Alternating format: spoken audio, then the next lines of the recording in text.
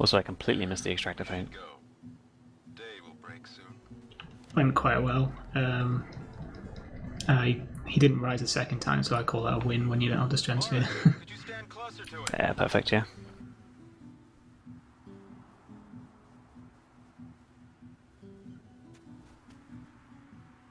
Good. That should do it. What's the matter? Afraid I might bite? Jacked. Braska, you should take one too. It'll make a great gift for little Yuna. I suppose. Lord Braska, we shouldn't be wasting our time like this. What's the hurry, man? Let me tell you what the hurry is. Orin.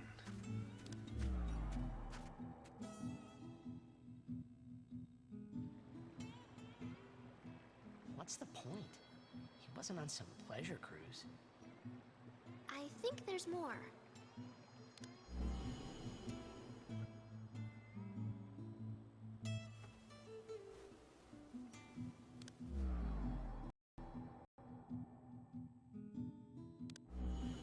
If you're sitting, it means you're... So if it wasn't obvious from the last boss, Riku is essentially the carry of this run. You'll be fine. Yeah, never mind. Her mixes are incredibly powerful. There's a lot of different variety of mixes. We're not going to be using too many different mixes, but there's definitely a lot you can do with it. I believe. Her overdrives are definitely the most versatile and useful in the entire speedrun. Even casually, actually. Almost serious. Only Kamari's really comparable. He was jacked. Jack, he was always talking. That's why he took all those. But as he journeyed with us, he decided he. So then, he gave up going home?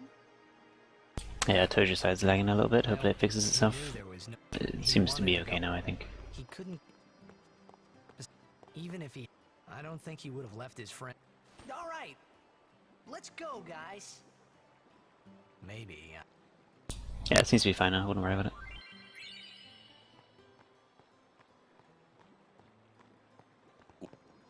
Jack, Oh, he just didn't know how. enough about my old man, okay? I just. So there's another affection gain with Oran here where he doesn't talk back. This is like the second and only other one. Running into Oran and Mashing X gives you affection with Oran here.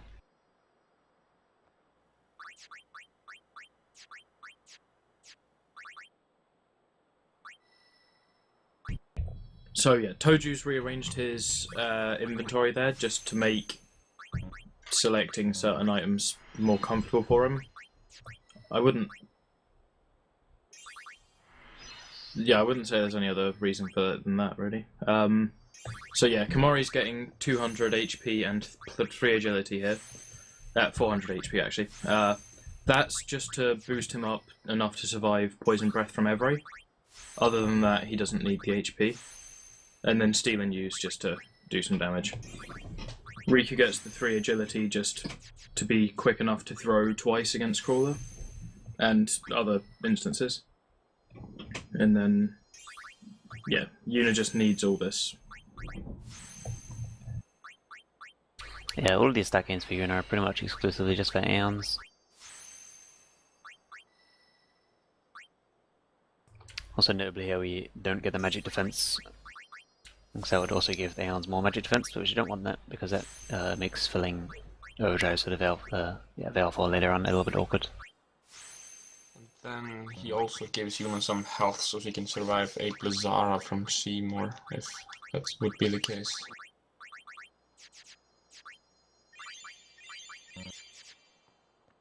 And he sets up the party for Crawler there as well, just to reduce menuing. Which is always good to see. Yeah, so since Titus has first strike now, he's going to go first in the battle. And we actually want Riku to go first in the next battle, so by having Titus in instead of Riku, we can switch Titus to Riku, and then essentially Riku has first strike at that point. But just by using Titus's and then switching to Riku straight away. Lord Seymour. It's kind of important. We'll be doing this a lot by having, just since it's only Titus's first strike, we'll be taking out characters that we might need in a battle, and actually having them not take part in the battle at the start. Just so we can switch to them straight away. It's much faster than waiting for their turn to come up if they're a particularly slow character. Sorry. That Okay, so as you can see, Flobberworm has just reached Guado Salam, which is cutscenes. So luckily for all of you, we're approaching the huge boss cluster. So it's not the end of the world. Yeah, that was the first of 4 bosses now. This second one has a small amount of RNG. It just determines, it's determined by who he hits and how many times. So it shouldn't be too much of a problem either way.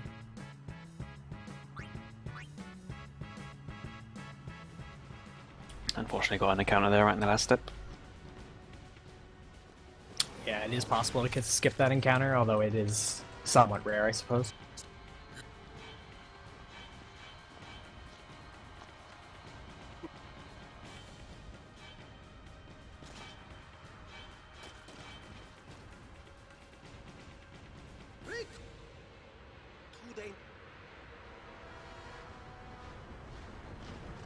So yeah, the ideal situation we're looking for from this fight is Riku uses 2 lightning marbles on Crawler, and then Kimahri will use a lightning marble on the...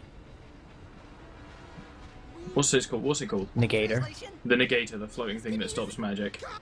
And then Extractor will use Gatling Gun, which will hit Riku twice, and put her in Threshold, so 1 assault will give her full overdrive. That doesn't always happen though. He can either kill Riku and she needs to be revived twice, or he can not hit her or hit her once and she needs to be revived twice. So, either situation other than perfect is quite undesirable.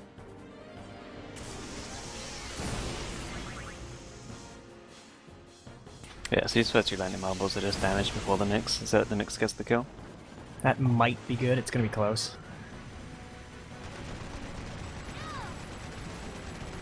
Actually, yeah, this is going to rely on damage range from Assault now. Yeah. Crawler always counterattacks lightning abilities with Assault. Nice. So that's pretty much an ideal start to this fight. Now I just need to get everybody a turn. Yeah, so there's quite a few characters that need AP from these 4 fights. You get a ton of AP from all these 4 battles, since we haven't done any random battles in ages. Like, the sudden AP burst from this is insane. And yeah, one thing to remember is every boss gives AP, and we are overkilling the majority of them, so we get even more AP. So that's how we keep up with levels and stuff. So yeah, I can't believe I'm saying this, but that's pretty much a perfect fight, RNG-wise. Yeah, that was a really good Crawler. It's always nice when a boss actually behaves itself. Yeah, this boss really, honestly, has probably a 20 to 30 second swing, despite being not long whatsoever, just based on what he ends up doing to Riku.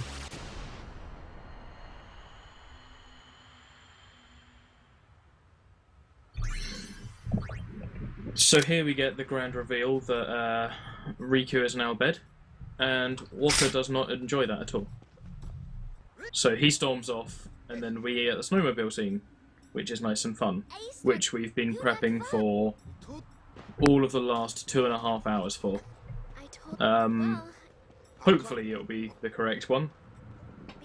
I think it's pretty unlikely it's not, considering how much I've talked to Orin. Yeah, I think you've not talked to him at all, like, in any place.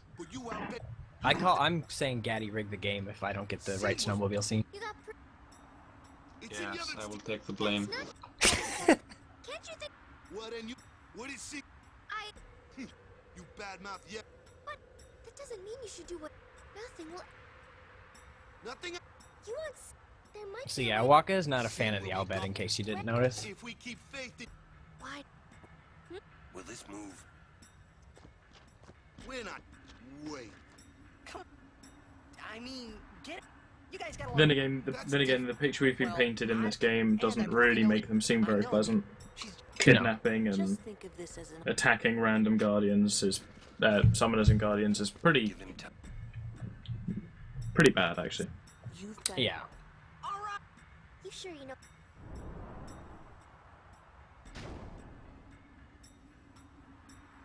Better than. So yeah, he's got the Ornstein, which is I think 30 to 40 seconds faster than the two alternatives.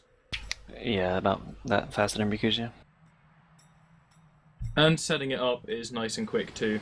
Every single dialogue is either really close or really short. Ride with it all. So it's probably about 20 seconds to 30 seconds faster overall, if you just go through normally. Don't do anything rash.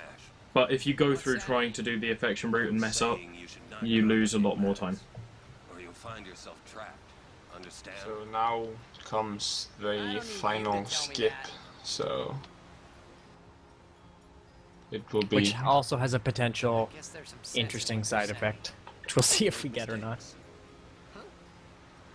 That's what use it for. Yes. Do not waste it. No spoilers on that, I guess? So which is it? But before that, he has to do one menu to make Tidus a little bit OP. Yeah, more often than not, we get to this next fight, and everyone's like, how is Titus so strong?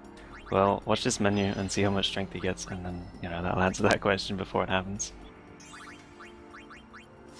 So it's +4 strength already.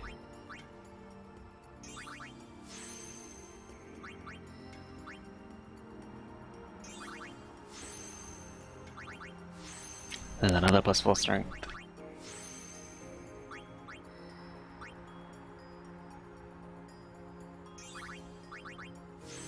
And then another +4 strength.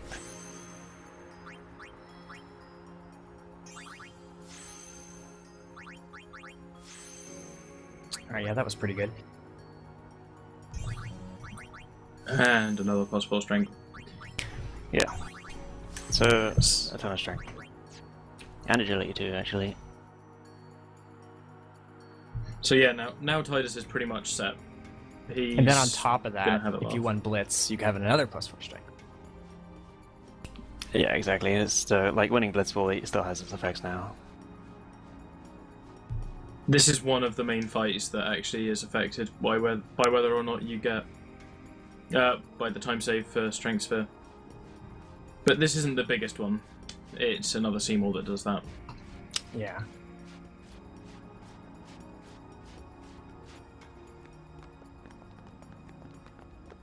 The likes of her are not. She. Sounds like some people in chat already know the surprise. Okay, so I'll attempt to explain this skip a That's bit. all one needs There's to be a 1 guardian. or 2 frame window where you can talk to Trommel Guado and spin around at the same time. In doing so, you cross the trigger for the cutscene. So you'll have Trommel Guado's dialogue up, and Shalindra will try and start more dialogue with you.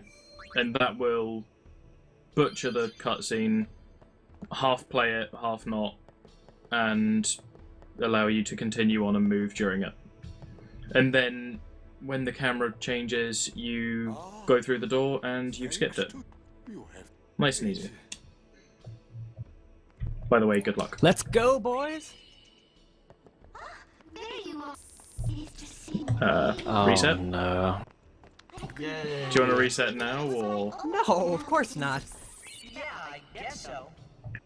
I will Okay, well, this reset is a after side this, effect. but this is something to see. Let me just reassure everyone in chat right now, I will get rid of this in about 5 minutes. However, there's some interesting sound effects you're gonna hear in this next fight. Headphone users, be warned, it's unpleasant. Yes. So again, this will not be staying. I will get rid of it, but you will get to hear this in the next fight quite easily.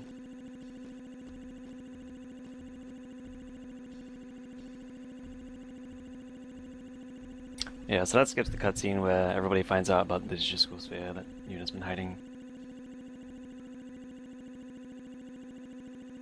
So I was curious as to why Tojo was so happy about getting the skip. He usually gets the skip. Yeah, And well, then, it makes Yeah. sense. I had to We don't- unmute. We don't really know for for 100% certain, but definitely the way you do the skip is certainly a factor in whether or not you get it. It does appear to be that the closer you are to Shalinda when you do the skip makes it more likely to get it. Which Yeah. is... I actually noticed you moved one step further than he needed, and I was like, is he trying to get this audio glitch? Well, I mean, I think I the might as way well show the people what they want.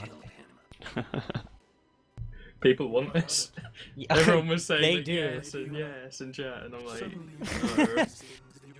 Like I saw some fairly respectable people saying yes and cheering. Oh yeah, me too. So yeah, this audio glitch lasts for the entire game until you save and reset. And There, well, the next save point isn't until after this boss fight, so... if You I can get have an it- extra turn, I'll use a lunar curtain as well. Oh god, why? Might as well. Well, that's if I'm gonna PB. Lunar Curtain might be an unnecessary move. It's maybe a little. Oh, sorry, I meant lunar curtain. Did I say light curtain? I meant to say Lunar, but yeah. Yeah, yeah. I think people's ears are better than that. Yeah. So I'll just say this now before it happens to... If you want to hear some crazy sound effects, listen to the beginning of this fight when Seymour is casting Shell and Protect and stuff.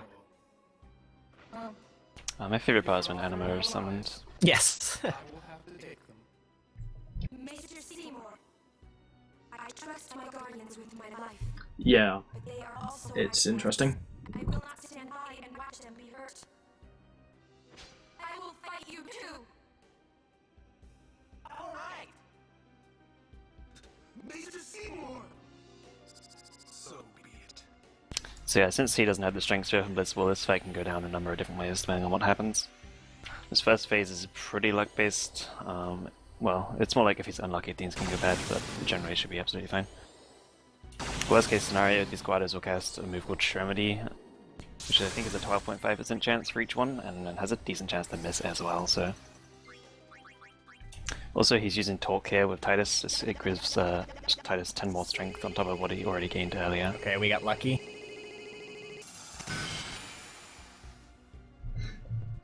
Oh, okay. So yeah, Shremedy on Komari there can really ruin the fight. It's not as Yeah. bad as Tidus, but it ruins your setting up for this first phase. Shremedy So can- he got lucky. It's really, really bad if that hits.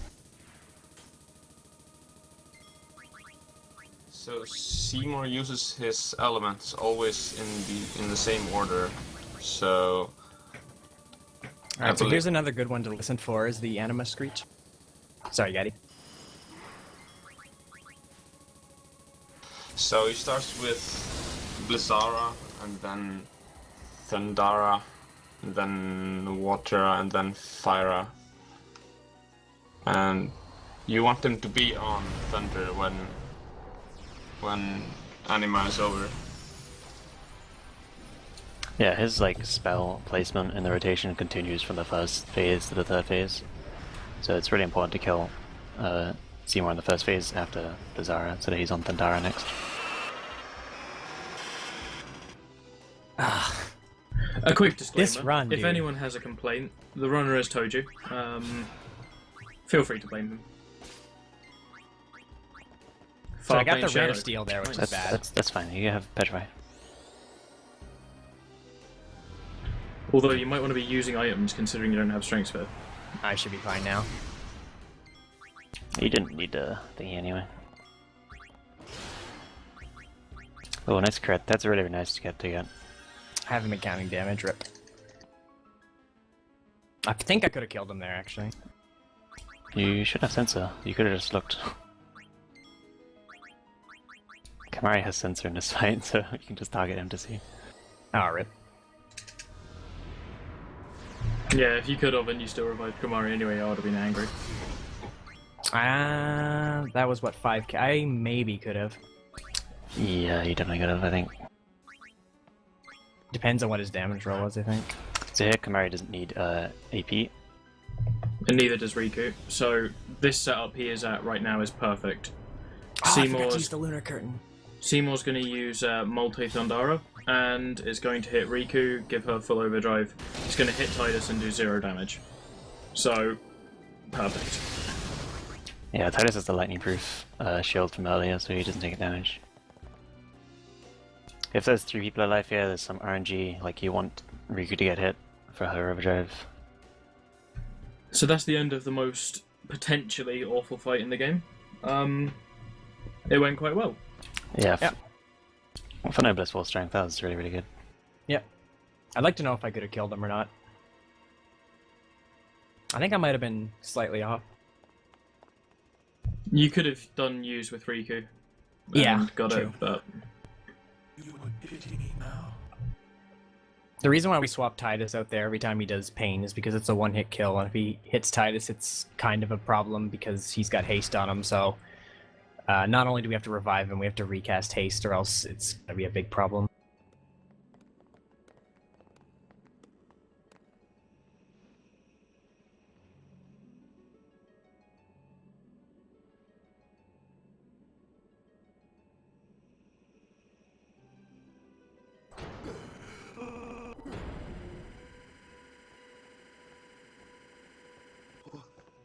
It's not our fault. Seymour's our first. This is horrendous. this is one of the main reasons why no one enjoys this glitch. You get some people who enjoy it, but it's horrendous. Yeah. Oh, and there's still one more portion to this fight too. Which hopefully we won't see. There's a rare chance that he'll get this special sphere drop from this fight. But there's an even better chance he'll get a really good item drop. Seymour's the bad guy, right? That weapon drop. Hey, everyone. Alright, we're good. Black magic, nice.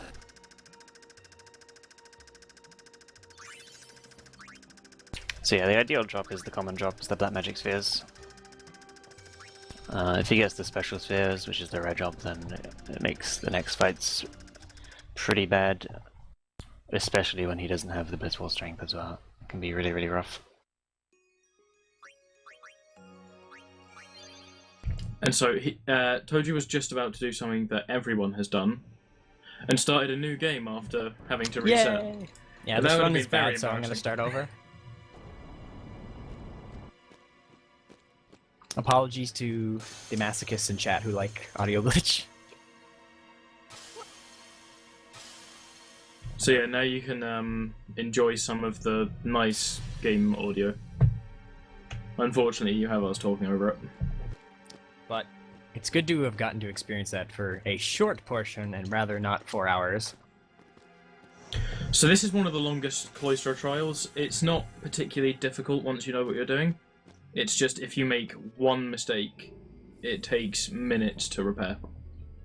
So the pressure is not on Tojo at all. No. Except for Luke is definitely closing the gap, and he's doing really well. And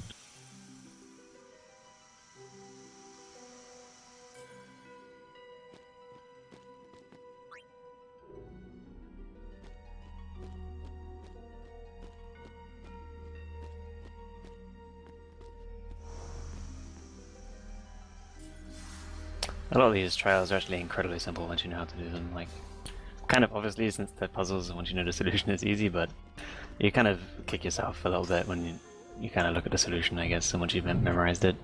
They're really, really simple. I remember the first time I did this casually, it was a nightmare. Trying to figure out how to get the Lux Sphere was, Yeah. yeah, no, it wasn't happening.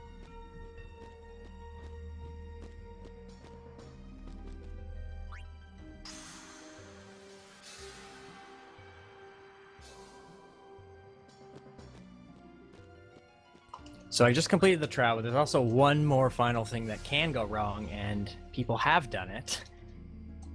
I And have it's not also seen due it to- for a very long time. Is that right there resets the whole trial. And this game has bad movement, and there's a camera swing up here, so you gotta be careful. Right here. Someone want to explain the black magic spheres thing? Since I'm using it right now. So, okay. No, go for it. Okay, so the common drop from Seymour is Black Magic Spheres. They allow any character to learn any black magic sphere that has previously been learned. So what we do is we move Walker over to the Wartaga and Thundaga. So we teach him that, and then with our magic buffed Yuna, we teach her Wartaga and Thundaga. That gives her enough magic to kill... Is it only 2 bosses that she uses it against? I think it's 2. Yeah, and some enemies. Also, Flopper's Yeah. doing the Gladius Alarm skip now. Hopefully he can get this. So yeah, it makes Yeah. Yuna go from almost useless to amazing. And yeah. Alright, so Flopper got the Gladius Alarm skip, kind of interrupts the cutscene, and goes straight into the Thunder Plains. Not only does that skip a couple cutscenes, but also skips the intro to Thunder Plains, the tutorial that you get.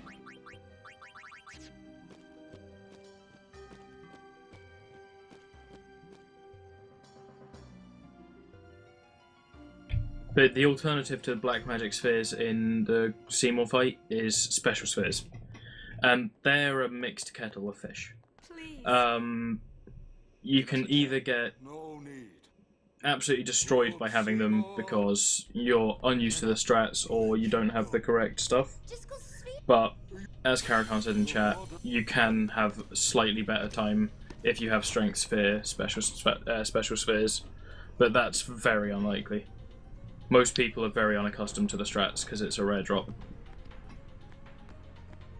Yeah, special spheres definitely aren't useless, but generally the black magic spheres are much more preferable. You kind of seen Titus's crazy strength damage on the last fight, and on the next fight now you'll see Yuna's damage. Since I guess Yuna's a white mage, they give Yuna pretty high base magic stat, so now that we've given her 2 magic spheres, and just a bunch of magic that's already on her grid, she does some pretty crazy damage. Kind of on the grid, Lulu has a lot less magic near her start, I guess. Just they didn't want the black mage to be too strong, I guess, I don't know, but Yuna gets way more magic.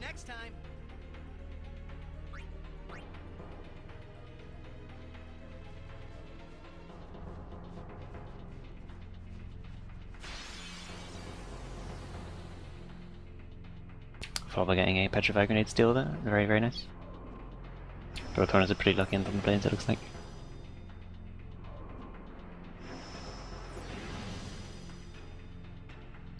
I won't go so easy on you next time. Actually, very soon we'll see what that Petrified Grenade can do in Toju's next boss fight.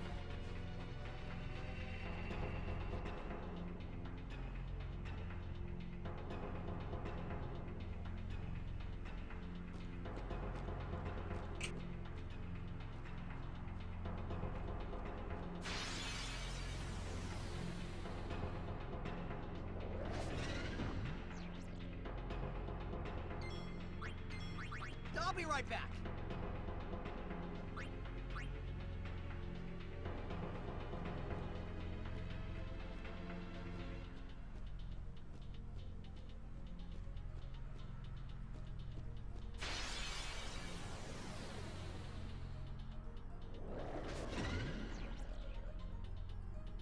Get out of the way.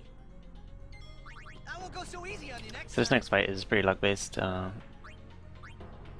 It basically is luck based on who he attacks and whether they evade him or not.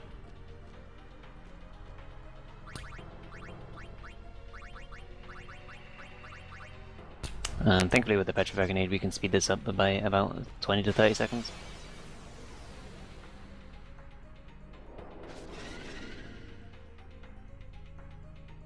And thanks to that Petrified Grenade, it actually kind of changes the starting formation as well.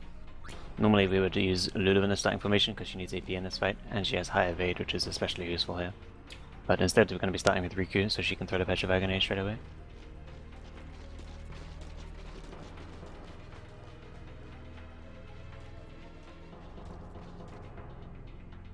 And Petrified doesn't work on Wendigo, but it does take out the 2 water guards, as you'll see in a moment. Which is especially useful, because when these guys die normally, one of them will cast Protect on death on Wendigo, and the other guard will cast Shell on Wendigo when it dies. But by killing them with Petrify, they cannot do that. They'll just die immediately. Which not only saves the animations, but also it saves like dispelling Wendigo, or like doing any avoiding killing them or anything. kind of any other strategy to avoid Shell.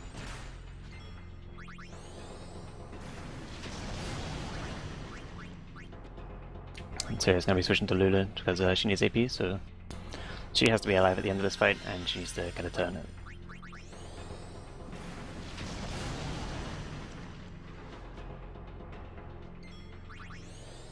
Just notice that Titus's overdrive is also really low again. Yeah, besides that, it was a really good fight. Yeah. You mostly just hope that Yuna doesn't get hit there, since she's hasted and everything, and she's by far the like, main damage to her.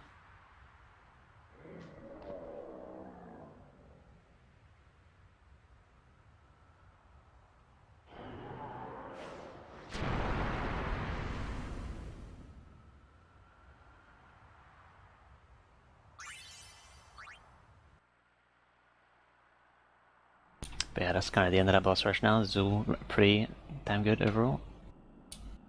Yeah, it calms down a bit now. We just have a nice big desert to go crawl through. And Every. Yep. Who's fun. I'm Every actually can be a bit surprised. dangerous, actually. That's what I Yes, would've if you screw up one input, it's a big problem. It's the case of a lot of boss fights. We were all there, even if This I game had- actually is kind of unique compared to the other Final Fantasies, where you save a ton of time on inputting commands faster. Since this is CTB as opposed to ATB, a lot of time in the other games, if you like queue up a bunch of commands, you kind of just wait until they all run. But in this game, since commands are executed, like as soon as you select them, you save a ton of time just from inputting all the commands faster. I think he means There's no weird ATB holding or anything. It's all just as fast as you can menu, as fast as you're gonna go. Kimari think Riku should stay Riku. Huh? Hey, are you saying I'll never be like Lulu? Kimari! How could you?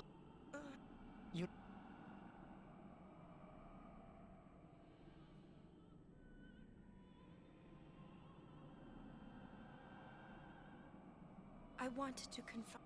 I wanted to Yes, so. he. Now, I should have. Dwelling. Hey!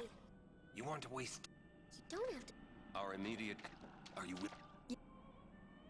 But then, do you think Yevon will allow it? The faith are the, not the temp. If the temp, then we will do.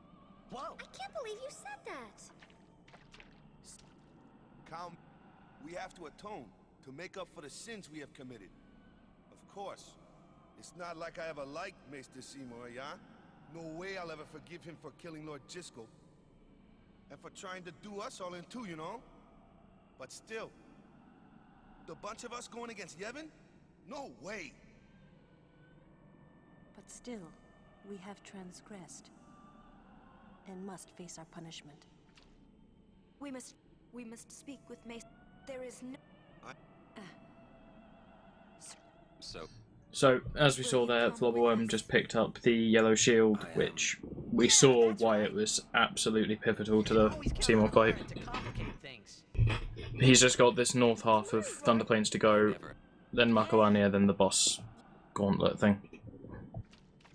I guess now that we've seen it, the reason, or one of the reasons why Shremity is so potentially devastating on the Seymour fight is that Seymour's magical attacks are on a rotation, so if you get Shremity, you could potentially be getting a different one, which means Titus is not going to be immune to the damage. There is ways around it with using a Lunar Curtain, but it can potentially be a problem. Yes, it is Yevon.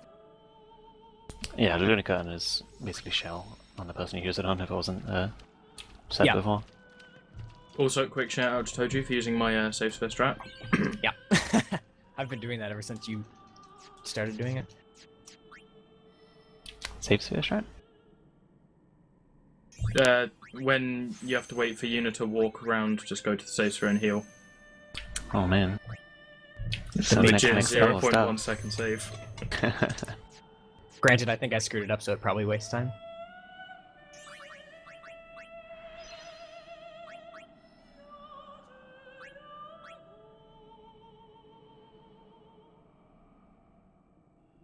Alright, so now Toju's learning Bribe on Lulu. This is her one use. Just use like 30 something levels to get all the way to Bribe down here.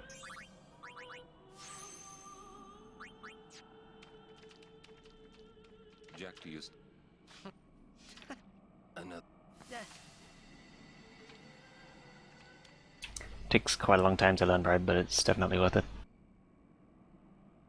Bribe is an ability where you basically spend money on an enemy for them to flee the battle, and then you get a bunch of items depending on which enemy it is and how much you paid them.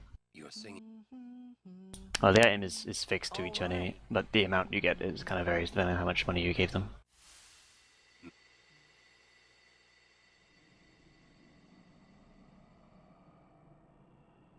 Say, how'd you get to Xanarkand anyway?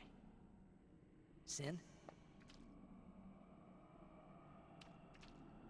Uh-huh. I thought so. That proved it. Sin was the link between Xanarkand and Spira.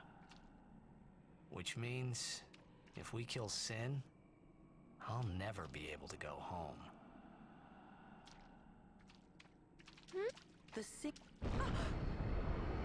There's something here. The ground.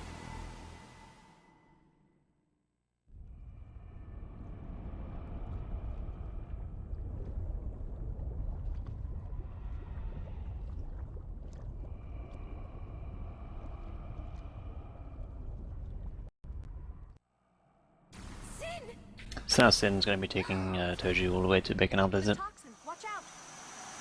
It's kind of a convenient plot transportation device, I guess. It was then I knew that Sin really Yeah, there we're gonna go meet some Albed and some Guado. They're not very friendly, apparently.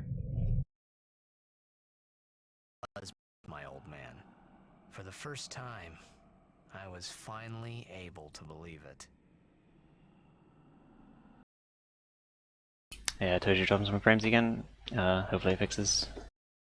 Yeah, I think it's OBS, unfortunately. Thankfully he's just in cutscenes right now, so it's not a huge deal.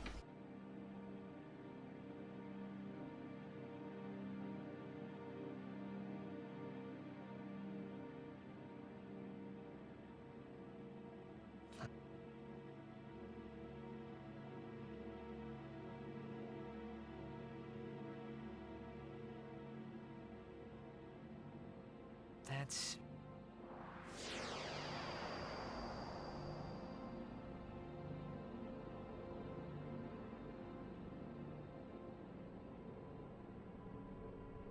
Hey.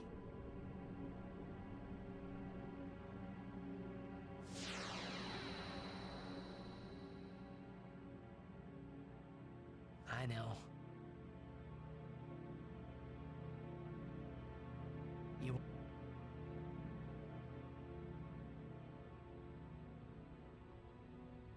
I'll find...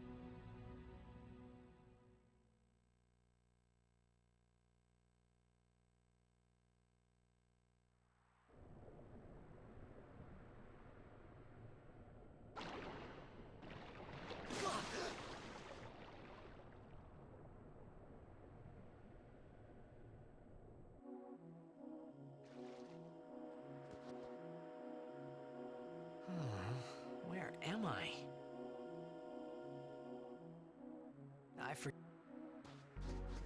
Be good for... Yeah, so the first encounter in Baconal is completely fixed. It's always going to be a zoo. And you just have to wait for Orin and Lulu to show up. I've kind of lost all our party members here. This is one of the strangest fights in the game. I have no idea what works. Like, sometimes I do a defend and an attack, and then that, after 2 turns, has Lulu in the fight. Sometimes it doesn't. I really don't understand it. I just attack twice and defend.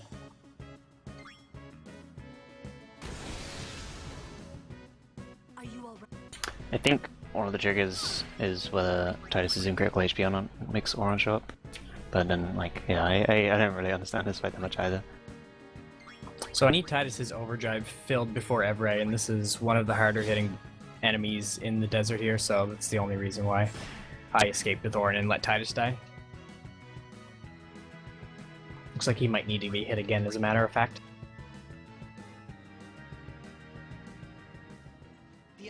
Nah, you're good, I think.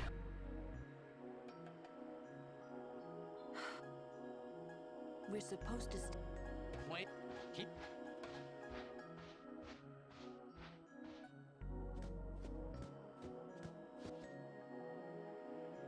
Yeah, that's pretty close for sure. So he needs his overdrive by Everray, but he's also going to get hit by Poison Breath on Everray, so he doesn't need the whole overdrive bar. And that's Poison Breath is going to fill about 25% of Titus's overdrive. Slightly more than 25%. So he needs around 75% of Titus's overdrive now to be ready for the next boss.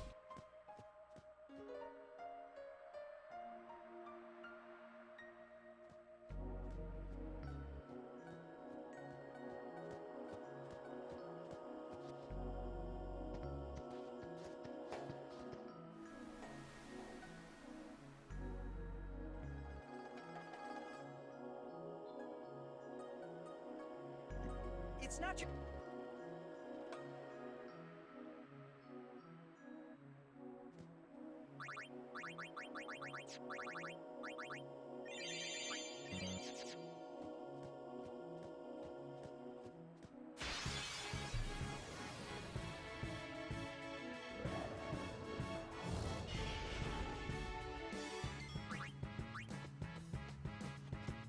So, how shall we do this?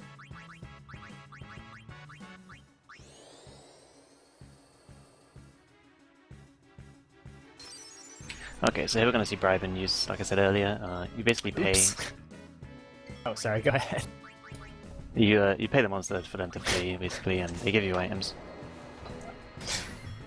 So by bribing this Sandwolf, they're going to be getting a bunch of sleeping powders. And for some reason he fled with Moran. That was unintentional. That was a very interesting fight. Okay. Yeah, that was an interesting strat. Okay, yeah, 14 sleeping powders for that. That's a really good number. There's like some variance there on how many you get. Sometimes you can get like as low as 9 or so with a 12,000 gil, and 14 is probably about the highest you can get, maybe 15. There's also like a minimum threshold you can give to a monster so that it's guaranteed to hit, which in this case is 12,000. But you can like bribe less than that amount, and it can sometimes miss, and you also get less items, or you can bribe way more and get more items. Sometimes. Sometimes, yes. It's Yeah, very ideally random. we want 12, because we're going to be using 10 of them on the Pival guards later on, and we can use 2 more on a later boss fight as well, to make it a little bit faster. Gone. There's something I want to tell. Wait, a little bit faster? It's kind of necessary. If it's the boss I'm thinking of. Oh, Baran and Yankee. Oh, right. There's a place Uni's there. Yeah, okay, so yeah, we need Why, sleeping what were you powders. thinking of? PFA.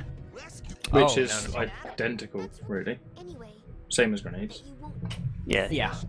Anyway, that's way later, obviously. Yeah. Yevon did. Yeah, we need sleeping powders, or smoke bombs, or science grenades. They're all basically the same Just promise you won't. for quite a few different enemies and different situations.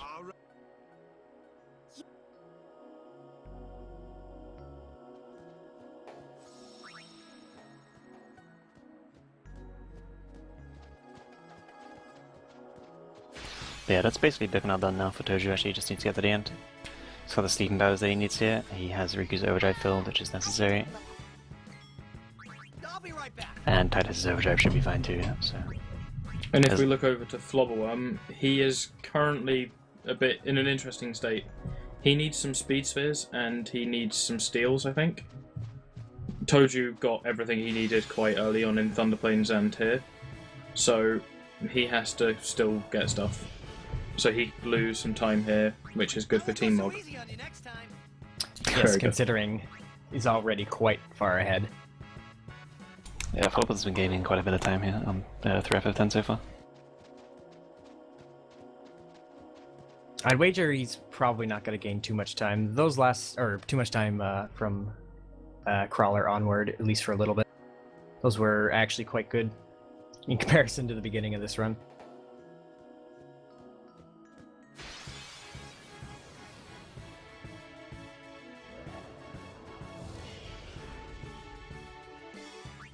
be right back.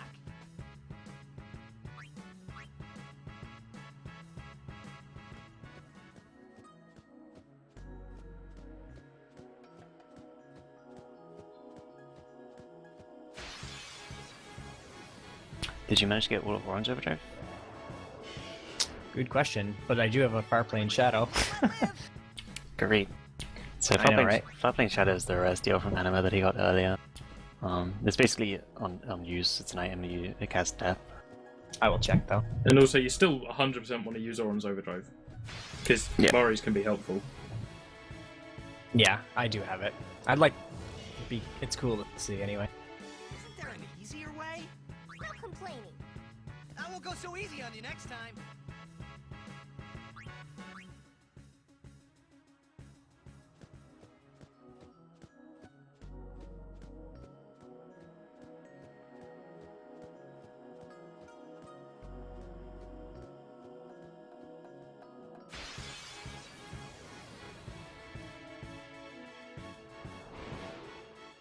I won't go so easy on you next time.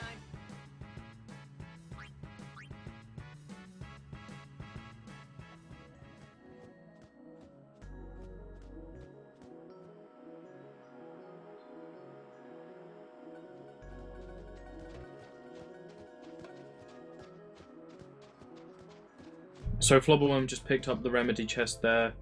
It's just a bit of safety for Seymour. It doesn't completely change the fight, it just makes the best out of a bad situation. I won't go so easy on you next time.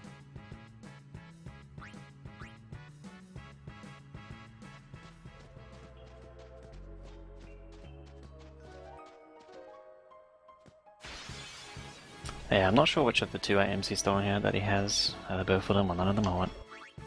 Yeah, I haven't been able to see him steal any of them yet.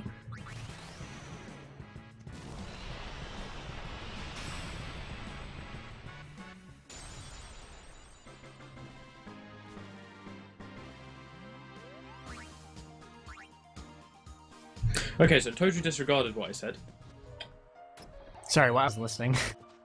about not using Stone Breath on the Santagoras. It's fine. That's fine. So this is an optional fight that he just killed with 2 teleport spheres. It's actually really pretty overpowered to get these here. It's kind of like a late game sphere. It lets you teleport to any previously activated node by any ally. Doesn't actually let you teleport to other spheres that character is activated, which is pretty important. But yeah, this is all that Titus teleport around, or well, anyone teleport around.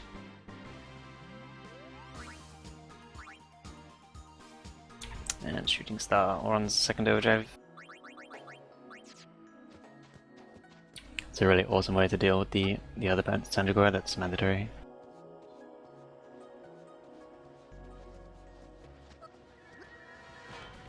So Oron's, all of Oron's overdrives have like an effect if you input the button sequence correctly. There's like damage is increased if you input the buttons fast, but it also has the additional effect if you input them correctly. So for the first one, Dragon Fang, it has delay attack on it, but Shooting Stars is eject, as you just saw. By inputting all the buttons correctly, you'll eject the enemy.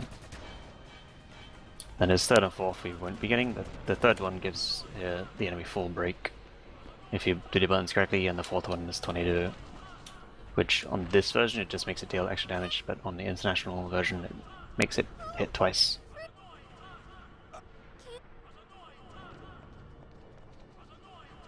A war between Yevon and the Al Bhed?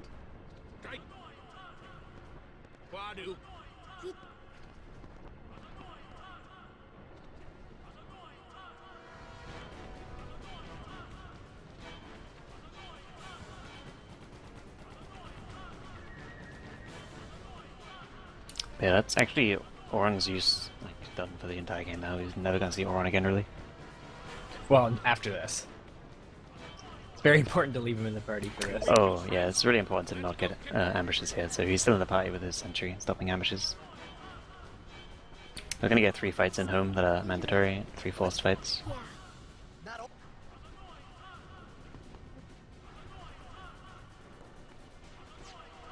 So as we see here, Flobberworm has Lightning Marbles for his mix, so he's got Rolling Thunder, and that is fabulously quicker than what Toju had.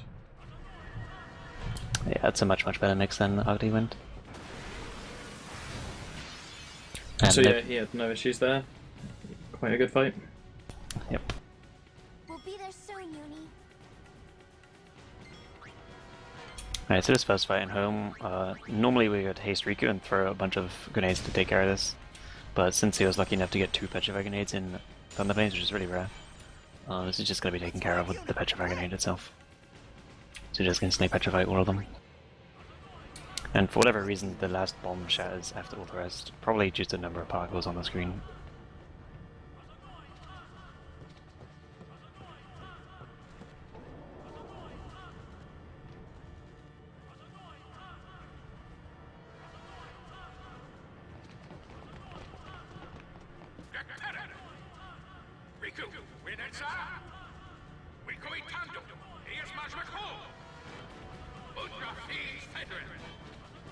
Oh no! What'd he say? We have to... Summoner Sanctum! This way!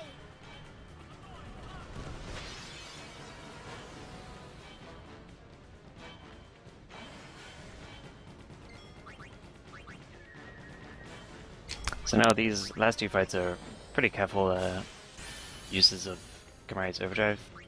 Thankfully, whenever he lands hits and learns a new ability for his Overdrive, he gets a full Overdrive gauge again. So we essentially just abuse that here by lancing and learning something new. He's going to be able to use Stone Breath again. And conveniently, Lancet is an extremely high rank turn, so he gets a turn quite quick straight afterwards. Yeah, this is another one of those fights where preemptive is actually bad, because if you just get a regular fight, he gets a turn directly after using Lancet. However, if you get a preemptive, you have to defend a few times with other characters.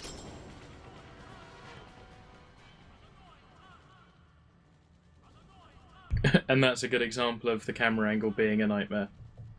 Yes. Running in a straight line, it changes and you turn backwards without doing anything. This place done for. I usually menu exactly at the transition, makes it a bit more comfortable. I usually let it get around the corner first, but this time he just decided to go backwards.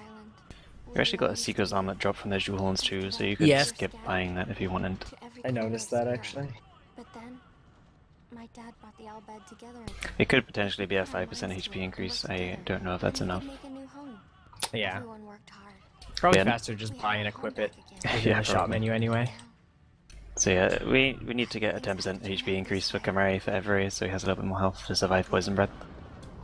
Which that exact item we're going to be buying just dropped off the jewel horn, so that would save a little bit of gil. But equipping it is just kind of inconvenient. There's never really a good time to equip it, so... So yeah, here's why preemptive is bad. You can kind of watch the turn orders. Yeah, ideally if you don't get a preemptive, you can just lance it and then Stone Breath straight away. But if you do get a preemptive, then that means Auron and Riku are also going to get a turn.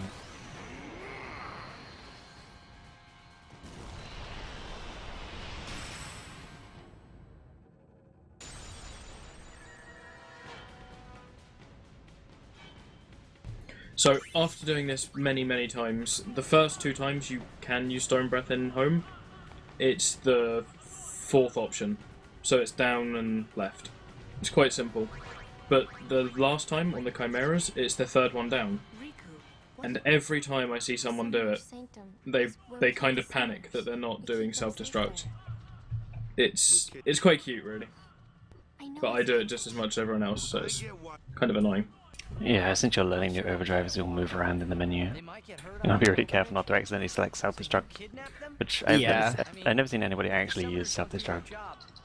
You're probably gonna game over if you self-destruct. Yep, and very likely. I don't even see how it would be possible to not game over. If it's dual Some mouse, you could maybe. use Sleeping Powder. Then you'd kill a Chimera if it's a Chimera, then... Breath will kill Riku.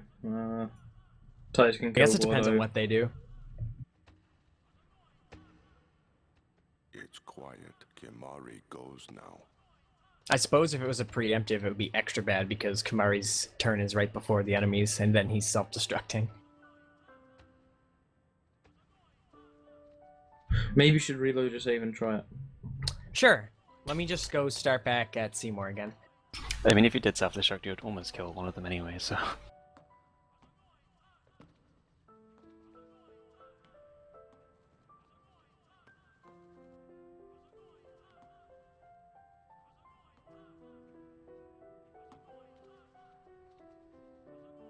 Alright, so now Flobber's doing the long-ass menu for the next fights. And he's about to start his boss gauntlet, which is really convenient because Toji's about to enter a bunch of cutscenes.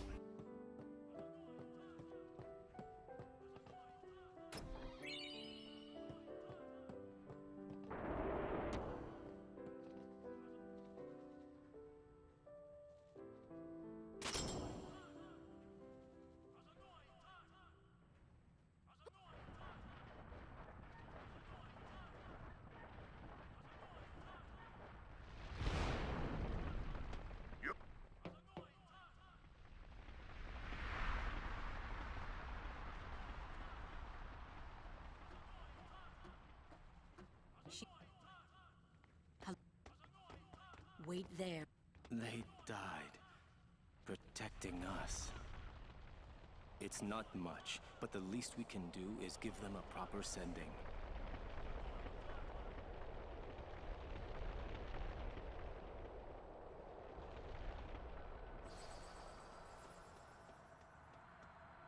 Hey, the Al Bhed said that summoners shouldn't have... Why couldn't they trust Guardians to protect the Summoners? The Al Bhed had no right stopping their pilgrimage. The pilgrimages have to stop. If they don't, and they get to Zanarkand,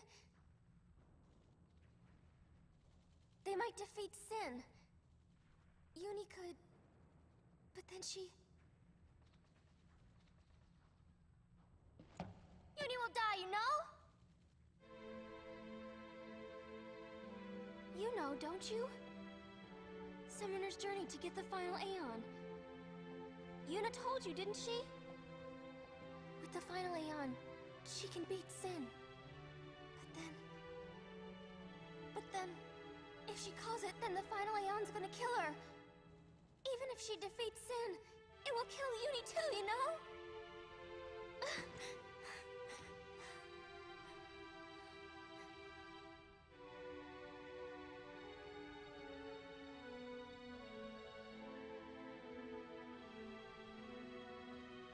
Was I the only one? Alright, so now Flobber's starting the crawler fight.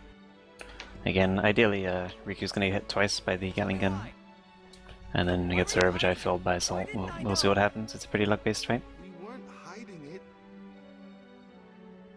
It was just too hard to say.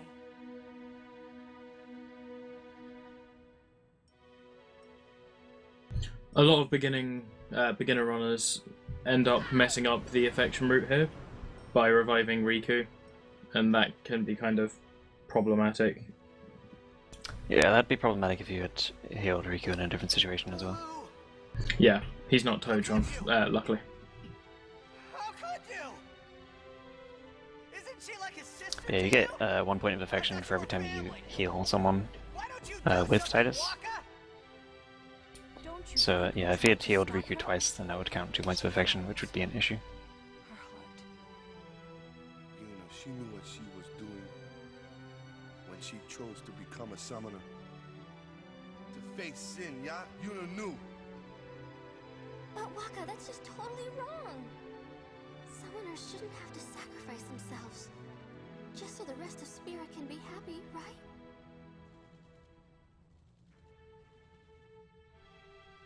Oh, that was almost a really nice Gatling gun. 3 Yeah. hits and survived, but then a 4th hit. That's really unfortunate. That's really unfortunate because he has either way he has to get healed, revived twice. So he might as well have got hit 0 times. That's not terrible. true. Well, he has to be assaulted twice, doesn't it? Oh no. No, that's... Yeah. Well, it's just the reviving bit. Yeah. We will use that power, even if it means Okay. Yeah. our Ignore what I lives. said. That was wrong.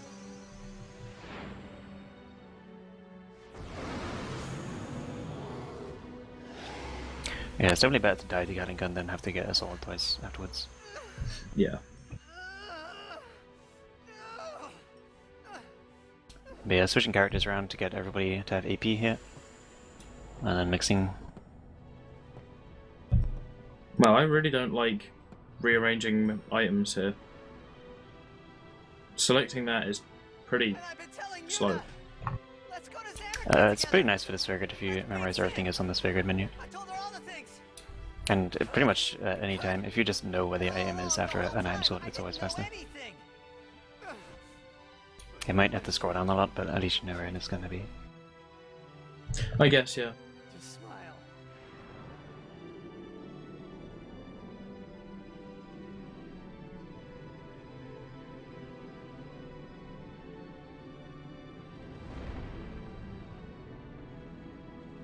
So yeah, once again, two nice big bits of plot. You got Tidus being a little crybaby, and then you got Walker being a big crybaby.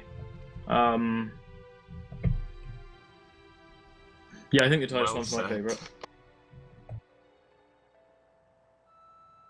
Hey, watch.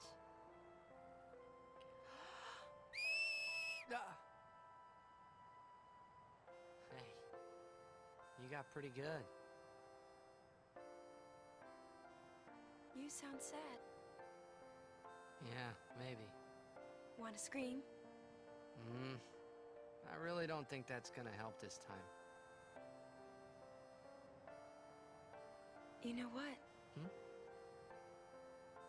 It's embarrassing to say this myself, but summoners and their guardians are kind of like Spira's ray of light. A lot of people in Spira depend on us. I learned to practice smiling when I'm feeling sad, you know. I know it's hard. Yeah. I understand. I think. Right. Now let's see what you can do.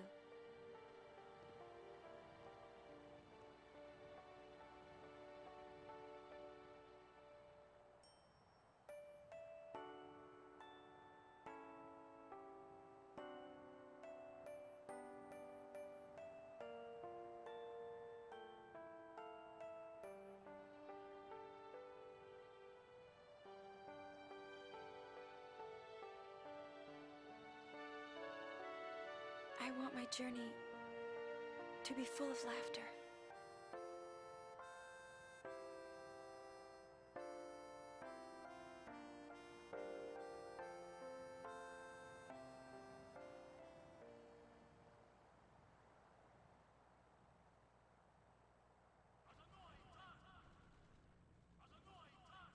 I can't let her die. I'll find her.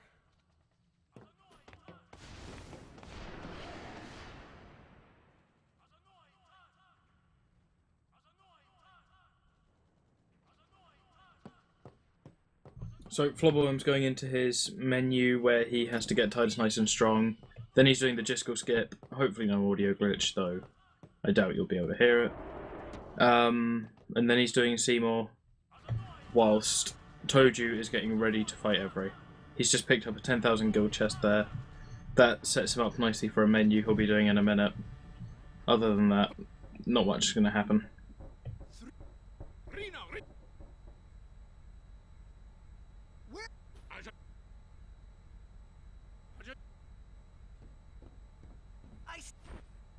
Answer. What are you doing?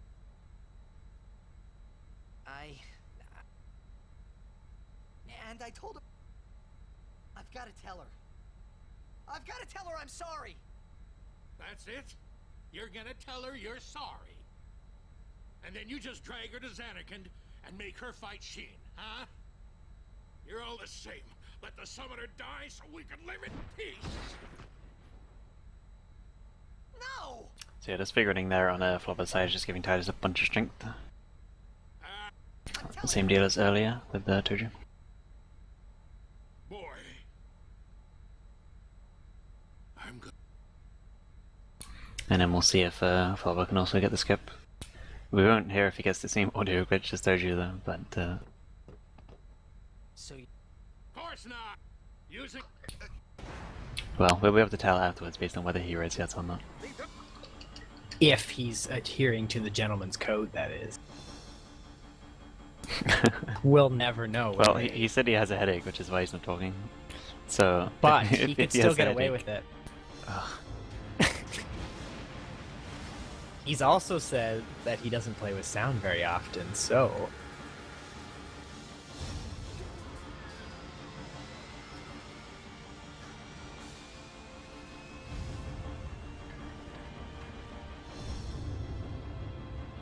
So the first time you talk to Trommel, you have to actually get the item from him. If you do the skip whilst getting the item, the game will just softlock. So... Oh, very nice. I don't think the game softlocks, it just skips the whole cutscene. I don't really remember, something happens. He doesn't actually have the audio glitch, which Nice. yeah, he got that very, very quickly, that was a really good skip. Yep. If you do the cutscene skip while getting the item, you just skip the whole cutscene and you still have to watch the Disco Sphere skip. Well, the Disco Sphere. Okay, interesting.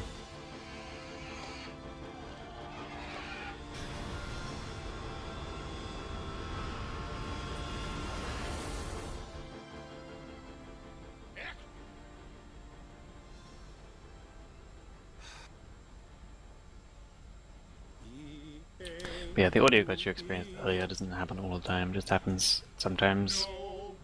You can kind of trigger it to happen more or less frequently, but it's pretty like inconsistent, I guess. Obviously we try to avoid it, since it's just a nightmare to listen to.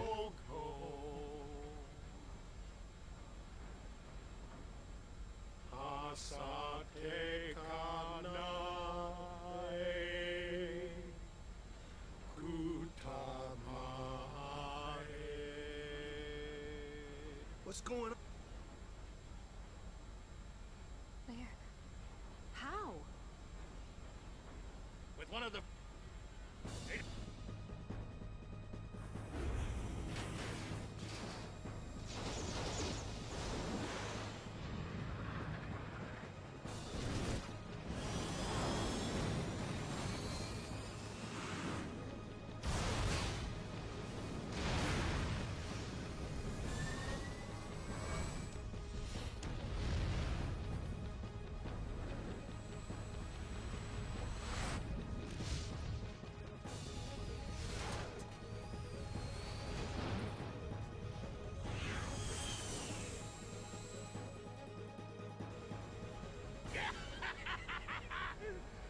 Medine Dukit.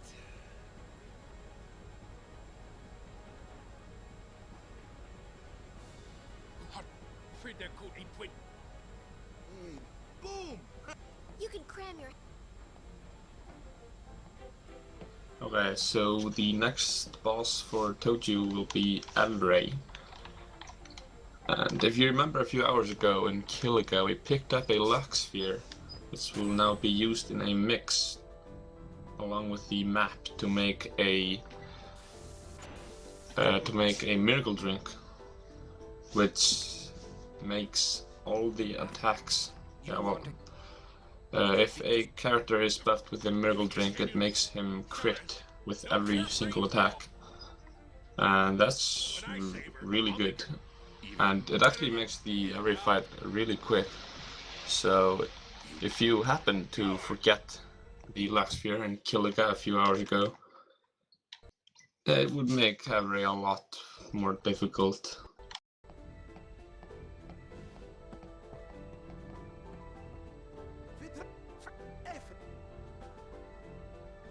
Yeah, in this portion of the game kind of takes Yuna away from you, and Every has like halved magic damage from all 4 elements, so the only way to really take out Every is with physical attacks primarily.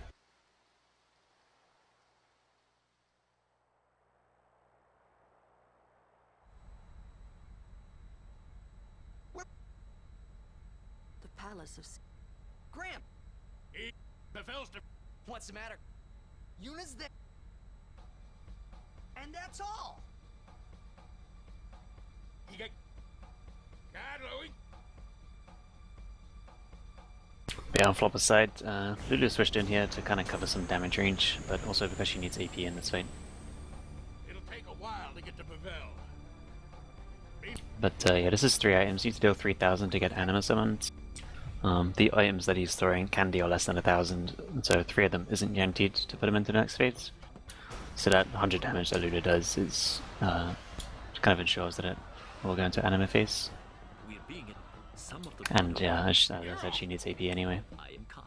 Fiends! There's nothing to do but destroy the ship and all go down together. So, Toji will soon be doing a small menu with Rin, where he pretty much sells all the loot he doesn't need and buys 3 items. He buys the Shimmering Blade for Orin, the Halberd for Kumari, and then a Seeker's Arm Guard for Kumari, which raises his health just barely, so he'll be able to survive the Poison Breath from Evray.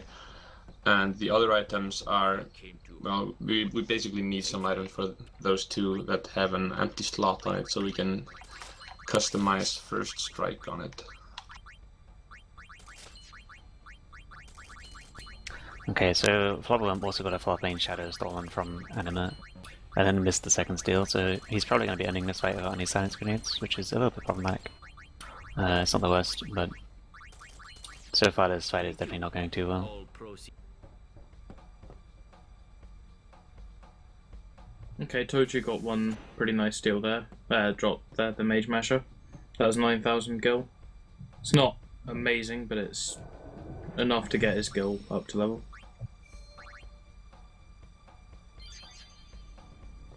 Yeah. He needs the money for a bribe in maybe an hour or so.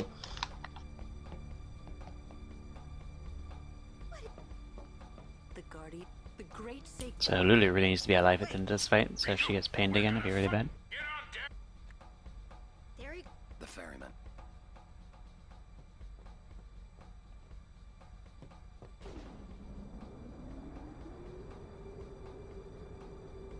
Okay, so Lulu really needs to be out of the party now, and ideally Riku will be alive and then get hit by Thundaga, but that might not happen.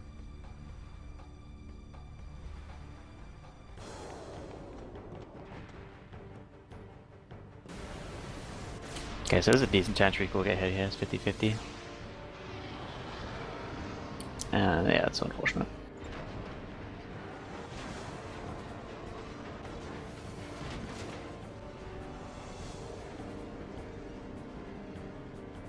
That basically means that Riku's now gonna have to fill her overdrive in a random battle somewhat.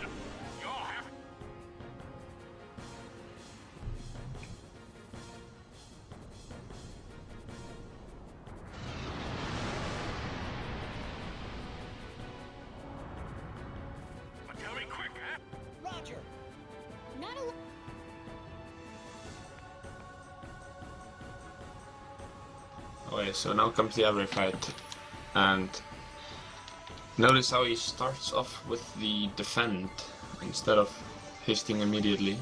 He defends once and then hastes. This is to manipulate the Evray's AI to prevent it from using Stone Gaze. I think Sereth can explain that a lot better than I can. Yeah. I'll explain after the fight, I guess.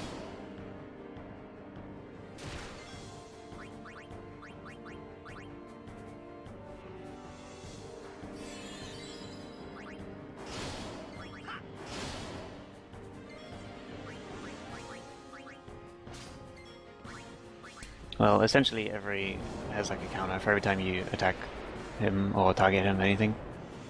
But if we were to haste and then start attacking straight away, you would attack too many times, and then on his second turn he would use Stone Gaze. But by defending first, it kind of delays Titus's turn so that we actually get less turns, which is ideal. That way everyone will not use Stone Gaze. Use attack instead, which is much more ideal.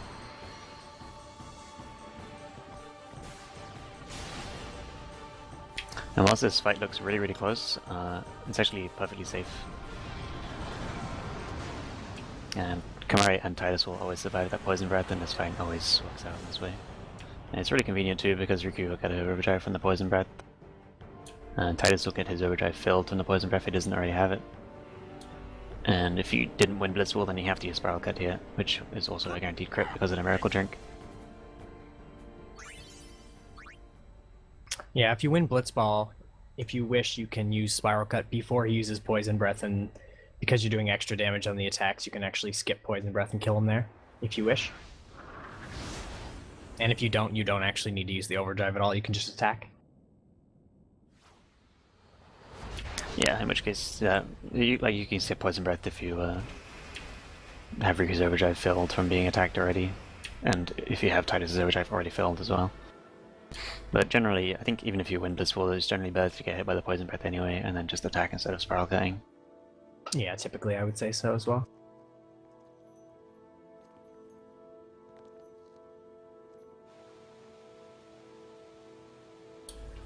So yeah, the strength from Blissful is still taking effect here, and even one more fight after this.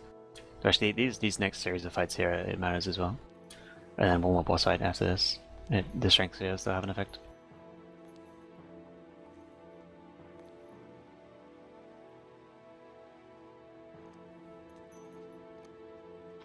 And Flubberworm also got the Black Magic Spheres, so sadly you won't be seeing any Special Sphere strats today.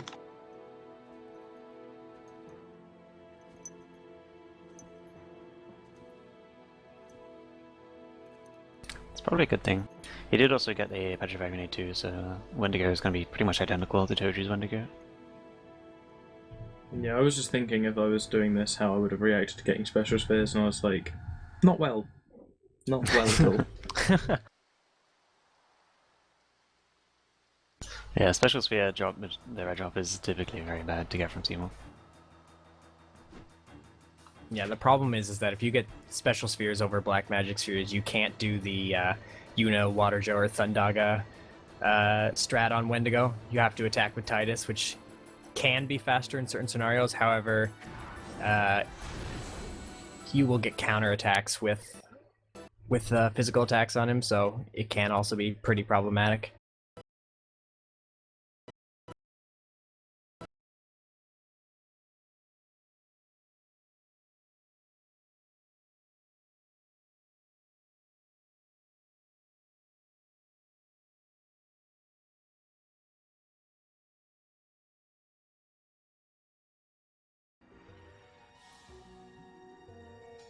It seems your stream has died or is frozen and dropping a ton of frames, I'm not really sure.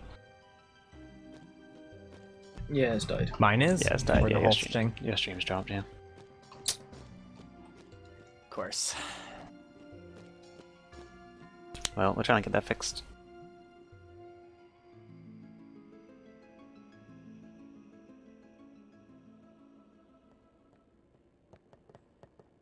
This has been a nightmare. No need. Me? Lord Seymour, You're not. let you go. Wait, just go sleep. It's okay, because we can still use audio and everything from Flubberworms. Thankfully, you can still play, and you're not losing any time or anything. It's just some connection issues, and you're still on the voice communication Yeah, as it's well. very so. strange.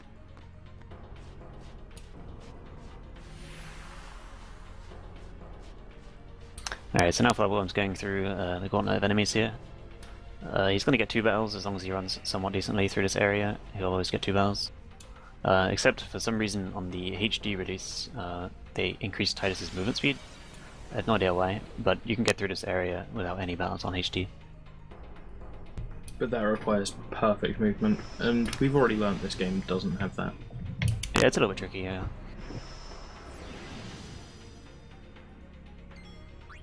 I won't go so easy on you next time.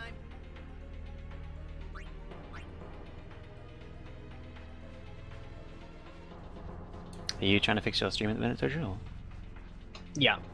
Okay, cool. So now- OBS is just kind of freaking out right now. Yeah, so now Flubber has to... It's going to be the old stream key, though. Yeah, that's fine. Now Flubber has to kind of decide what he's doing here with the overdrives. He needs to fill Riku's since it wasn't filled on Seymour's. And Titus's is pretty low as well, so he needs to concern himself with that for Everett. And Yuna still needs a tiny bit more too, that shouldn't be any real concern. But she needs hers filled before Hisaru, which is still a couple hours away, but she leaves the party for a really long time, so you don't get much opportunity from now to fill it. Alright, try it now.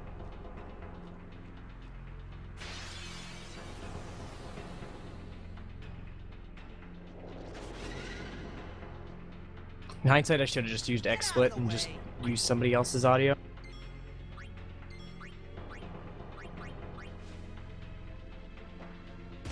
We can probably still do that. It's not set up properly, I don't think. Okay. But I could do it during a cutscene, potentially. If it goes down again, yeah, do that, yeah. Okay, let's do that. Yeah, I got you. So does Flopper now have 15 speed spheres, or is anyone keeping count? No idea. Alright. He needed 3 more earlier, so if he just got 2, then yeah, 1 more is probably what he needs. Yeah. Yeah, he got 2 more from the floating ice.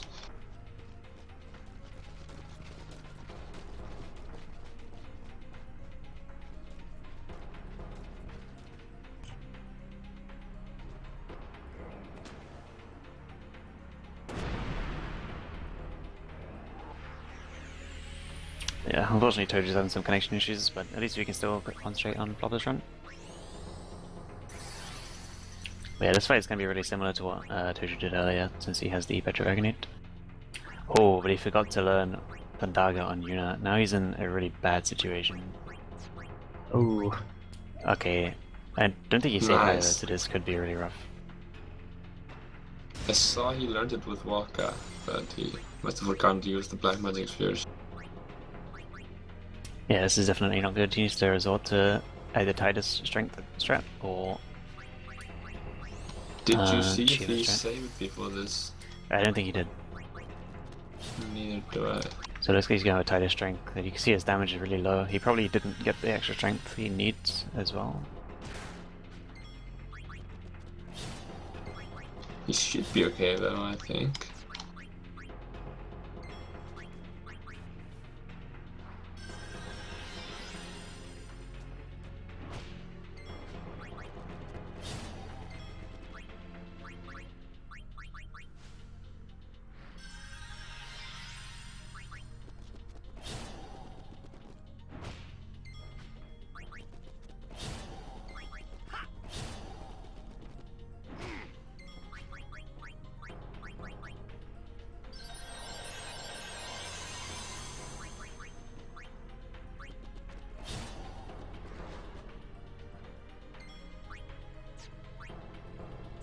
Yeah, so after he gets his hands up in the air, that means he counterattacks physical attacks, so that's pretty annoying.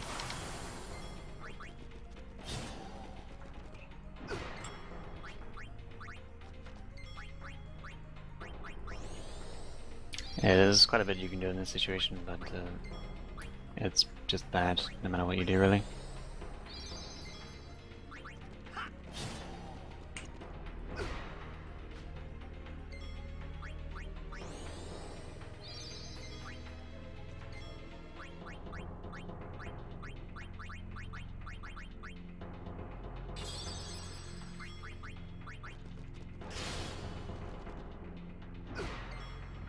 Nice crit.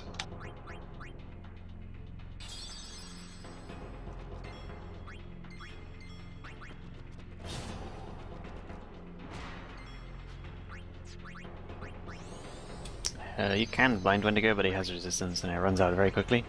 Also, if he were to use Dark Attack, then Waka would be counterattacked and he would die. So that's not really that useful. Also, Wendigo likes to hit regardless of being blind on him. He tends to just hit anyway. Okay, so Right. you missed out on the overkill, which is a bit annoying, but not the worst. You don't get much AP for Wendigo anyway, so it's not a huge loss.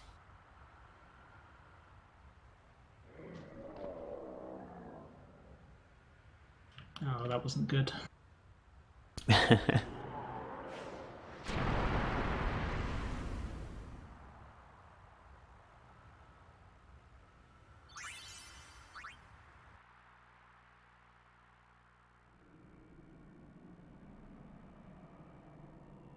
I didn't get the overkill either, so I don't know what the AP situation is going to be like, but we'll find out.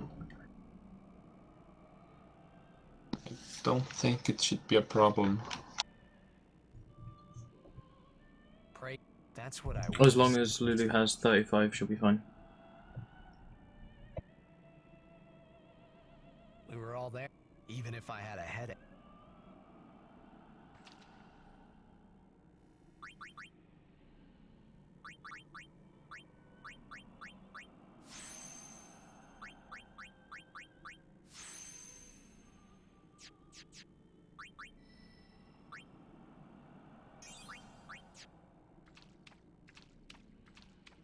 Just realised I couldn't do the menu yet, but she's got 35, so that's fine. And Lulu? Nice. Yeah, you only miss out on like 1,000 AP or something from not getting the overkill. So, Hey, Kimar. I think he means... I was tempted to Grand Summon, but then I would have paid for it on the Saru. Riku should stay Riku. Huh? Hey, are you saying I'll never be like Lulu? And likely it would have died quite quickly afterwards. How could you? Just because you need to do the blind thing. Calamity Bomb with Shiva Strats, I think. Yeah. I wanted to confirm. Yeah, I'll probably miss out on sub 1030 now because of that, which sucks really. So, He. Alright, see if that worked. I should have. Not sure how to do it in XSplit necessarily, but that might be it. Our immediate. Are you willing? Yeah. But then. So you're not streaming do at you think 640 now? Yevon will allow it? What's that? The faith. You're streaming at 720 or something? Oh, The temple. Then we will. whoa! I can't believe you said that. Calm. We have to atone to make up for the sins we have committed. Of course. It's not like I ever liked Maester Seymour, yeah? No way I'll ever forgive him for killing Lord Jiskel. And for trying to do us all in two, you know? But still, the bunch of us going against Yevon? No way! But still, we have transgressed. And must face our punishment. We must speak with May. There is. Sir. So Oh, I missed those messages. I am. Should have done that. Yeah, that's right. It's all good. You can always You played it count pretty on well us to anyway. complicate things. Kimari roared. I never. Hey!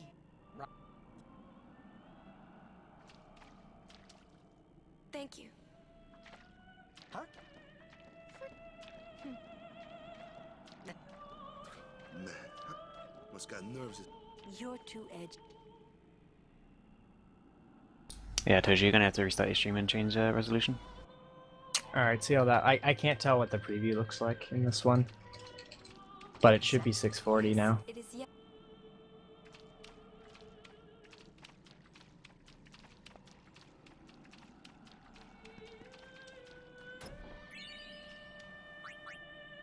It's not. I just changed it. You probably have to restart, but It reset itself again, yep.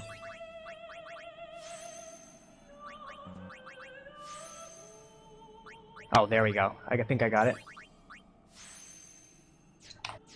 No, I got it.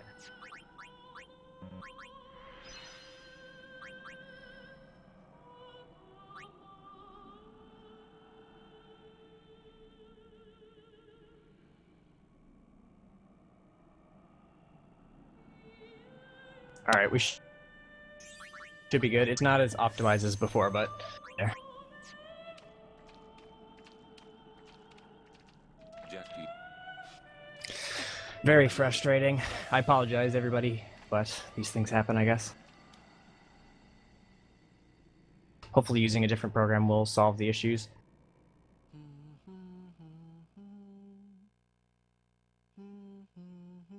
Jeez. You're singing. All right. alright, we're back. It's all good, I think. Alright, sorry, something just screwed up there, but it should be good now. Say, how'd you get to Xanarkand anyway? Sin? Didn't miss too much. You missed a couple of fights, but we'll just explain those when 12 gets there instead. Well, good thing we didn't miss the trials, though. Sin Oh, was man. between Xanarkand and Spira. Which means If we kill Sin, I'll never be able to go home. There's something here. The ground.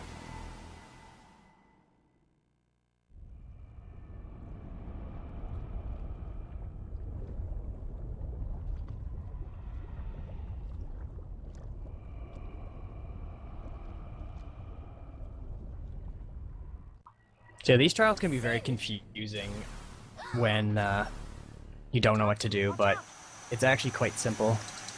There's not really that much in terms of, It was then I knew. you know, getting lost if you know which junctions to go to. It seems a lot more complex until you've actually sort of know the layout of the trials. Finally able to believe it. The song you were listening This one to. definitely takes the longest to memorize, though. It's Yeah. What is it this time? It's And quite actually, annoying.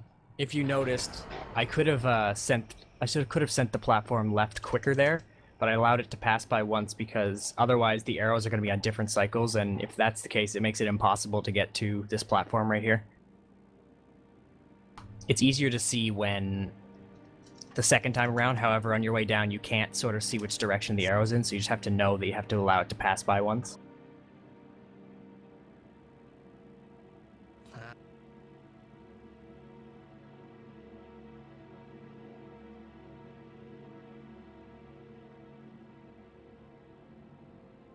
That's...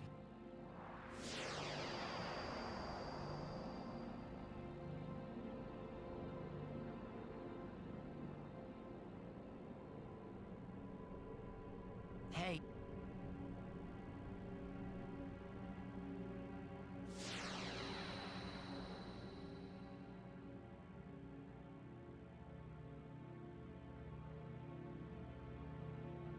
You want it?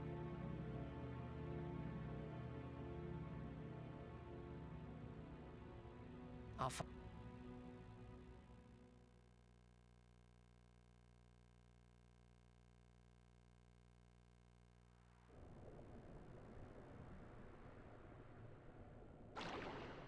Yeah, and this is also the only other cloister that we're going to be getting the destruction spheres for, but only because it's required.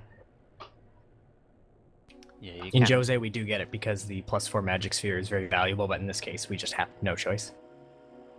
Yeah, the game forces you to get the destruction sphere treasure here just because you can't return to this trial. be good for... So, and like, in order to get Anima, you have to get all of the destruction spheres. So just so like Anima isn't unmissable, the game makes you get the destruction spheres here.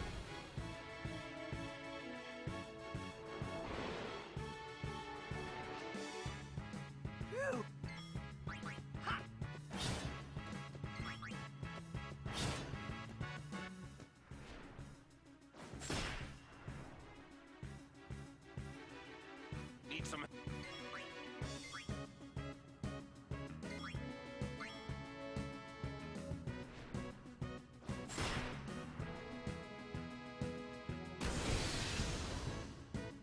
Are you up?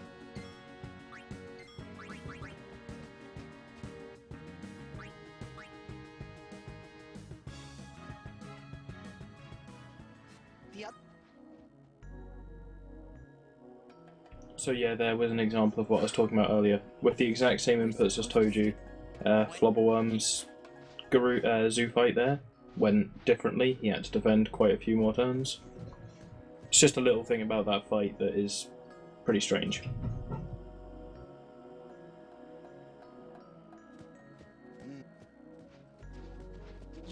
Yeah, I'm not exactly sure how that zoo fight works, but you can't flee until Lulu and Oran have both shown up. And for some reason Lulu casts Thundara when she enters the party, even though she has not learned it.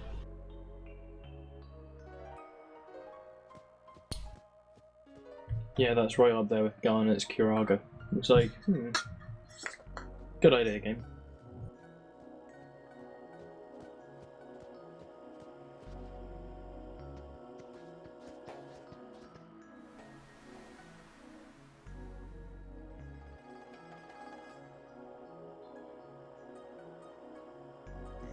It's not...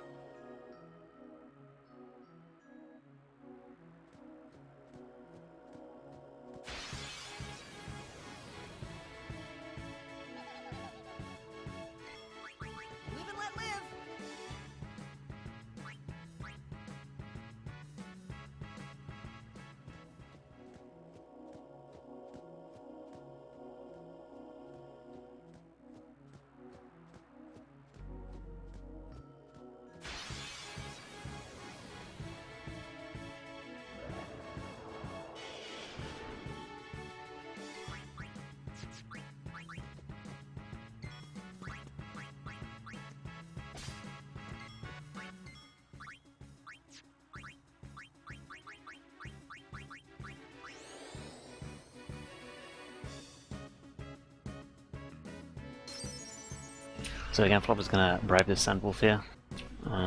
There's an ability that you use money on an enemy and then you get items for the amount of money you spent. And by bribing a Sandwolf you get sleeping powders. And he's also going to throw smoke bombs on these Algierans here. This is because he needs some speed spheres still.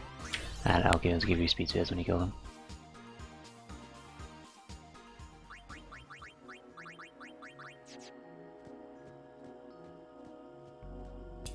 I didn't see how many he got. I think he got 12 sleeping powders, which is not too bad. Yeah, 12. Yeah, so now I'm pretty much done with Big Noel. Might steal some more on the way out. But we should be good. I think Riku still needs her. Oh no, she got her overdrive on Wendigo. She got hit like 3 times or something by Wendigo. So yeah, I don't need to worry about any overdrives here, I don't think so. Where's she? Gone. There's something I want to tell.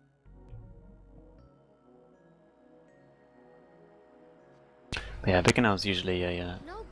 a point in the realm where we kind of just sort everything out. Anything that needs to be done, like filling Oron's overdrive is required here, filling Titus's overdrive if enough so that he can get it on Evray, if that's not the case already. Filling Riku's overdrive if she doesn't have it, bribing Sandwolf for sleep powders, and then just kind of stealing any extra stuff they might need. Yevon did some. Yeah, this is definitely an area where you can get punished for poor overdrive management. Just promise you won't tell. Walk. All right. Yeah, it's a good opportunity to kind of repair any mistakes or bad luck in previous areas.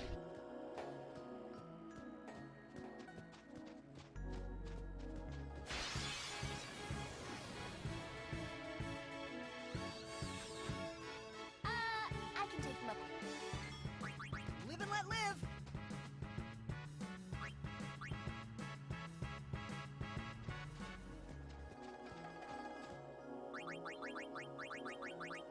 Yeah, this cutscene that Tojo is watching is very annoying in the speedrun because you can skip most of the dialogue, but some of it doesn't save any time and it just makes the cutscene look disgusting. It's really annoying. I'm not bothered by that at all, that's interesting. Yeah, at this point in the run I'm usually not paying it any attention. Or about to fall asleep. All that. I've actually thought about trying to learn completely what's saved time to skip, so it actually looks nice, but it's probably not worth the effort though. Okay, yeah, Flopperworm's done something quite silly there. He's got Riku caught on a little wall, so he will now continue through the rest of this screen without Riku following him. Lucky boy. I thought you were going to say he made a mistake or something. Like, oh no, Riku's not there.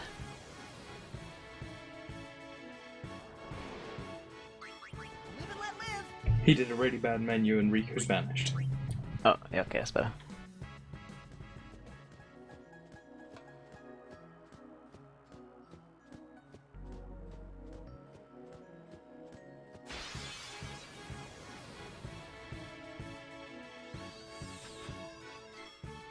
I won't go so easy on you next time.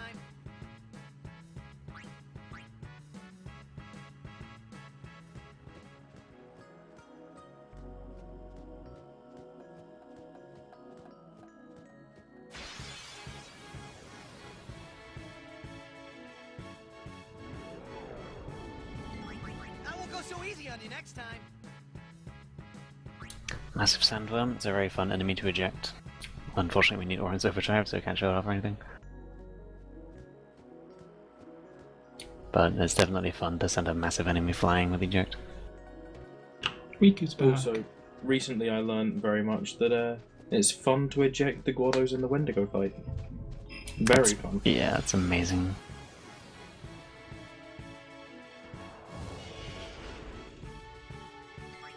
I'll be right back.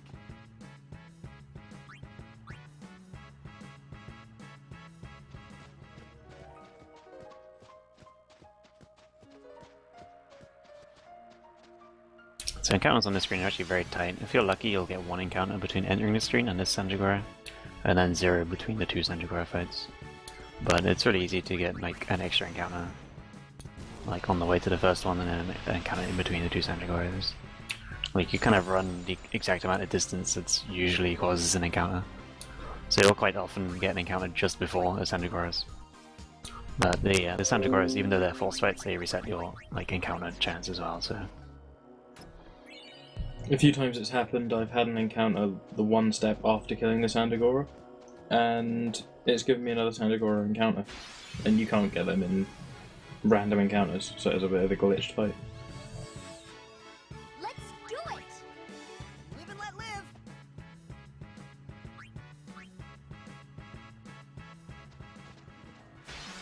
Music's continued.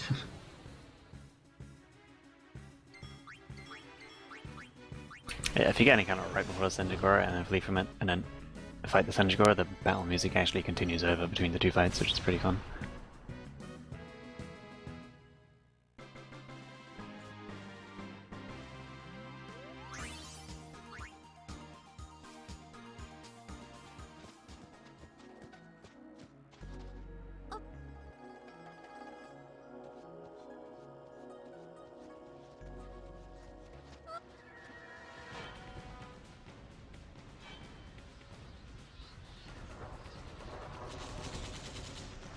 Flobber, I hope you've been keeping up with the safety saves.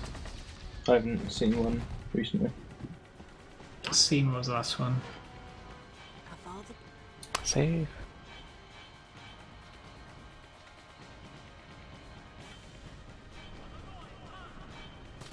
I guess. I was gonna say that every so it's like. What's the worst that could happen? I don't know, forgetting your black magic. Oh. It's the first time I've seen that. You learned the black magic on Waka but didn't get it on, you know. Remember? Oh, I've done that before actually, that's the worst thing in practice. Did you get it right after Wendigo, before you lost unit? Yeah, I've got it just before the bribe. Okay, yeah, perfect, yeah.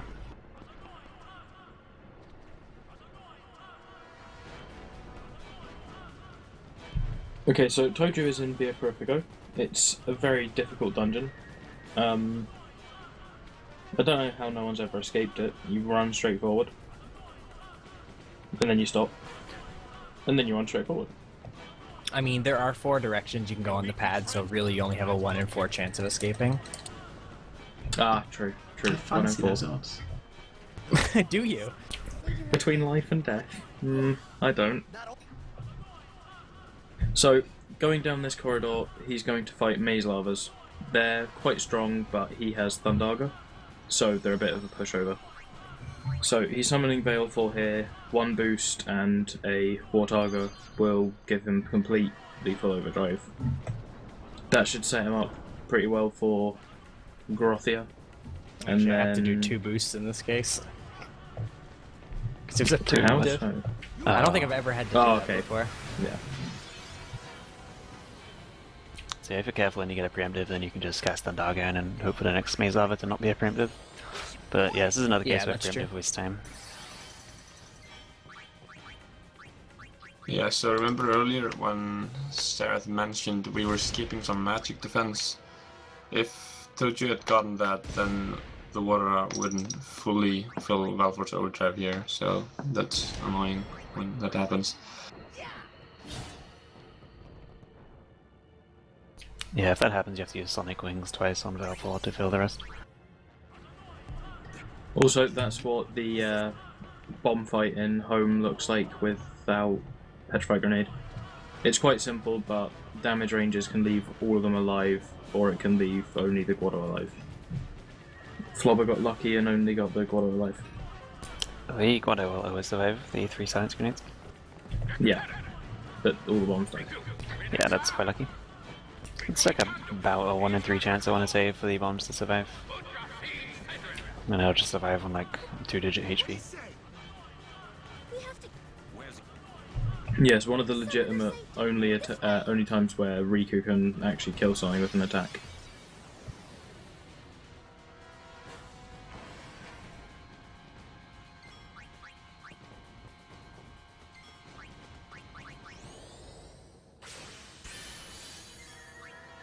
Jojo, I don't know what you just did to your game, but don't do it again.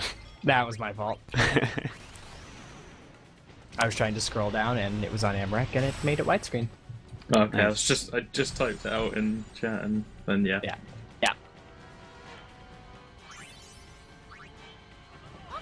Okay, can we just make a rule that Tojo's not allowed to touch anything anymore? Okay.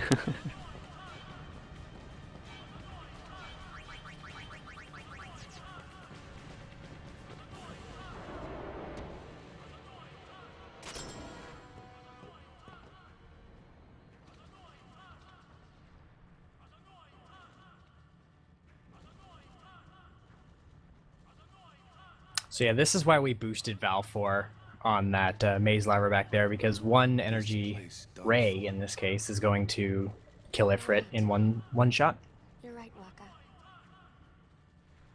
We all bet Yeah, Energy Ray and Energy Blast will both deal 999 here. destroyed the island. And I recently found out that even though Energy Ray is going to be the long animation here, since we haven't used it before, it's still like 1 second faster than Energy Blast's short animation. My dad bought So that all about one. them tiny time saves. If we put our minds Yep. to it I and mean, work typically we together, would be using then we Energy could make Blast a just new because home. it does more damage, but Everyone worked they're hard. both going to do max damage anyway, so it We doesn't had our matter. home back again.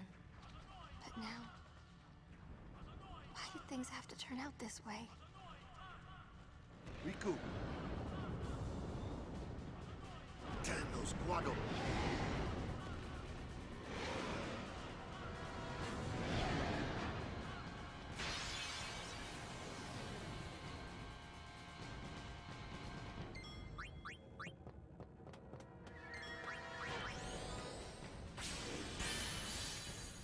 So for his Val 4, he has a little bit more health than 10,000, so we're going to throw out a Blizzara up first, and then we're going to boost with Shiva to make sure her overdrive gets full, and then once it's full, the combination of the two is going to kill him.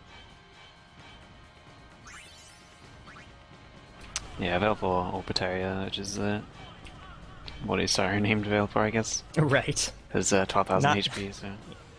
Not It's a really Val nice 4. name. I like it. Very kawaii. Taria. It Is means wing or something in Greek, I believe. Where we keep the That's summoners. pretty cute. We keep them safe. Yeah, hello cute. You kidding? I think I'm gonna name my I know firstborn it. it's against the teaching. Oh, I'm sure they'll be thrilled. Well, I sure don't get it, Waka. So the shot here is to fill Shiva's overdrive on the Veil for Taria's. I mean, There have been other strats to fill it on the Maze Lava, but yeah, typically filling overdrive here on Taria itself is the fastest method. if Guardians do their job well, summoners will be safe.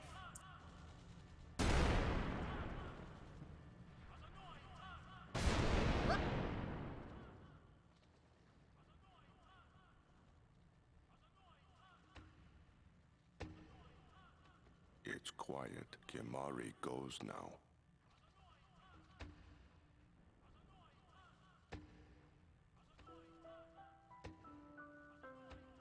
So now Sarah is going to summon Sparty, which is a Bahamut.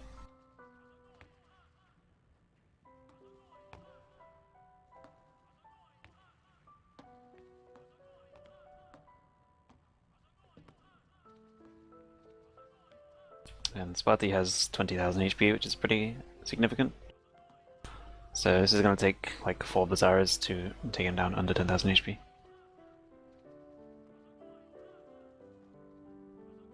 Yeah, this is what Toju originally raised Yuna's Overdrive for back in Mian. To be able to grand summon Shiva here.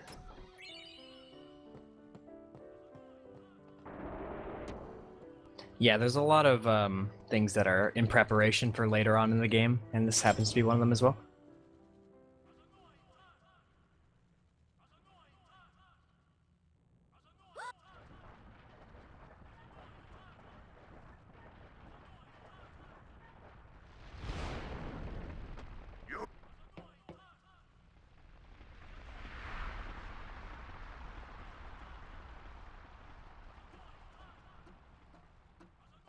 So yeah, those 4 Blizzaras did over 10,000 damage, and then the Diamond Dust here is going to do the rest, and GG. Protecting us. It's not much, but the least we can do is give them a proper sending.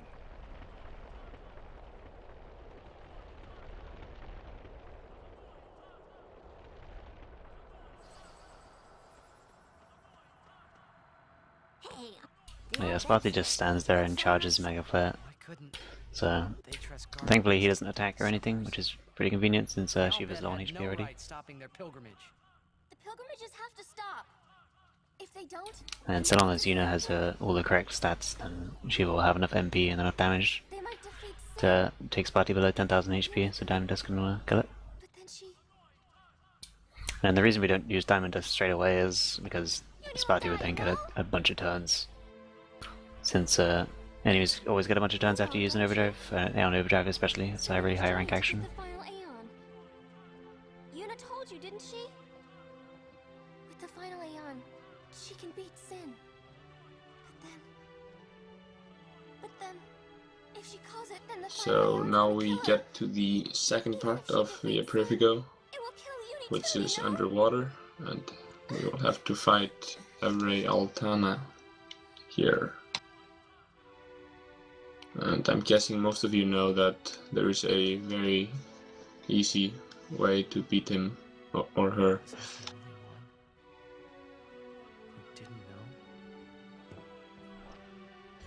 I'm more interested why this is the only place you can encounter Sahagins. In, like, random encounters. This game just kind of skipped them out as an enemy. Oh yeah, I never thought about that. That's pretty weird. But yeah, every Altana is pretty straightforward. You throw your elixirs if you've got any left. If you don't, you throw your Phoenix Downs. If not, you have fun. Has anyone ever got here without Phoenix Downs before? I seriously hope not. Nope. Oh yeah, no, the Velguards drop them. Can't really do it. Yeah, he should have enough concern regarding how many he bought in Thunder Plains. Yeah, it's actually faster to use elixirs or explosions if you have them. Yeah, the elixirs actually have a shorter animation. But Waka, that's just totally wrong. You usually don't have two of those though, since we usually use at least one of them against normal array now. I think I only had one. I may have had two, but I think I only had one. That's why I didn't bother. Yeah, typically you get 2 explosions up to this point, and or 3 maybe. Typically we sell one in Mushroom Rock Road to avoid the sentry, and then we'll use 1 or 2 against every, typically 2 I guess. And yeah, we really don't have 2 here often anymore. Explosions rely on the worker drops back in Luca, like way back. We kill 10 of those and you get explosions as the rare drop, so... You might often come away with 1 explosion from that, but it's pretty rare to get 2. But I think most often, because it's like such a small time save, it's usually best just to throw Phoenix Downs and not bother fumbling about in the inventory for different items and looking around. So unless you've been keeping track of your elixirs and explosions and you know you have enough, it's probably just worth it just to throw Phoenix Downs and get it done quickly. And I've been telling Yuna, let's go to Xanarkand together. Let's beat Sin. I told her all the things. We could. And all along, the whole time, I didn't know anything. But Yuna, she... So yeah, Toju's coming up to Simon Natus, which is... It's another one of those fights that if you have Strength Sphere from winning Blitzball, is considerably smoother. But nothing can really go too badly wrong without it, it's just slower. Yeah, definitely, it's a pretty safe fight.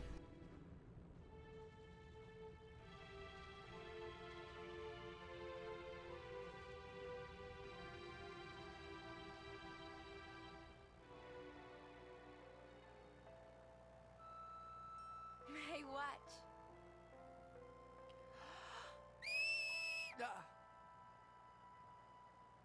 Hey, you got pretty good. You sound sad. Yeah, maybe.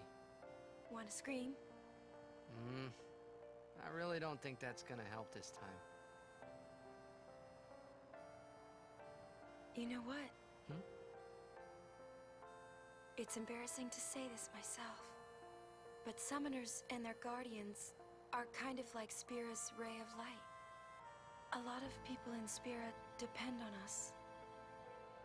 I learned to practice smiling when I'm feeling sad, you know.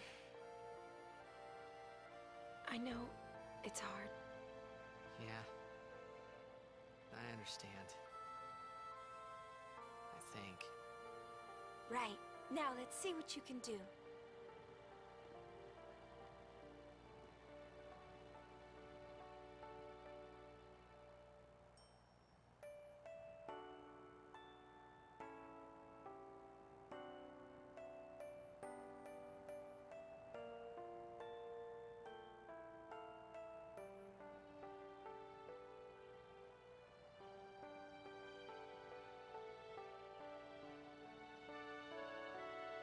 I want my journey to be full of laughter.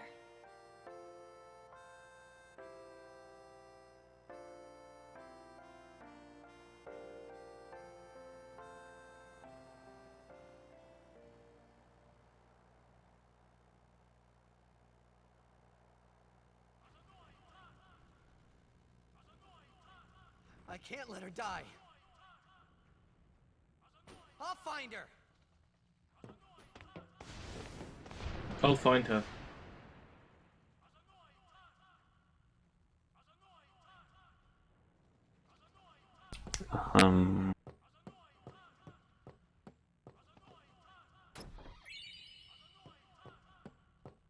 Alright, so we get the 10,000 gil here on Flover's side. There's a couple places we've been picking up gil from quite a while back. And it's just basically just for some bribes later on. Some really expensive bribes. And in a moment he's going to be selling a ton of equipment as well. Basically everything he's picked up from this point. In order to just get as much money as he can for some bribes.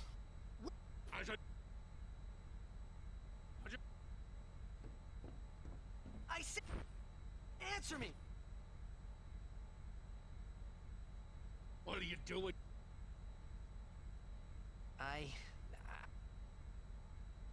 And I told her. I've got to tell her. So yeah, Tozu's just going to make his way down the high bridge and then fight Natus. This bit's only RNG really is how many encounters you get on the way to Natus. 2 to 3 is generally average and acceptable. He also wants to do a quick menu before. Get Dispel on Tidus so he can get rid of Protect on Seymour Natus and get Tidus some more agility.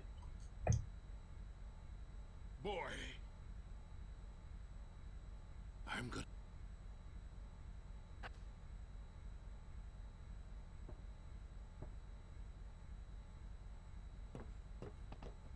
So, of course not. Using. Be done.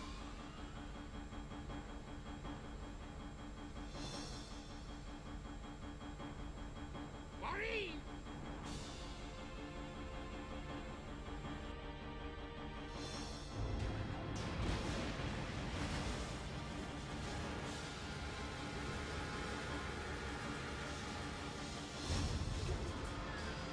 Alright, so getting that agility on Yunos for the end game essentially. It kind of helps a little bit on this next fight, but that agility is pretty much for the very, very last fights of the game.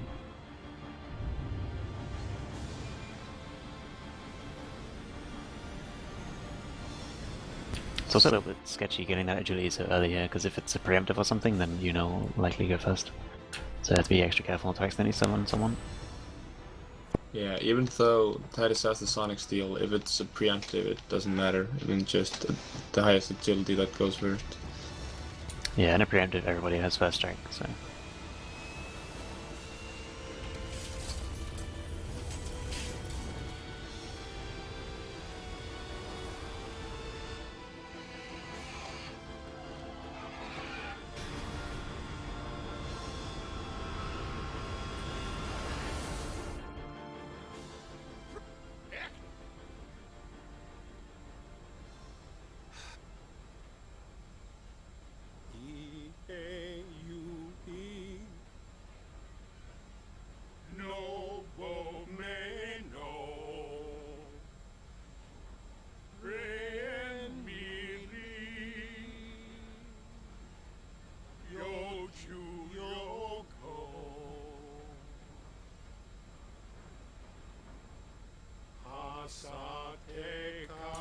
Alright, so this fight is it's actually pretty simple.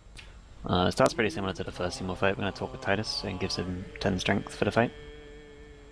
And then just casting Water Grave, while she's still alive. She's really likely to die in this fight. And then casting Reflect on Titus pretty much makes him invincible. It's not totally invincible, but for the duration of this fight and how quickly it's going to go over, he's practically invincible from this point.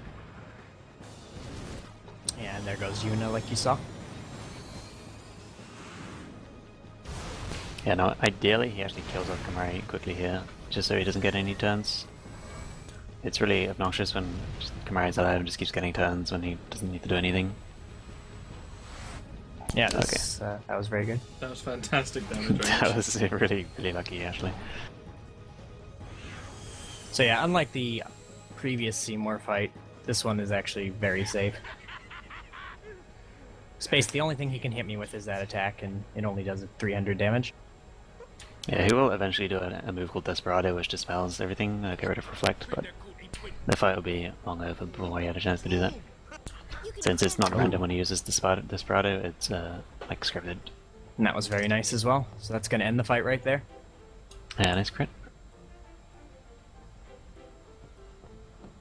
Pretty good. Yeah, that was a really nice fight.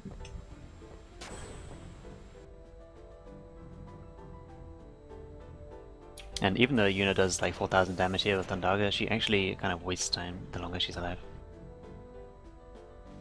After you want to, would you seek to? If she continues this, sure as shit, no harebrained law. When I save her, I'll make her get Even a better than a, and I'll. you. Good.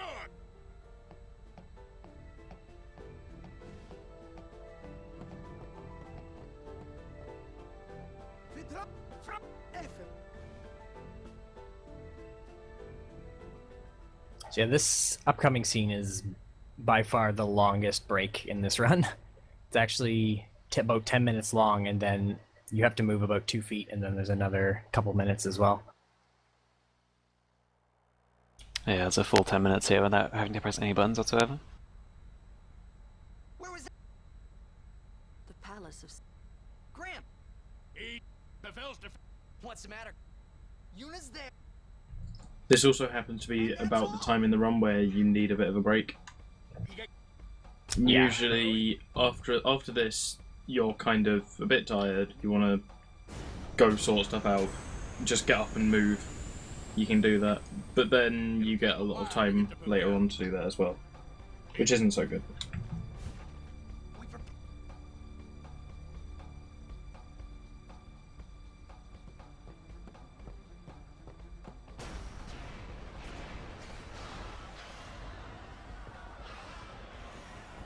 We're being attacked. Some of the Guado that You're off. I am calm. Fiends. There's nothing to do but destroy the ship and all go down together. Huh? You gotta learn.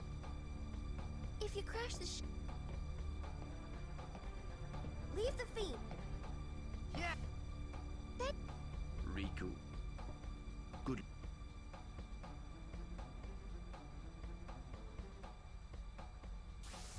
Okay, so Flobberworm is currently going through the airship. He's going to do a quick menu here with Rin.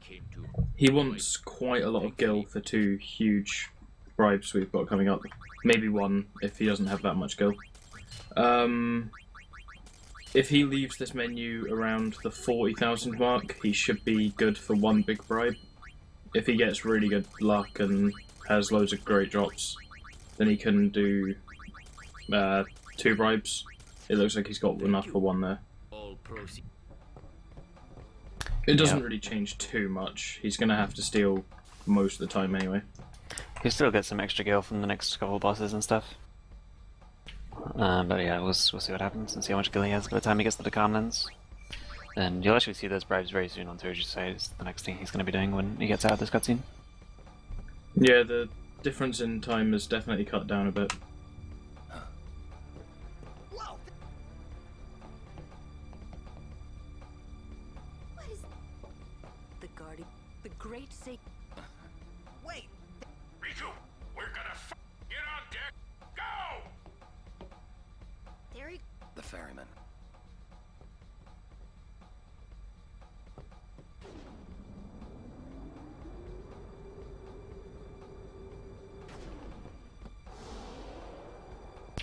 Alright, Ever is a pretty notorious fight. He's gonna start the fight by just hasting Titus and just going ham with attacks. But Riku's mix is gonna be pretty crucial here. He's gonna be mixing up with a Lux Sphere to get Miracle Drink. The mix is actually a Lux Sphere and a map, but it can pretty much be almost any item along with the Lux Sphere. We usually just use the map because it just happens to be next to the Lux Sphere after an item sort.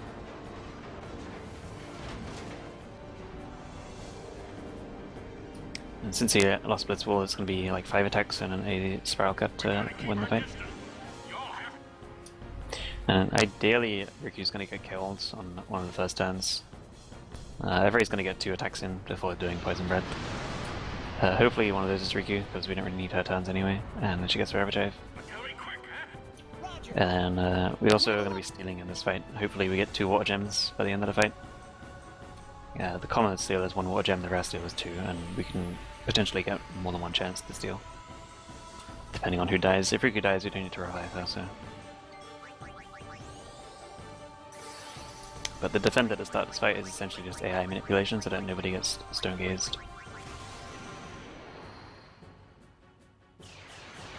Funnily enough, Stone Gaze doesn't get rid of Miracle Drink.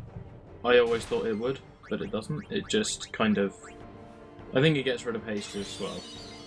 And it just delays your turn, so the fight becomes almost impossible. It's not really impossible, but yeah, it's very obnoxious. Oh yeah, you can just heal and stuff, but... Alright, so Riku didn't get hit, so you have to heal twice with X potions, there's less opportunities to steal in this case. So yeah, only got one more gem though. So later on you'll see when he's on Mount Gagazet, he'll try and get 1 elemental gem other than fire, because Seymour Omnis is, unfortunately, he gets healed by fire. I was about to say immune.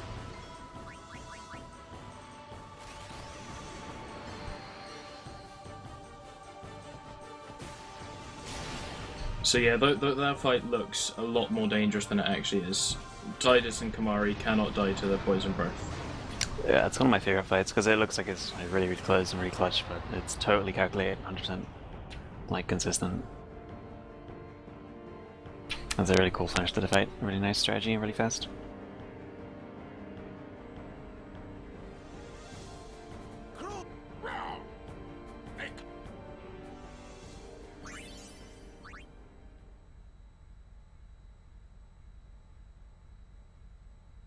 And now we'll be able to see the fights that we missed on Toju's side earlier.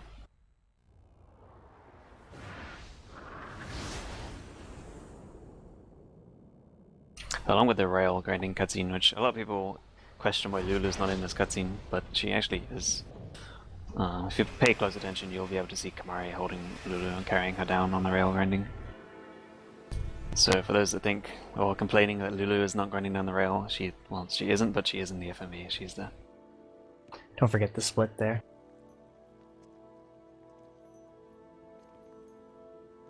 Thank you. It's a bit late, but I just got back. Yeah, I'm sorry.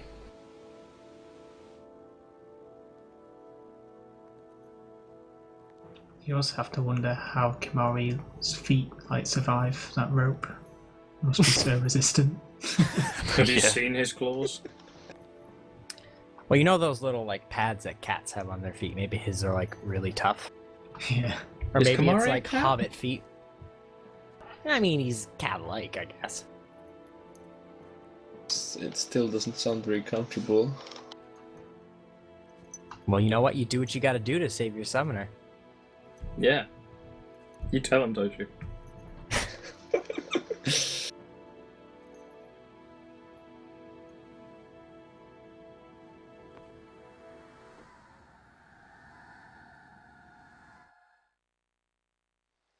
So, unfortunately with the audio on Flobberworm, we're not hearing Setiski Dene.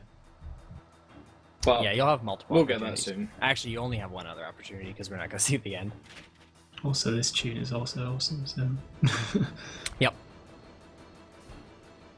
Yeah, the wedding being at the same time as the scene's pretty nice juxtapositioning, like very convenient lineup.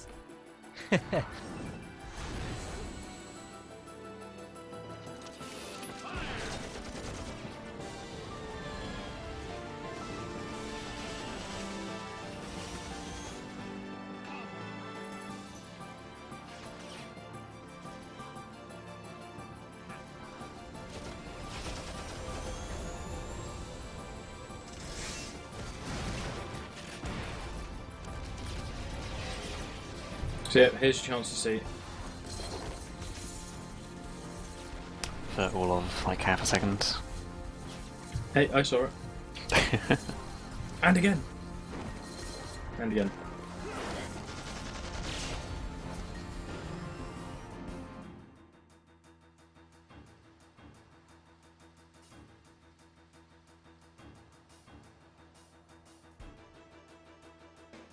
So yeah, there's like a gauntlet of 5 different battles now. The enemies you fight here aren't random at all. It'll be the first fight is always like 3 just regular Bavel guards. Well, 2 Bavel guards and a flamethrower gang. Really, this is probably one of the cruelest sections of FF10 when you think about it, because Evrae is a quite challenging boss, especially your first time through, and then you have to do this whole bit before getting a save sphere. Oh yeah, casually, FF10 is not a nice mistress. It's Yeah, there's quite a few challenging boss fights.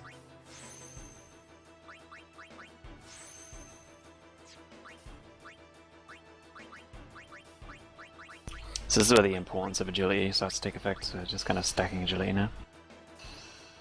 We can kind of talk more about the agility later on. It's not super important right now, but agility levels later on are definitely like crucial. And having the wrong agility stat for a certain fight could definitely give you a game over. So yeah, this little cutscene would actually be like a 12-13 minute break if not for this very quick movement thing they have to do right here.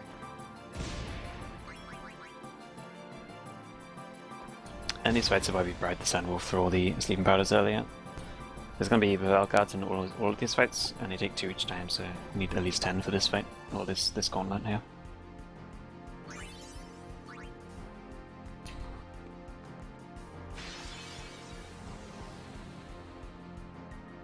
And for this fight, and the fight just after this one, or right after, like, the 4th fight, basically, there's also a mech enemy, which he has quite a bit of HP, it's like 4,200 I want to say, a little bit more maybe. So you kind of need to deal with him with some extra items and Tidus attack. Had no fish scales. I forgot that I didn't steal any. You can attack with Tidus first, and then throw items with the other 2, and then attack again with Tidus. That's what I typically do, without Blitzball Strength. This is like another place where Blitzball Strength makes a big difference. If you have Strength on Blitzball and you want Blitzball, then you can throw a Sleeping Powder and then attack, and then throw another Sleeping Powder to take care of the mech fights, which is quite a bit faster. But without that, then you need to throw another item or attack twice with Tidus.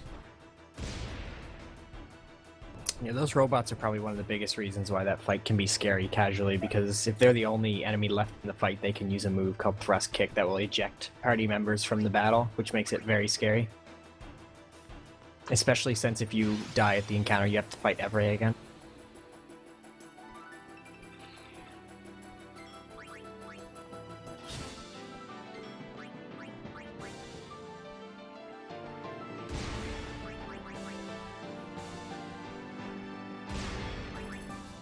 I don't know why I don't do that in the first place. That's a lot simpler. Yeah, it is really good.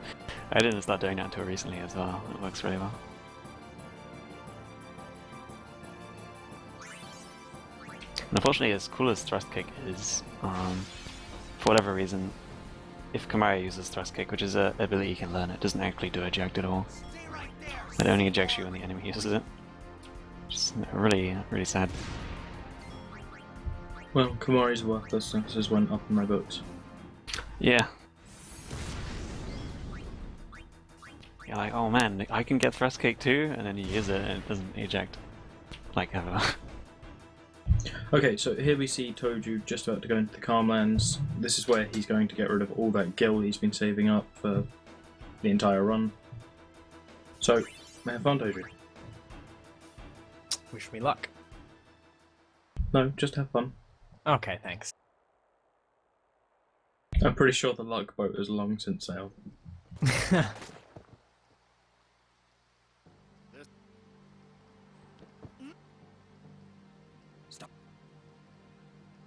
Good time at the Calmland since I'll just be entering cutscenes and trials and that for a while now. Yeah, there's a few interesting things that are going to be happening in the Calmlands here.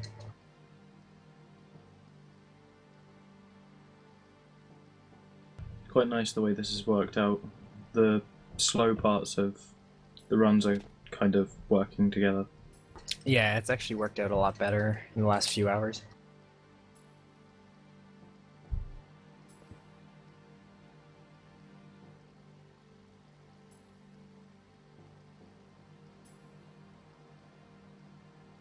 You would play at marriage just for a chance to send me? Your resolve is admirable. All the more fitting to be my lovely wife.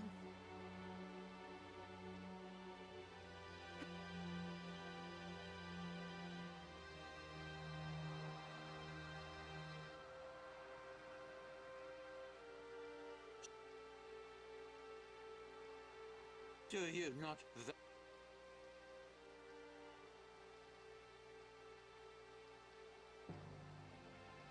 Your or throw the cho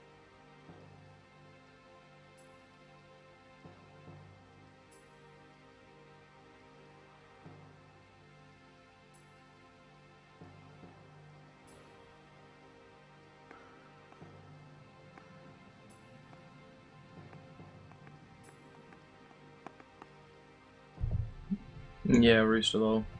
It is.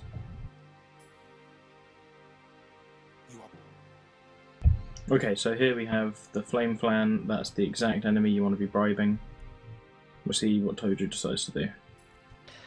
I had bad luck with 2 bribes last time, so let's try 1 bribe this time.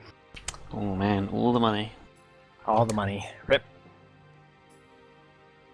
So the upside here is that the bribe is guaranteed to hit, as opposed to like halving the money and doing 2 separate bribes. I'm going to put my money on 14 gems. 14 that was a really good bribe. 15. 18? 18. Ooh, wow, nice. That's very, very lucky. Wow. So yeah, because I have 2 extra sleeping powders, I don't need to use fire gems on Baran and Yankee, so I'm going to need about 23, so getting 18 is very good, so I only need to steal about 5 more. Yeah, fire gems are a very, very crucial item. We'll see why a little bit later on. Kill them. You also have 2 water gems, if I remember correctly? Just 1, unfortunately. Ah, okay. I am sorry, but it is for Yevon. Aren't those weapons forbidden by Yevon? There are exceptions.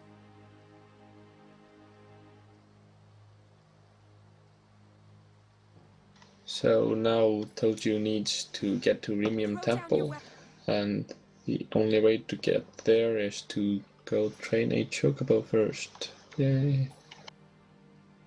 Which is so much fun.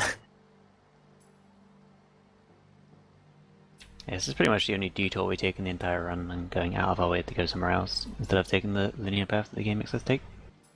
I think that's mainly because this is the first time you can actually do that. Pretty much, yeah. And it makes us extremely overpowered. Yeah.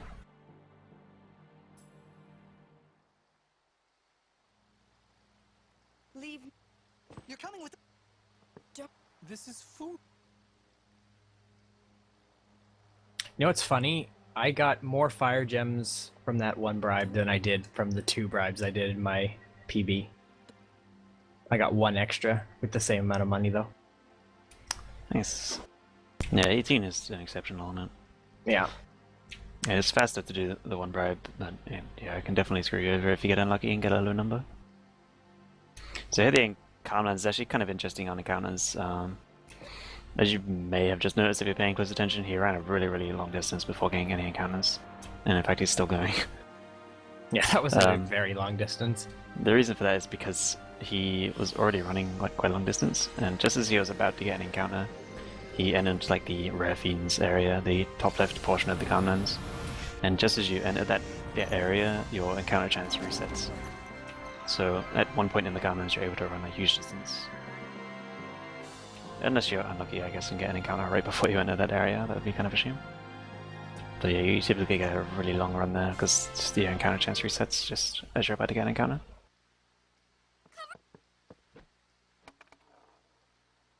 So if you've ever tried to do this, this can be trolly, and I certainly can fail it. However, getting to the end is a lot easier than you might think, because there are barriers, so all you have to do is hold the direction, and the Chocobo is going to get there himself. You just have to steer at the end. Yeah, easy method for this, just hold right or hold left and run to the end. So yeah, he can't, as you can see at the end, he's pretty volatile, so he could definitely troll you there, but we got it the first try, so we're good. Nice. Who cares? And you have to be careful not to hit one more time there as well. Yeah, this is just so we can have a Chocobo on the Gunlands.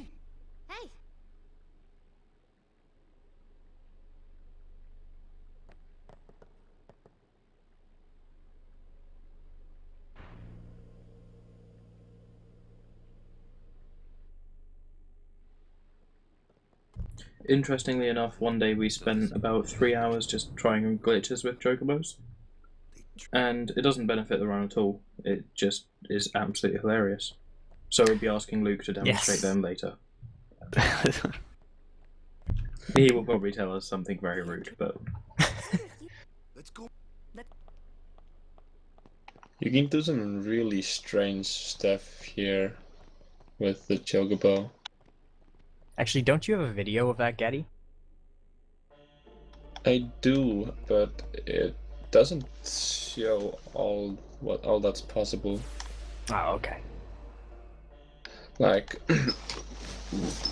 we somehow managed to get him standing on a Calabolg that was vertical.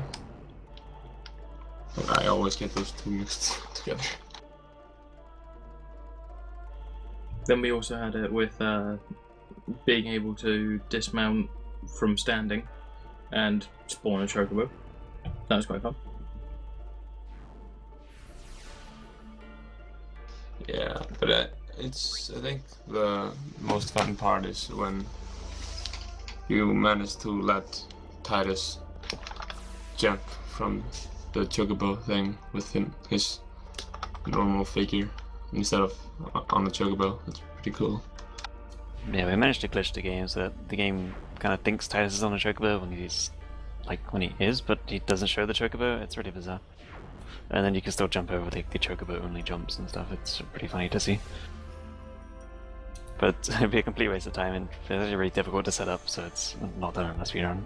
Okay, so here we've got Toju doing the Remium Temple Chocobo race. You have to go around the outside and talk to the far sphere first, just to be able to do the race. So the first race you just want to finish as soon as possible. He got it in 19 seconds, which is almost perfect.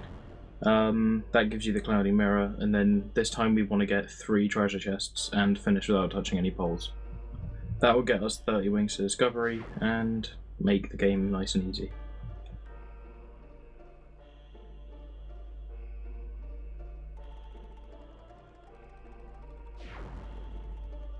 Yeah, doing all this is completely optional content, but it's definitely worth it.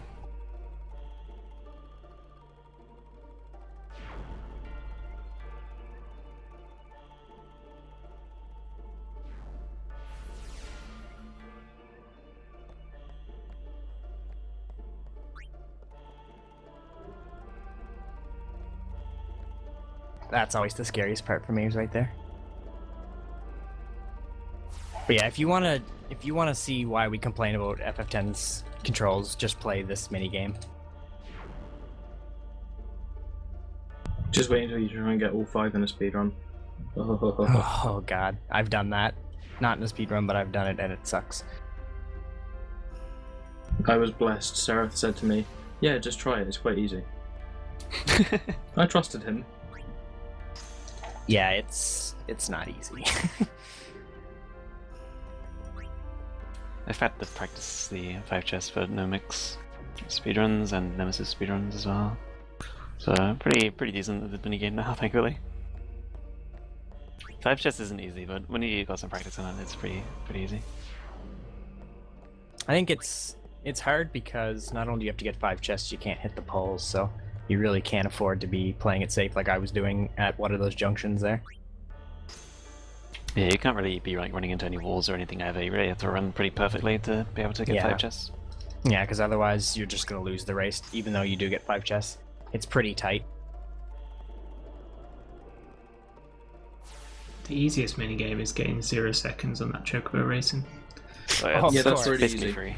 Yeah, no, that one's really easy. Yeah, I get it all the time. I totally haven't spent like 10 plus hours practicing that or anything. No, it's easy.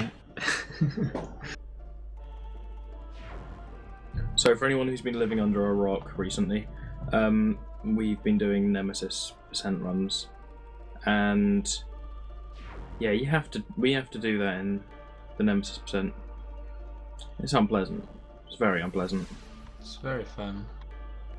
No, it's unpleasant. Yeah, it's rather unpleasant. Okay, It's, good. it's really good fun.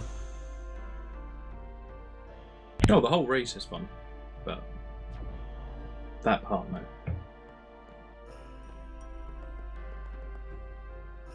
So if you're still unsure why we did that race, the second time we did it, we got 30 wings from Discovery, and when we mix it, it's going to give us this skill called Trio of 9999, which you're going to see in just a second here. Are you sure they're not wings to Discovery? I'm sorry. Whatever. There's more of a joke at Seraph. He gets really annoyed at. Oh, my bad. Yeah. You know what's everyone- funny? I'm just everyone looking at calls my them- notes. It says of as well. Everyone calls them Wings of Discovery, but it's Wings to Discovery. It doesn't bother me really, but it's like, I don't know, it's a little bit annoying. Wings It from doesn't Discovery. bother me, I just find it annoying. I've seen people call them like Wings of Exploration and stuff as well, like, it's far off.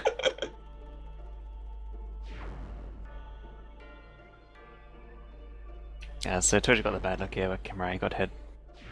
If you're lucky, then Riku will get hit here and get her overdrive filled. And he's even done like a slower strat to give 2 opportunities to get Riku's. Yeah, that's probably the Overdrive worst failed. possibly thing you can have happen. That's really unfortunate. 2 opportunities to get her overdrive and it didn't happen. That's kind of... The reason for doing that is, in this case, Titus's overdrive is a little bit low, so ideally you would want him to hit Titus to get his up a little bit, and then Riku's would get filled by it. Kamari's is the worst because now I have to heal him or else he's gonna die to Baran and Yankee.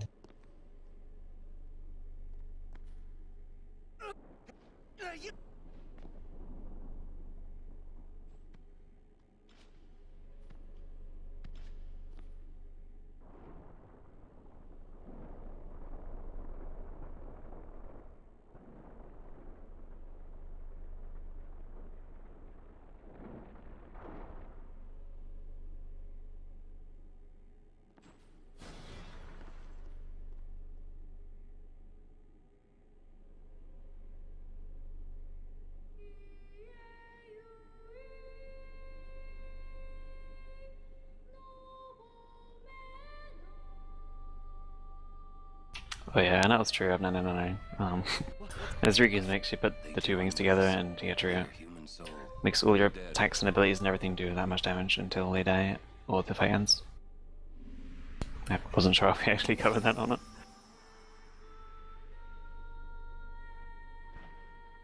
But it's pretty So much... yeah, that's pretty much the strat for the rest of the game.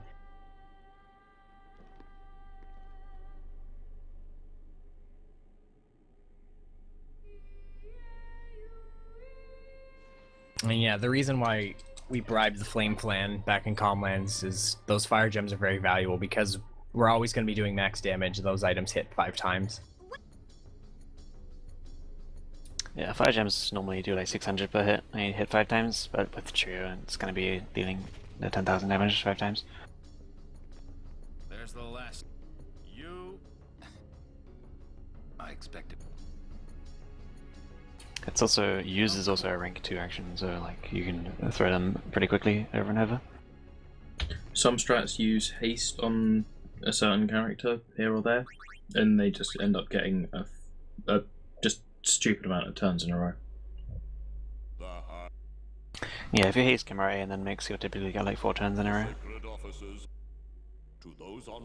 But this is like the main reason we got to use on Riku, Tidus, and Kimura. It's going to be the buy for the rest of the game, pretty much. You have. Then you have inflicted dire injury upon Maester Seymour Guado. Conspired with the Albed and joined in their insurrection. These are traitorous and unforgivable crimes that disturb the Order of Yevon. Tell this court. Another funny little coincidence. Maester Kelk is in both of our cutscenes when he literally only appears twice. Oh, yeah. So is Yuna. How about that? Wow. What and a she's only in coincidence. 2 cutscenes too. So here we think Toju is going to go and do a safety save because Biran and Yankee themselves can't troll. They're pretty straightforward. The issue is they have set drops. The standard drop is Return Spheres. That's what we want. The rare drop is Friend Spheres. We do not want them. 1 is fine, 2 is Rip Run. Like, we can finish the run, but it would be a huge time loss. It's probably faster for me to reload a save than Yeah, it it is would be. to do the backup strat. In a normal run, we wouldn't bother because it's going to be huge time loss anyway. But in this case, you know, if the very rare chance that it happens, which it did happen to someone else not too long ago, it's worth doing.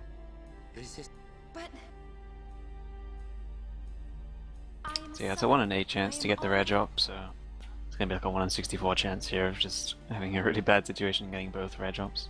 However, we've already had a 1 in 256, I think you said it was, for earlier. Yeah, so I'm not taking any chances. Who have opposed sin, their battles, their sacrifices, were they all in vain?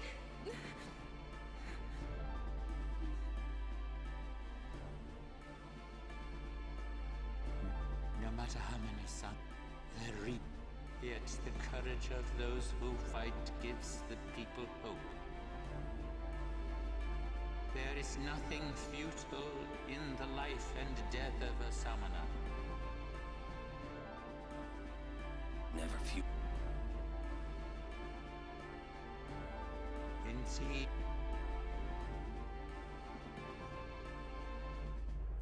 Yevon is... No. Those who...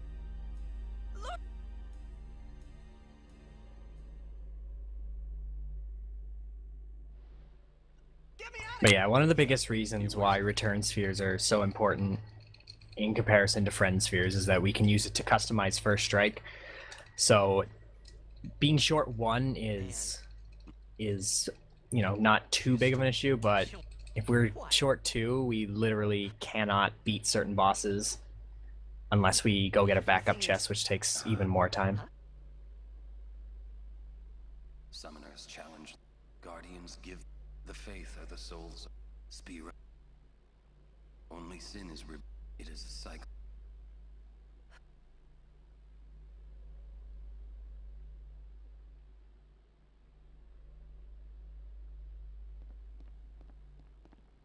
Come out. Sentence. Really?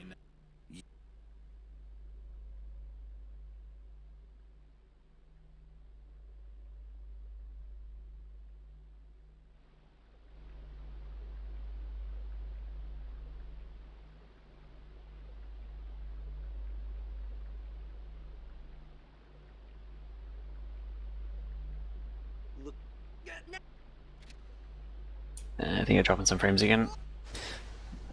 Let me check. Yep. The strat here is simply throwing 2 Steeping Powders, or Silence Grenades, or Smoke Bombs, or whatever you have left. Looks like it stopped. Yeah, since Kamari's strength is so low, these guys actually just scale almost exclusively with Kamari's strength. And speak of the devil, we got 1 Friend Sphere, which is the rare drop. Yeah, okay, so that's not so bad at all. Getting 1 is fine. It does make Flux a little bit scarier, however.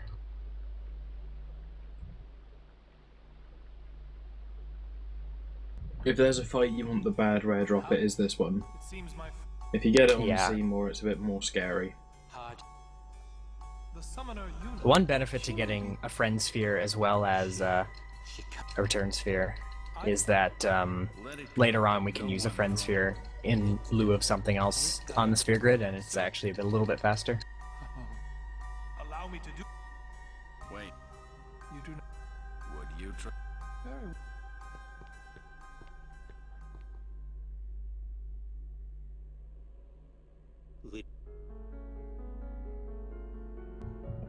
Oh yeah, welcome to the beautiful music in Via Profigo. We missed it the first time. But yeah, beautiful music. Love it.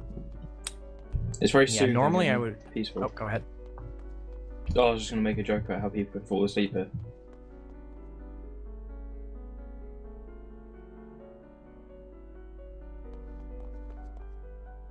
Normally in that menu we would be customizing First Strike on both Riku and Kamari, however, because we only got 1 Return Sphere, we can only do 1, and Riku's is more important.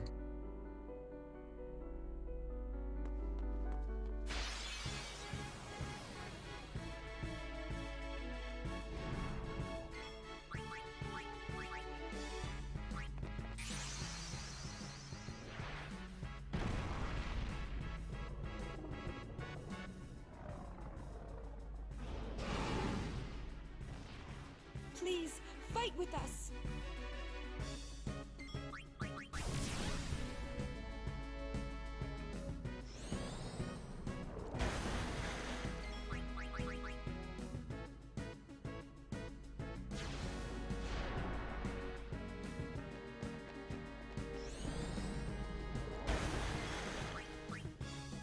Just noticed that Yuna's overdrive just filled then.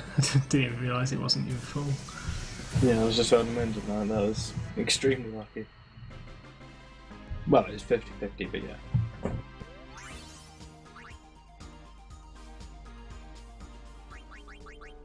Always like to heal there just in case I do get an ambush, because I do not have the sentry anymore.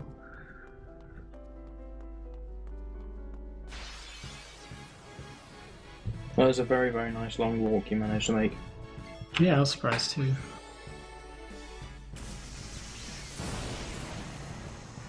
On that note, wow, check out that walking Gagazon. Wait, did you get all that way with that being your first encounter? Yup. That's crazy.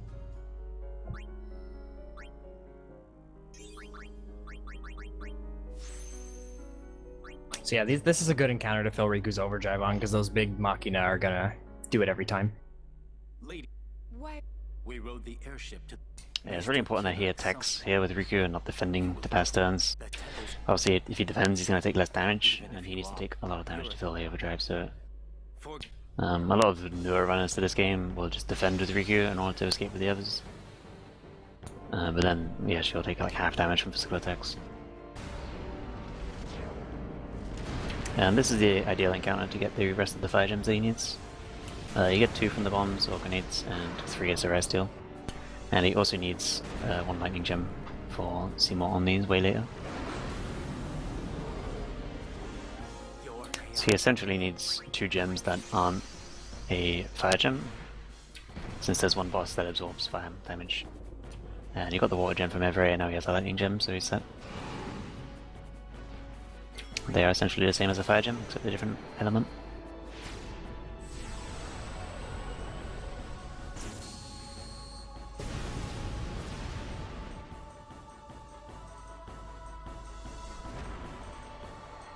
That was an accident. Not like it matters, but... Gotta get those antidotes. Yeah, I might need them.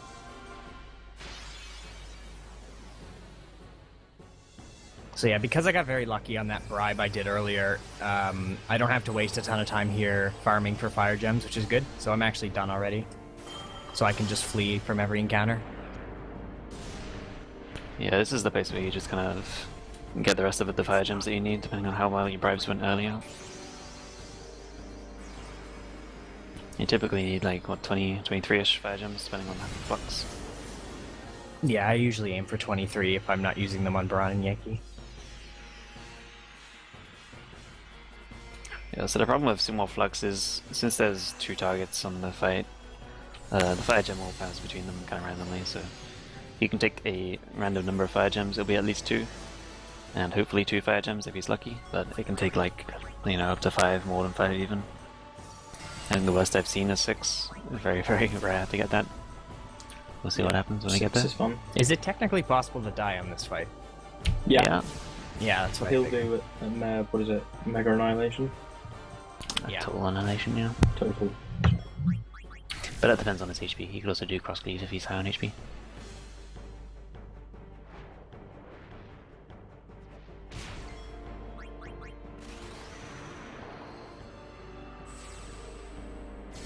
Flub is going through his area. The first fight with Velfor, or the second fight is actually with Terraria. Just one Blizara to get him under 10,000 HP, and then filling Overdrive with a boost. And Diamond Dust is a guaranteed 10,000 damage to finish off the fight.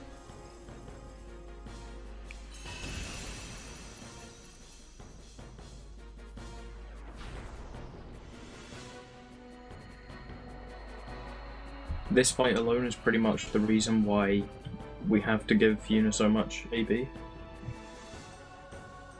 If it wasn't for that, we'd be able to just kind of get away with a few less magic here and there.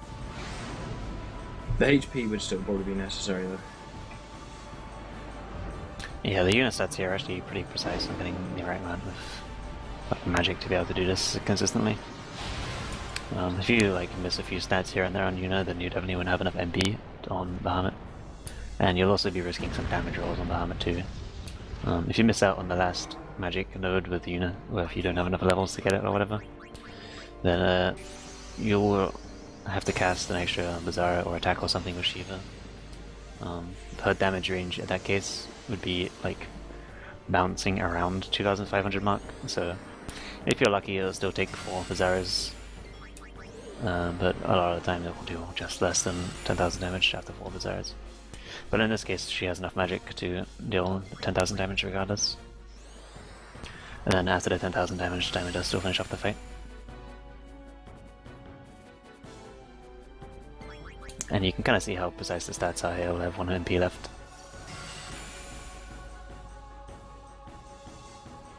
Which pretty much equates to like 1 stat node on the grid.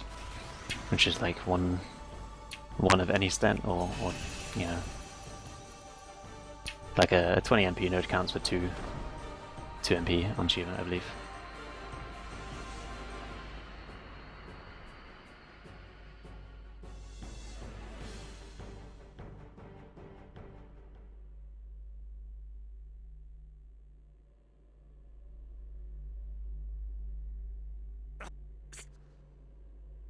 There's a way.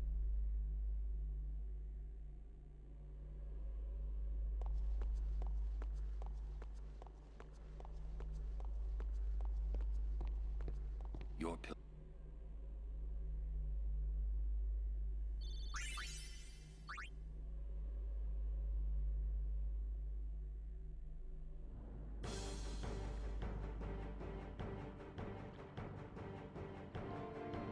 There's actually another like really close encounter screen Flowers on now.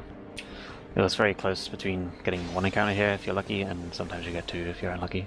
I've even seen 3 encounters here, so like you're very, very close to the border a lot of the time when you get away with 1 encounter.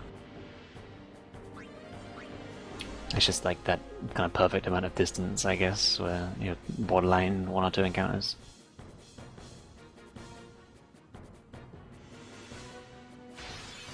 Yeah, that's 2 encounters. So you can kind of see how close he is to the boss trigger here.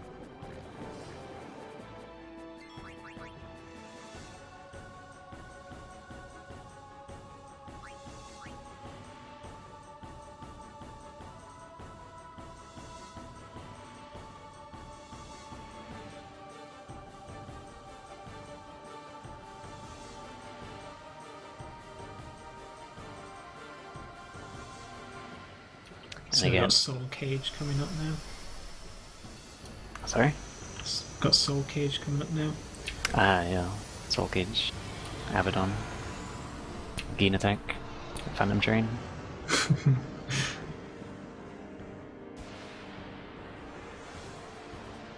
So yeah, this boss always takes 2 elixirs or 2 explosions or 2 Phoenix Downs.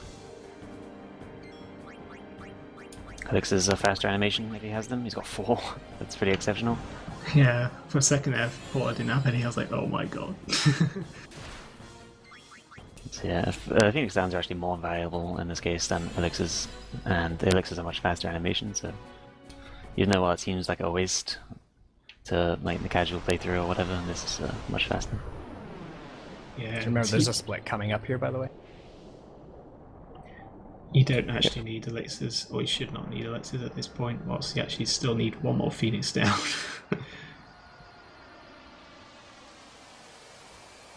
Yeah, it's really important to keep 1 Phoenix Down for the end of the game.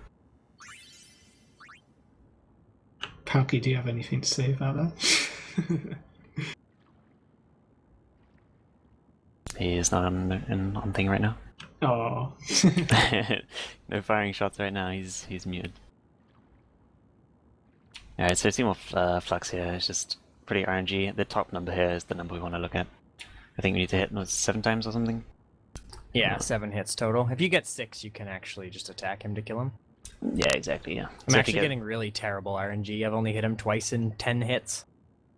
This can work out though, since after a certain threshold you start countering with Protect and Reflect and stuff. Okay, that was terrible. That fire didn't hit him at all. Yeah, no, the second one hit none. So he still needs 2 more hits. If he got hit once more, I could just attack to finish it, but unfortunately I still need 2 more. So yeah, this is pretty bad luck. Like, it's 50-50 between the 2 targets. He just wants to hit Flux.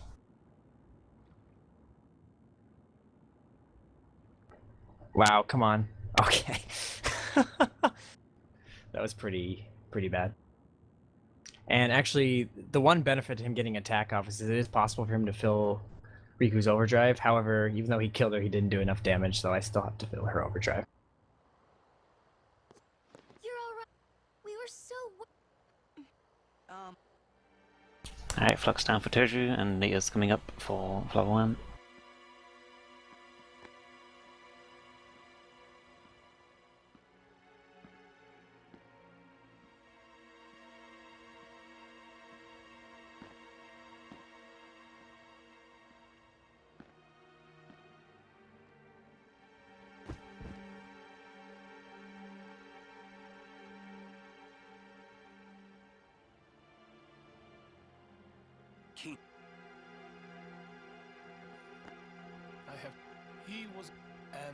And most of these fights are seemingly really easy with Nixon, well they kind of are. It is very, very easy to accidentally take a wrong move and die. Obviously our HP levels and everything, all our stats are very, very low at this point, so these fights are easy enough with the trio of 999, but it's still very, very easy to die if you make a wrong input.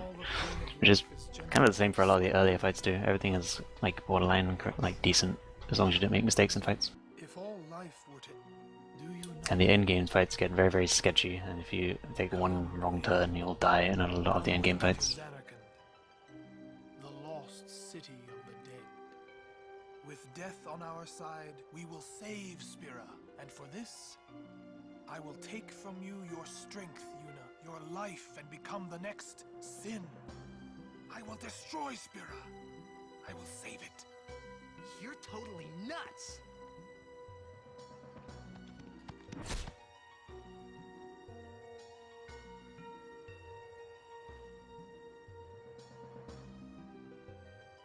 Unpleasant. Very well. I will give you your death. You seem to want it so.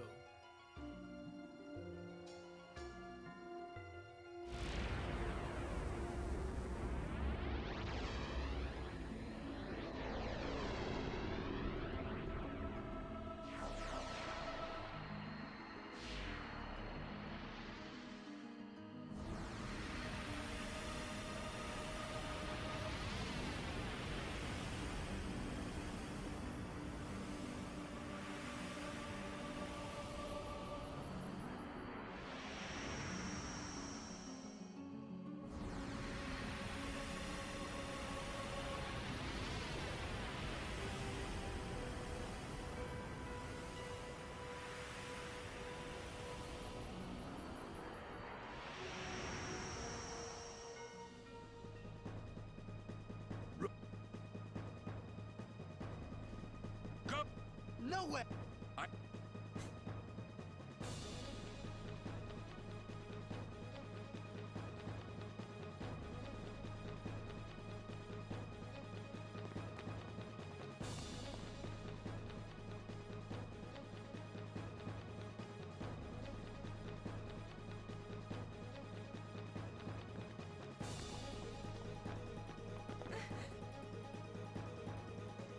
He's a guardian. Oh, that's right. Yeah, you know what that means? Yuna? Anywhere? Well, let's... Hey, come on!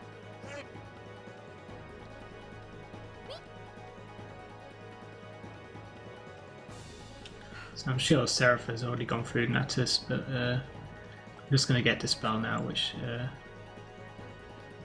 makes the fight a lot easier, because we'll be using Tidus as the main melee person. Alright, yeah. Natus is 36,000 HP, and he counters with Protect once he goes under 33%, or 66%. So basically uses Protect once he's under 2400 HP, or 24,000 HP.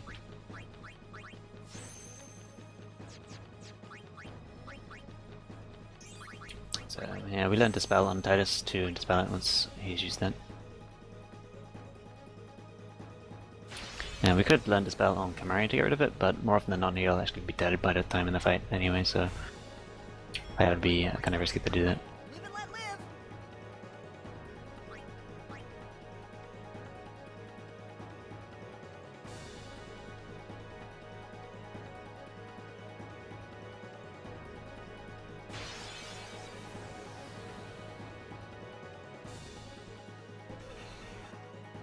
Hold on, Kimahri.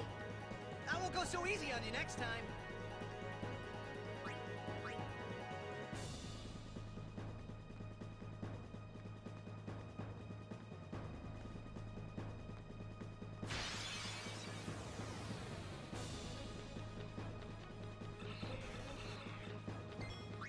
I won't go so easy on you next time.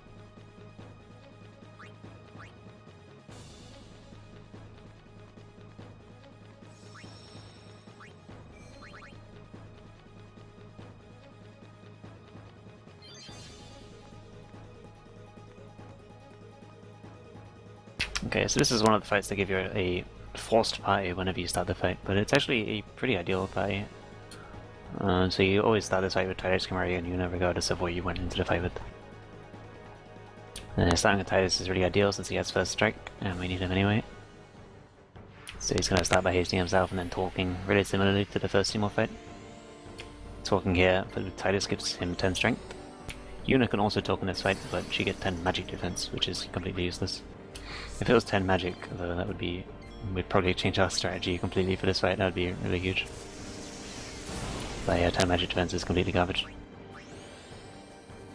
And then Reflecting Tidus makes this a pretty much guaranteed fight, and very, very safe.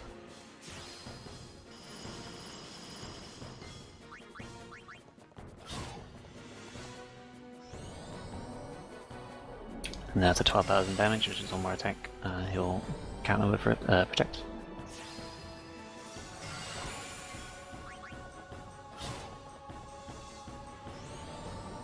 And kind of annoyingly, Kimahri survives here, so hopefully he gets Break cast on him, that'd be quite nice.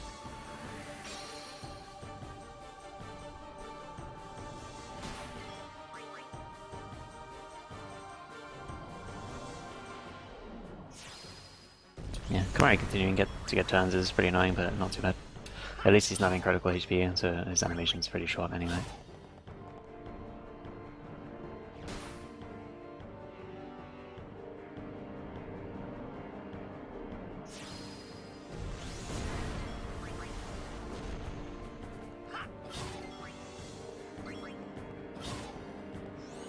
Looks like no crits, it's kind of unlucky. Well... I spoke too soon. I think that crit was completely unnecessary though. I think he's gonna die anyway, I wasn't counting. I wasn't counting. Don't see Kimahri surviving to the end though. It's very often. Yeah, that's pretty unusual. 2 breaks as well, both on Tidus.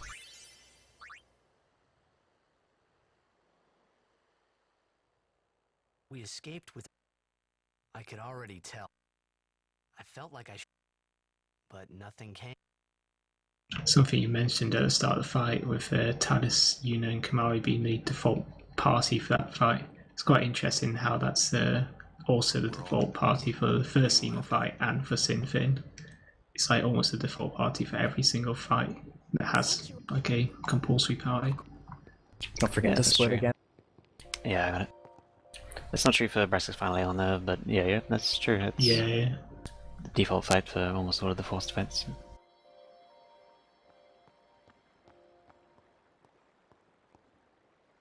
Enjoy your break.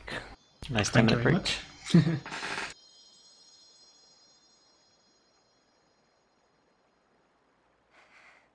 I always thought that this would be easier somehow. So Toji's coming up to a pretty annoying minigame here with Wakka's like throwing. It's like a timing minigame. It's pretty obnoxious. Yeah, it can actually waste a lot of time if you don't get it first try, because you kind of have to wait for... The way it's set up is there's like cycles, so it's got sort of an inner protection and outer protection, so you'd have to wait if you don't get it first try. You're trying too hard. Yeah, with the speed that they rotate, you can only actually hit the middle every third rotation. So you can hit it like the very first time you can actually throw the ball, but if you miss it then you have to wait for the third cycle again. Yeah, and obviously the more you miss it, that's just going to continue to pile up, so it's pretty important to get it first try. I'm sorry. Thankfully the timing is the same every time, so it's not too big of a deal. Yeah, it's relatively easy. It's just, you know, all those things I said. Like, and this is another part of the game where you notice, because it's also a water section, the only 3 characters who can swim apparently are here again. Yeah, it's pretty easy to forget to switch Wakka back to Kamari before the next boss. Yeah. Which is really important. Forgive me. And also you still need Riku's Overdrive as well. Yeah. I was happy. I'm kind of curious how you got some of that Overdrive but not all of it. Is that a Lance of Astrophy, I guess? Yeah, that's what it was. I don't think I've ever seen her be attacked and not have it filled.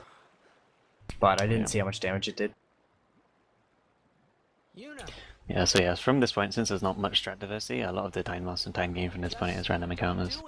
And the timing and encounters you choose to take to fill Riku's Overdrive.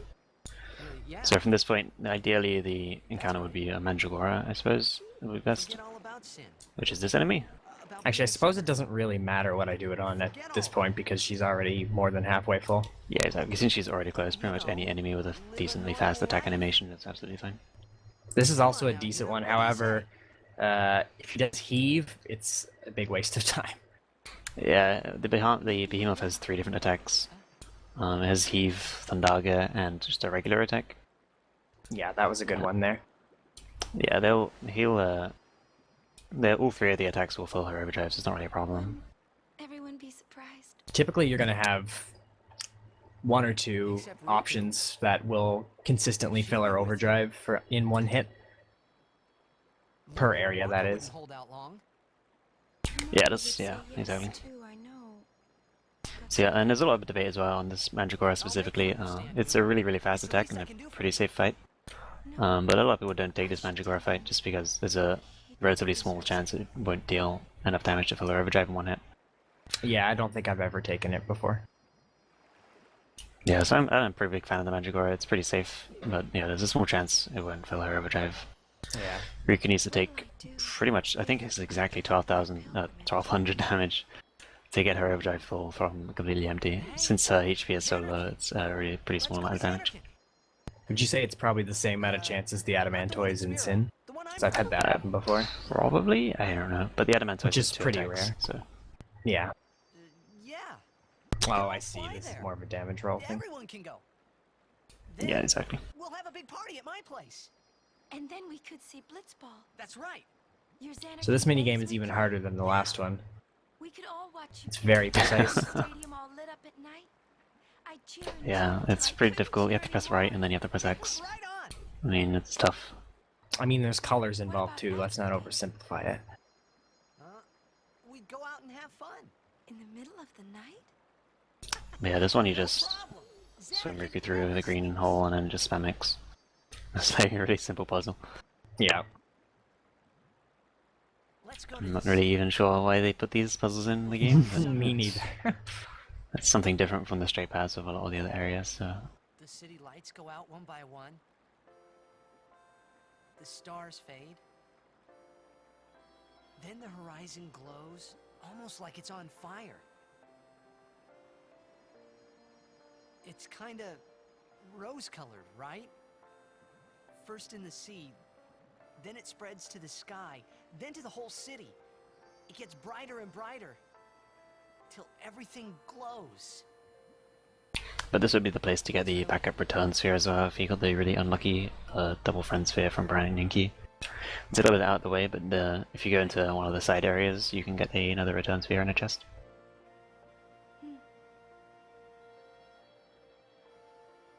I'd like to see it. Someday. Well, you can, Yuna. We can both go.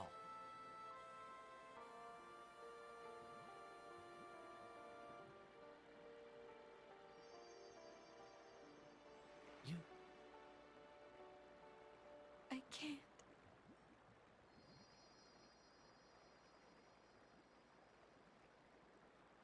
I just can't.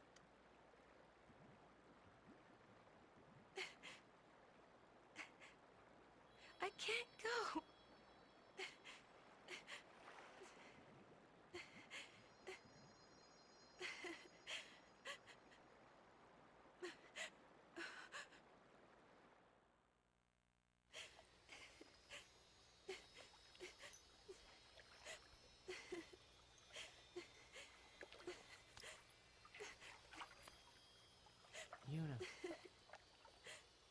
So the next boss is pretty straightforward, but very, very nasty if you mess up the wrong turn order or if you don't have first strike or something.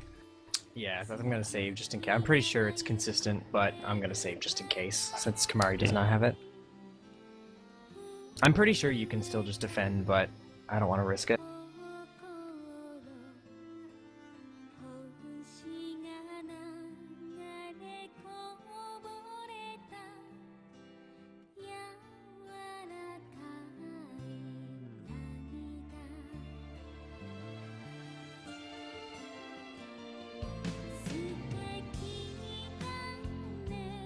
Also, not a lot of places will touch save spheres just to heal up Riku before a fight. Like I explained quite a long time ago, her critical HP animation when she stands up to do something is really, really slow, so... while she doesn't need HP to survive anything, obviously, when her HP is so low anyway, but it is visually just so her animation is a little bit faster. Yeah, this boss can be really nasty in casual play, but he's probably even more of a pushover than other bosses with Trio, because he only takes one fire gem.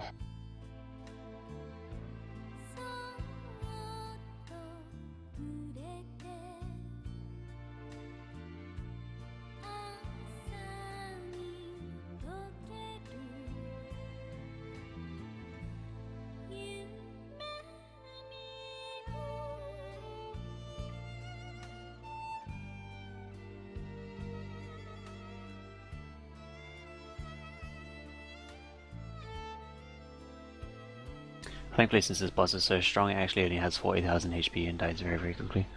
Yep.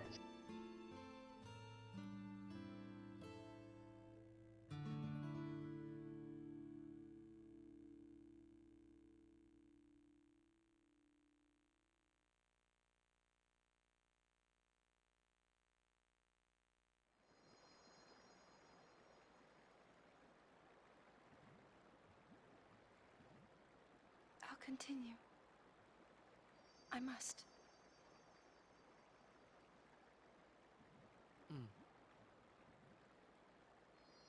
So yeah, now that we've killed this boss, we get the return sphere that we ideally would have gotten from Baran and Yankee, so we can customize First Strike on Kamari now. Even if I was with you, I could never forget.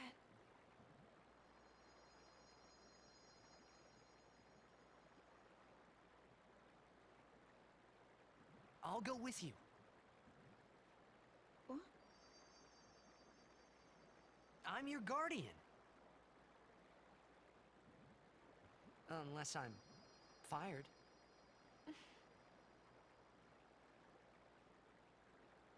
Stay with me. Until the end. Please. Not until the end. Always.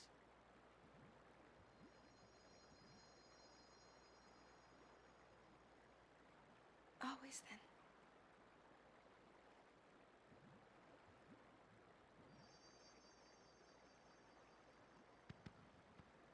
Maybe you should head back to camp first. Roger.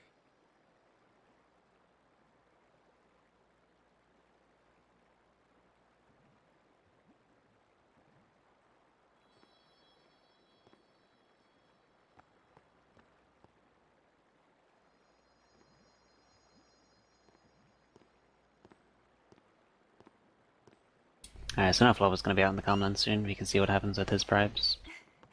Hopefully he gets the same luck that Toju had. Wait. I'll go with you. I'd like to thank you guys for the fun time today. And yeah, wish you best of luck with the end. Alright, sure. Thank Daddy. Good night, Thank you. man. Good night.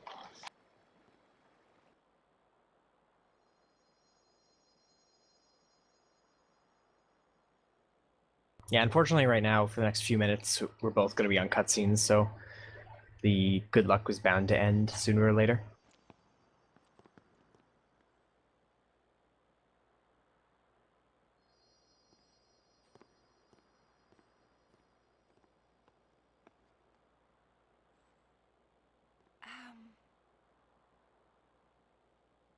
Sir Orin? Waka? Lulu? Kamari? Riku? Everyone, we leave at dawn. And... I'm sorry for putting you through all this. And, Enough. You need your rest. The cutscene that Flover actually just had is one of the more awkward cutscenes in my opinion, where they kind of dodge around saying Titus's name in a cutscene. Yeah, they say everyone's name and then say everyone. Yeah. It's pretty cringeworthy. Actually, the cutscene you're on too is pretty bad. The star player, the Anakin Daves. Yeah, true. Oh man. I think don't it's know. the way she says it.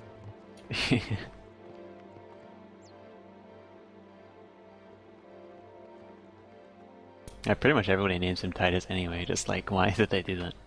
Yeah, it's an odd decision. I think it was to keep continuity with the old games, though. Yeah. Perhaps, yeah. I mean, you see it with other games where you have sort of like a nameless main character, but typically those are ones that are sort of personality-less, and you're meant to like identify with them games, yourself. But in this case, Titus clearly has a personality, so it's an odd decision. I don't know, I played this game as a child. I think I related quite well to Titus. I just mean the naming him part. Like, he kind of already has his own thing going on. You think that it would make more sense to just have a set name for him? Like, there was not a single reason to do it without that. Yeah. Many summoners. But alas, Square Enix could do whatever they wanted at this time. Yep. Well, they still can now. Yep. And do. Yep. I think for the most part, FF10 handled like Titus not being said like quite well. It's just 10-2, it got really bad. Like it's like Yeah. It's like, is it I you? saw Or a does it just sphere look like you? of you. What? Who's you? Come on, we It know does who you're look like talking him, about. but something seems off. And then there's you get him in the Blitzball team in the special secret bit, and it's like star player. It's not even Titus. It's like, oh, for fuck's sake. Like, I don't think anybody would have even cared if they said Titus in 10-2. Like, I'm sure No, he- they should have just said it. Especially since they said it in other spin-off games like Kingdom Hearts. They say his name. Yeah, yeah. Yeah, and the audio drama as well, they say Tidus. Yeah. I told you. I'm assuming they do in like Duodecima and shit. Unless that's what you just said. Although not Indeed. not to further confuse the pronunciation debate with his name, they've said it. They've put in his name in their games as both Tidus and Tidus to make it even worse. Yeah. Yeah, but they had to do that to appease the people who say it wrong. And who are which ones are the wrong ones? The Tidus. Oh, okay. Yeah, I think it's Tidus in Dissidia and then Tidus in Kingdom Hearts. I think And- if I recall, it was Tidus in Kingdom Hearts 1 and Tidus in Kingdom Hearts 2. Really? Just somebody can correct me in chat if I'm incorrect about that. That makes it even better. I know. Yeah, Squall being Leon and fucking Kingdom Hearts was confusing and kind of disgusting in my opinion. Yes. Oh, is that because they let you rename school? Nope. It's just because there are a bunch of somethings. No, there's like a story behind it. Of course there is. I actually have no Okay, idea. yeah. They What's confirmed it Tidus is. doing with that It's weapon? Tidus in Cage 2. Yeah, what have you done with Tidus' weapon? That was really dangerous. What? I've never equipped anything, I swear. Had the stunning steel on, I don't know when you did that. Wait, why'd you have a stunning steel? A stone Basilisk steel. What the? Did anyone That see reminds you me equip that I needed to change that as well. I have no idea when you put that on. It must have been in Nata's fight. You must have just went, okay, I'll waste We it. would have seen it on the immunity on the attacks. But I don't know when you did that. It's Genuinely very can't interesting. think. Yeah, that was actually a really dangerous encounter. Not having first strike it in any of these late game battles and getting an ambush. Wait, are you talking to me or Luke? Flopper. Oh, okay, I was gonna say, because I switched weapons on Sanctuary Keeper. Okay, so Flopper's going for the 2 bribes strat. He's going to be bribing 2 different flame. Oh, never mind. all the money. What a wimp. He's going all in.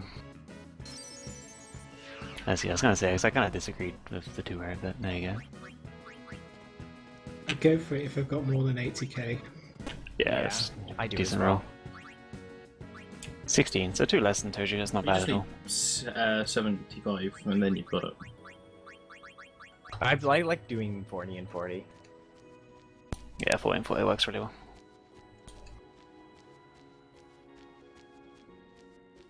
Yeah, 16 is also pretty lucky. You can get very, very unlucky here and get a really low amount. Oh, yeah. Even with a high amount of guilt, so nothing to complain about there. I seem to recall, I don't remember who it was, but somebody had over 100k gil and chucked it all and got like 12 or something.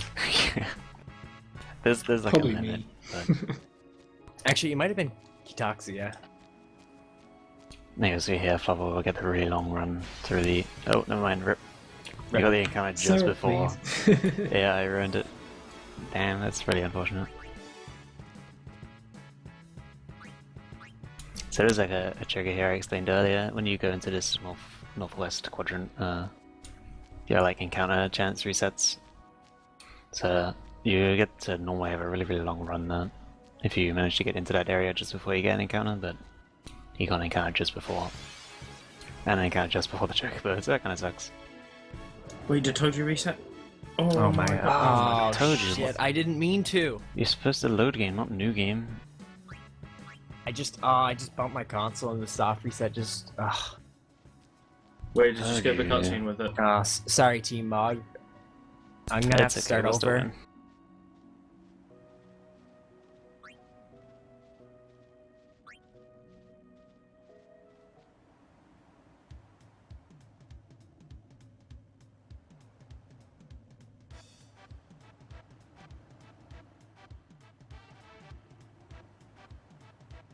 It's actually quite nice now. I'm having the audio being put to the bits I watched about an hour ago.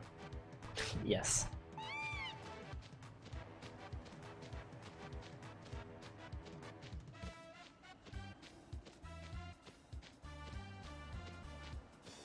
Oh, don't you dare.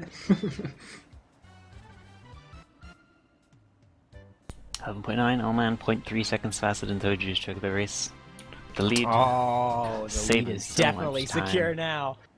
Rip Team Mug.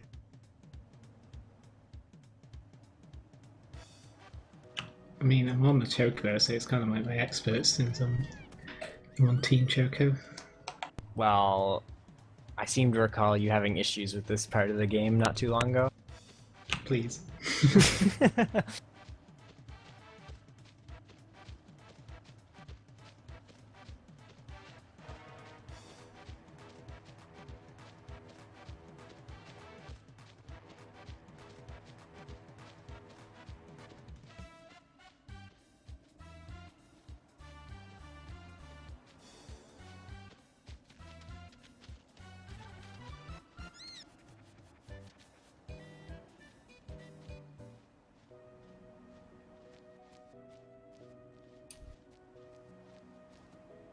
For the record, we weren't trying to act out anything then. That was supposed to be very obvious.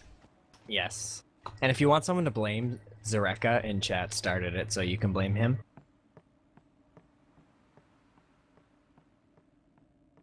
Can confirm.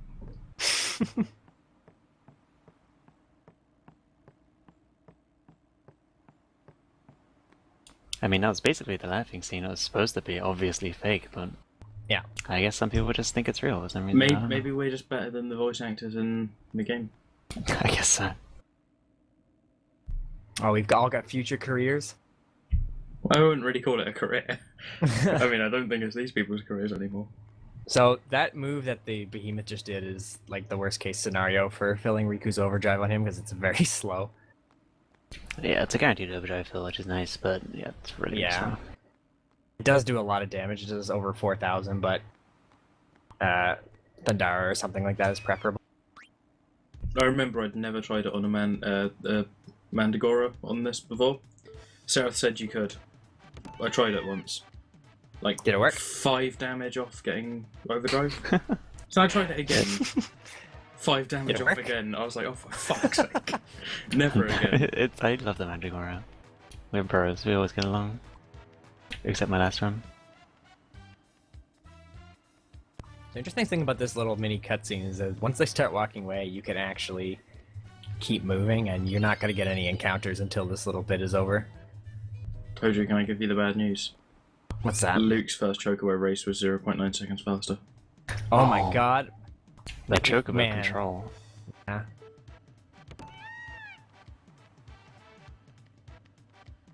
If Team Choco's victory wasn't secure, it certainly is now. Acting. I don't know what you're talking about. Although I do have an aspiring career as an actor, apparently. Oh, do you work in a restaurant too? No.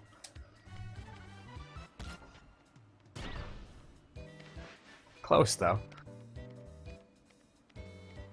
Male model? Yeah, male model. Oh, okay. Yeah. I begged them to let me have cam on stream, but they said no. That is disgraceful. I know. I asked nicely, too.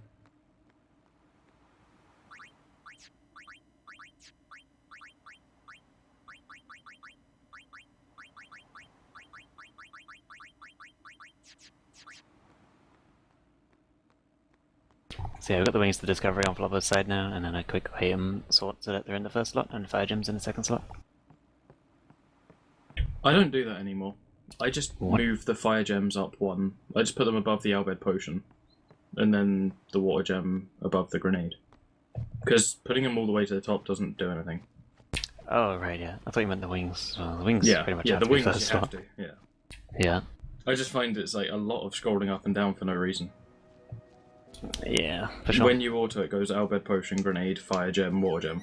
So it's like, well, I'll just swap those around. But hey, maybe I'm just ahead of the curve. Well, you don't sort for before Crawler either, do you? No, I think that's a disgusting idea. Wow. I'm sorry I very offended you. opinionated. I'm very opinionated. It's fine. No, you're not.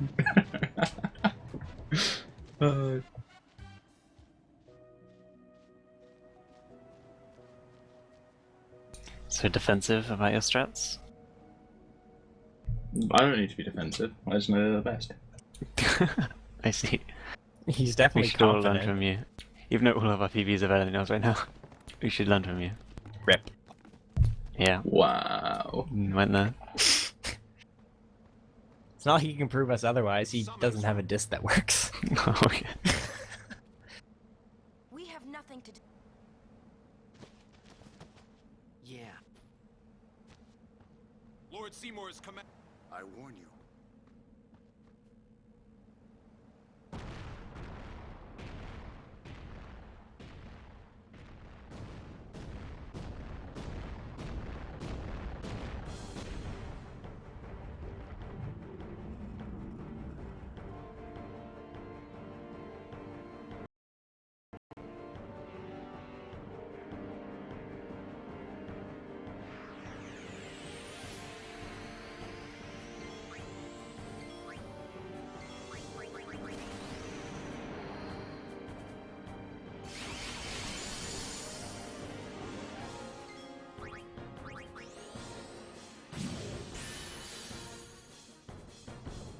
Okay, so Flopper got really lucky here. The Defender X attacked Riku, which is really nice.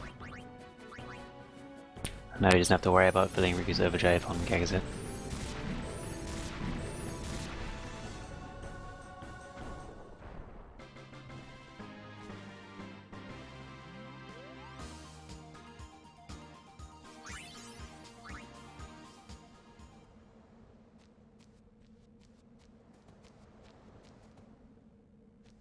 This is that way. Wow, you know you... Huh?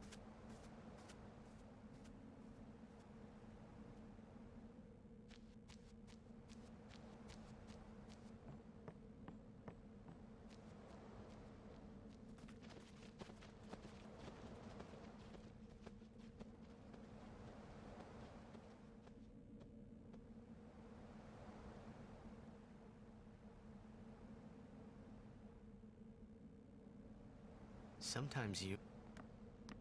I've...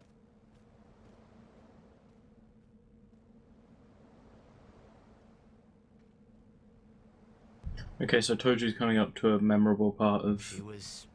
Zanarkand for everyone. The lovely fun trials. It's actually a little bit interesting. People do this in a couple of different ways. I know Flopper definitely does things differently the way I do. I'm not sure how Toju does this. I guess we're gonna find out. Are you gonna find out? Maybe I think- he has a complete different strat. I don't know. I really hope we find out, because this would be a huge time loss otherwise. As far as I know, Flopperworm and I do it the same way.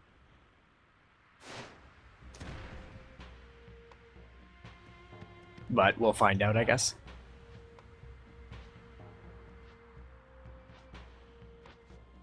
Summoner Yuna and Guardians, leave here at once.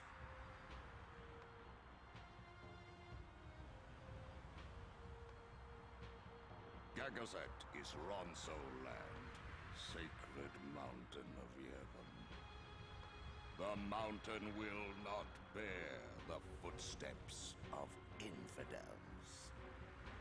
Enemy of Yevon is enemy of Ronso. Leave, traitors! I have cast aside Yevon. I follow the temple no more. Then you will die by those words. So be it. Yevon has warped the teachings and betrayed us all. Nothing but a bunch of low-down tricksters, eh? Yeah. Yeah. I don't know why, but those are two of the most memorable lines for me. Yeah. They're so relatable. It's just like you just. I know, it's almost as if they, like, are from our world. It's just the simplicity of it, you know? No, it's the complexity of it. The complexity. They're not just saying yeah. Yeah, They're saying yeah. yeah. Yeah. Yeah? Yeah. Yeah. Yeah. Yeah? Elder Kelk, let Biran rend them asunder. It's a shame Walker doesn't join in. Yeah, but he doesn't say it the right way. He's got an accent. We will not flee. Exactly, yes, the best part. Yeah, true. I mean, Wait. yeah. My bad. Still, you would fight sin. Lost to the Did temple, anyone chant Hornless? yet you That's all. continue your pilgrimage? No. No, but if you'd like to, Yeah, go feel for it. free. What do you fight I feel awkward. Well, you you brought it volunteered. up. Yeah. Yeah, as a matter of fact. Yeah, yeah. This is getting out of hand. Yeah. Yeah. Whoa, Toji goes for the bottom one first? Whoa. Whoa. What? This crazy name's levels. Ending pain. There is no way this can be faster. This I can do. Yeah, what are you doing, Toji? This is all wrong. What can I say? I'm a rebel. I know what it is. The syrup got stuck on his controller. Yeah.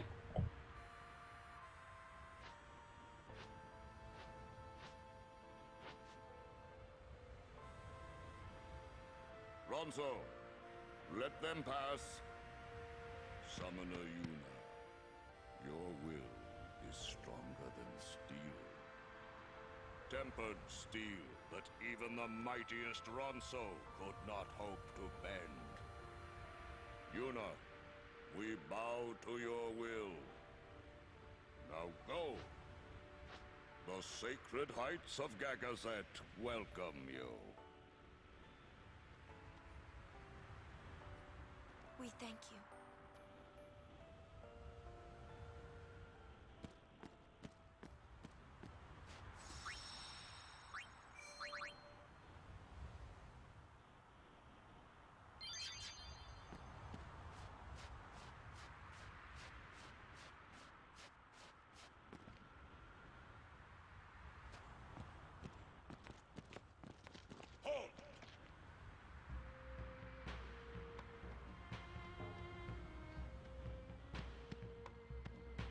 Alright, I think we're finally done with the puzzle now.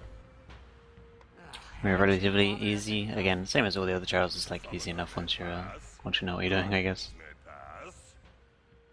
Kimari not pass. Kimari shame Ronso brothers. And you don't even need to remember, memorize this puzzle either. It's really easy just to bring up a map and copy it as you go. You have to stand Yeah. still for so long on each tile that you have plenty of time to look at where the next one is on the map. I'm not even gonna pretend to have this memorized. I just don't see any advantage to it. Yeah, I could probably do this off memory, but you don't need to. Plus, a lot of the puzzles are quite similar, so you might mix them up and really mess it up. Yeah. Like So- 3 out of 4 of them start exactly the same way.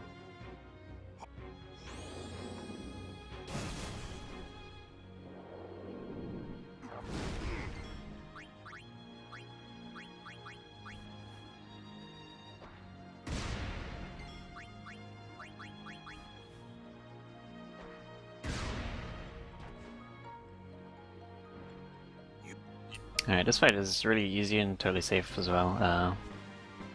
It's actually a pretty convenient fight, and again, it looks really close, but it's totally free. It's really important to defend Titus in the first turn before doing any other action, really. And then you either want to attack or throw a fire gem with Kimari for the damage. And every time you attack this boss with any amount of damage, he counterattacks with a cleave that hits the 3 circles in front of him. So this is going to hit everybody, but because Titus defended, he's going to take half damage and survive just about. And it's really convenient because this fight refills Riku's overdrive for the next fight, which if it didn't do that, then we'd have to go out of our way to come up with some other strat or something because there's no random encounters or anything between now and the next fight. So this totally works out really nicely. And it does look fantastic. Oh yeah. Yeah. That's why I like to use the fire gem with Kimari, because there's a certain swag to killing it with Titus attack. Not quite as swag as Lulu's Not segmented, quite. but it's quite good, yeah. Yeah, there's a segmented strat for this boss where you have Lulu in the party, and she can evade that cleave attack, which is a little bit faster than defending, and then she slaps the boss for 9,999 damage. It's looks incredible. It's so cool to watch, but it's like not RTA safe at all. It'd be really stupid to do that here.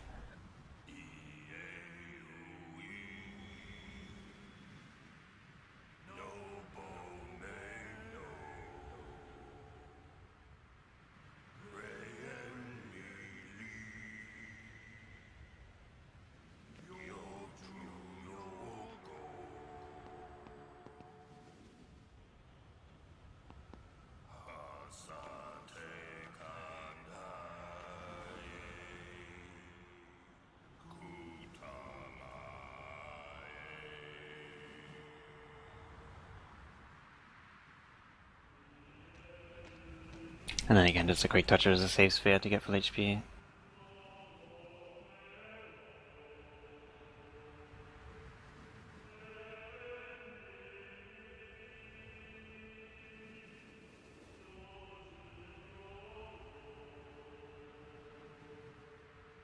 Another strange thing, even though we don't have audio on both, is the same song is playing on both streams right now.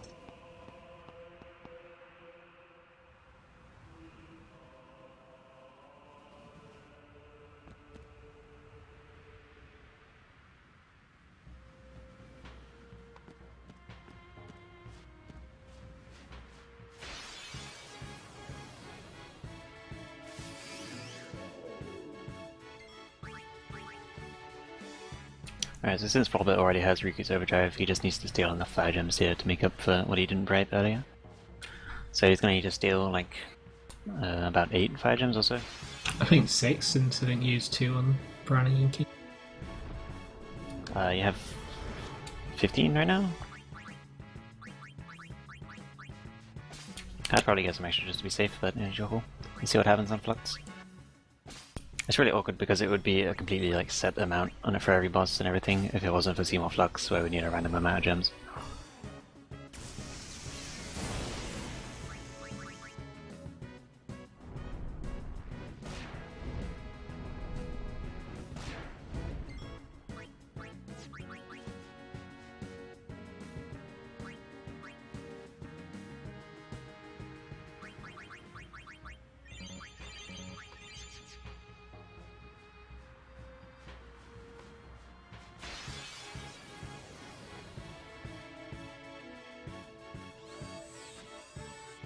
What should I do?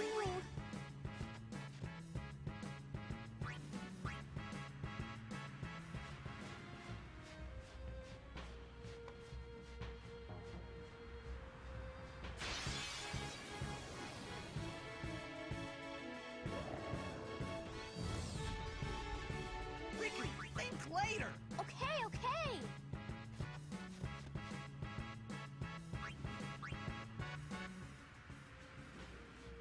So we got fire gems instead of lightning or water or ice gems because they're just everywhere. Like for example in this fight here, you steal a bomb or the grenades, you get 2 fire gems for a normal steal and 3 for a res steal. And you can steal lightning gems from the imp, but you only get 1 for that steal, so like there's no reason to do the lightning gem there. Ice gems are very, very rare. There's only 1 enemy that you could potentially steal an ice gem from, and it's a res steal. Yeah, that's pretty much out of the question. Water gems, you can get some water gems from Metal Spikes in the Gagazet Caves, but when you are stealing those, you are swimming in the water, so it's a really slow animation, so it's not really a good idea to steal from this.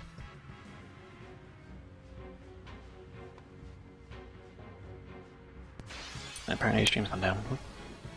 Oh, did I drop frames or something? No, wait, I don't know what's going on. I don't think it's down. I don't think so either. Oh, okay. It's starting to skip frames for me, but Yeah, I didn't see anything, so I don't know.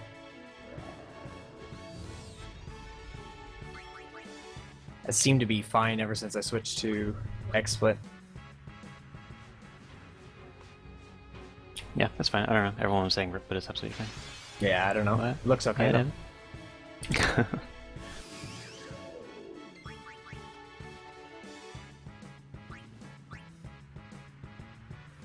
It was a fade out or something. I'm not sure.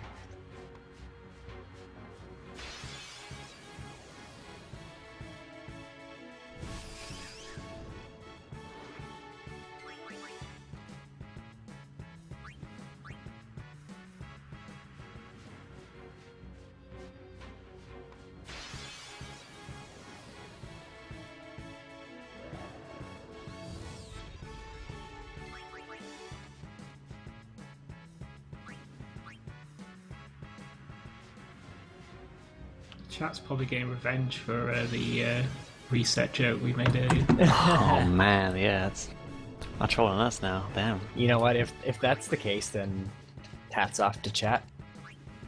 Yeah, That's a pretty good troll. I'm not gonna lie. And the amount of coordination that it would take is pretty impressive.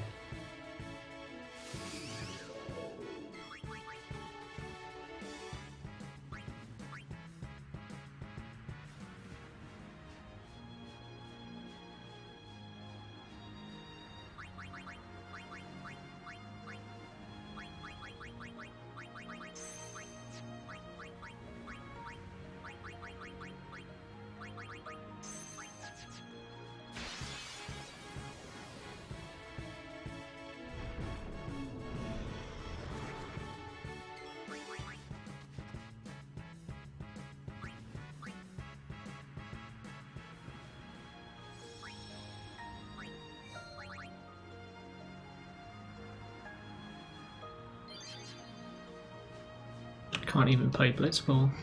Interesting. Really? You've got a job to do.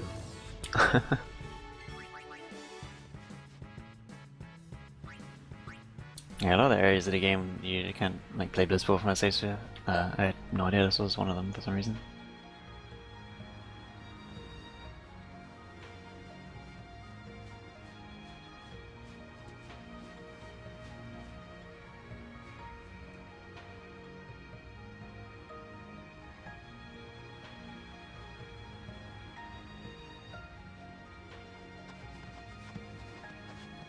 Zanarkand.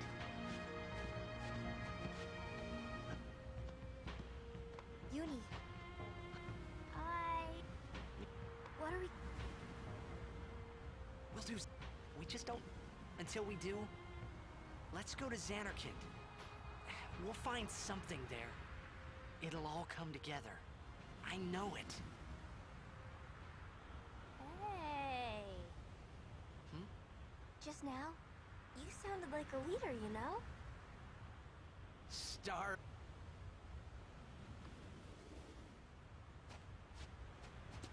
Huh?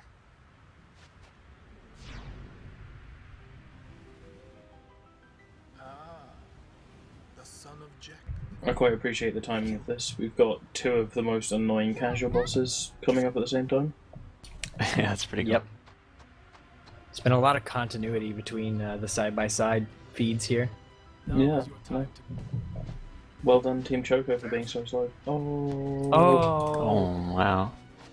Damn. We sped up. This wouldn't have happened if I didn't speed up. Apart from the Wendigo fight. Ignore that. Oh, no, yeah. no, that Let's was just ignore that. calculated. Allow me to say... I just had the bad start to make it seem like you were going to save time.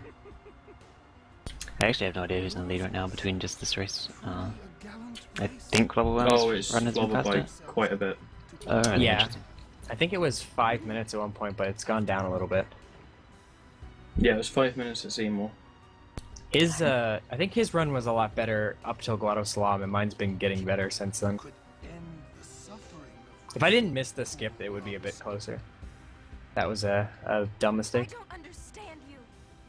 Yeah, I was on PB pace until Thunder Plains, and they just went downhill from there. Yeah. Spira is a land of suffering and sorrow. It's on pace. We're on pace to be less than 5 minutes apart, though. To destroy, to heal, Spira. I will become... We'll have to see after this split. Yes. As long as neither of you guys have 30, I'll be happy. This has no chance at sub 30. I don't think this will be either, because of that Wendigo fight. It probably would have been without, if I didn't mess up. Your father will be freed again. Well played. Now, what do you know?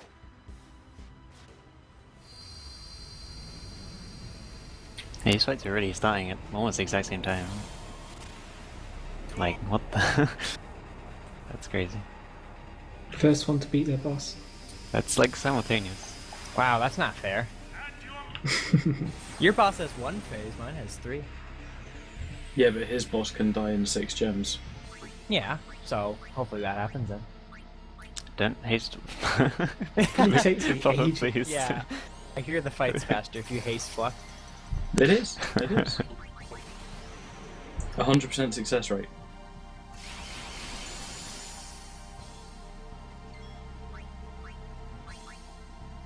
Alright, we didn't get another 1 in 256 chance of not having zombie inflicted by Hellbiter there.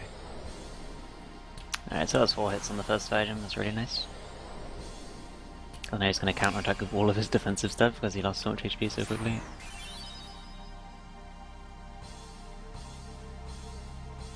Now he needs 3 more hits to get the 2 gem flux.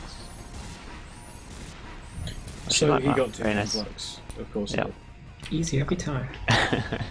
Wow. Very, very nice. Very lucky. As per usual, Flobber luck 4. Don't worry, Toji, you got 2 gems off before he did. Took me like 5 years to get haste on Kimari. It's the worst camera ever. My second gem was epic though. I could have had 2 fire gems if, you know, any hit, and on the second one any of them hit him. But as you said a second ago, even Hellbiter attack inflicts zombie on everybody, but on a 156 chance, the zombie will miss. And it won't be inflicted on... And then that character will die to Megadeth. Megadeth just inflicts death on anybody that's not a zombie. So technically you have a very, very, very, very small chance to die here if zombie misses all 3 characters. So I think you might want to split Flux and Universal. Oh wow, that would be. Sins. Thank you. Sorry, that was terrible and bad. Sin is my old man. It's awkward What's because the I'm K-Rob with the 16? commentary and the noble tech stuff. I don't know how or why he did it. Wow, Flobber Room 4 will give anyone a shout out if they ask? Only K-Rob 16. And when I did, Oh, okay. The best FF9 streamer this side of the... my old Oh man god. was This is the same scenario as the other day. Sorry. Another Titus zombie strike weapon. What's wrong with that? I don't have an extra return sphere to put first strike on it. Doesn't need first. Oh yeah, I guess. Oh yeah. Just to be safe. I'm just gonna learn zombie attack this time. I don't care. I know. I think my old man. Yeah. This scenario ruined my run the other day. Getting a little why? We'll learn when.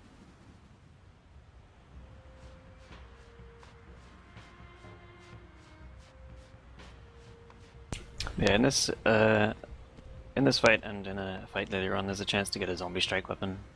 Like a 50-50 chance of whether it's just a weapon or an armor. Ideally it's a zombie strike weapon for like specific characters, like ideally not Lulu because her attack is really slow. But we Well, need... yeah, it's debatable. swaggy. It's swaggy though. But yeah, we need a zombie for you, Evan. We need a zombie strike weapon from one of 2 bosses. And if we don't get one, then we have to learn a zombie attack ability, which is quite slow.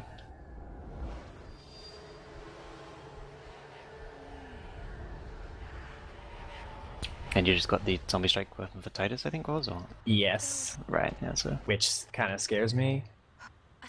Someone is. So that's normally useful. If you have enough return spheres, you can give that first strike and just use that, and it's absolutely fine. But if you don't have enough return spheres, then you have to switch to that weapon in the fight at some point.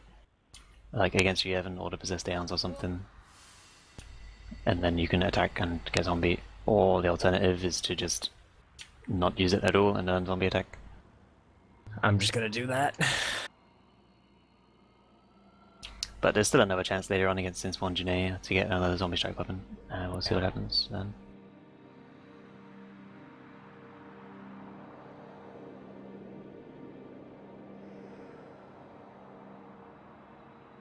Most ideally he gets a zombie strike weapon with Yuna, but that's like a really low chance.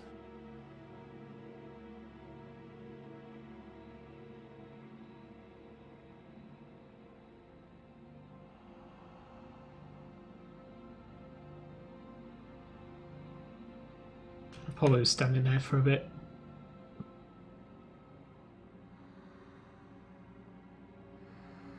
Yeah, it's really easy to do. Cutscenes get boring, you don't watch, and then all of a sudden you're standing there.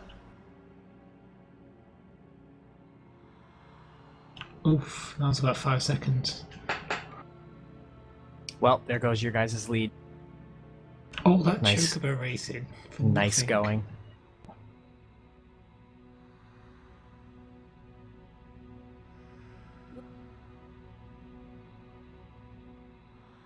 Remember, but that what I've known about you. Alright, let me go AFK for a little bit. Hopefully the stream doesn't implode. Yeah, and then, yeah. I'm back in just a sec. Okay, cool. Stream implodes. Bam. So anybody got any secret stories about Seraph? Yeah, this one time in Bandcamp. Oh my god. Wait. There's something just delightful about a character named Palki talking to his dad, and it looks like that. I disagree. There's Why? something strange about it. Yeah, I don't. In what way? I'm not used to seeing my name so often. It actually is throwing me off quite a bit. Also, I've been Nick Flashed in Twitch chat like 24/7. So Yeah. bad. No, a Xanar. The dreams of the. They summoned all. Wow, Twitch chat with the trolls right now.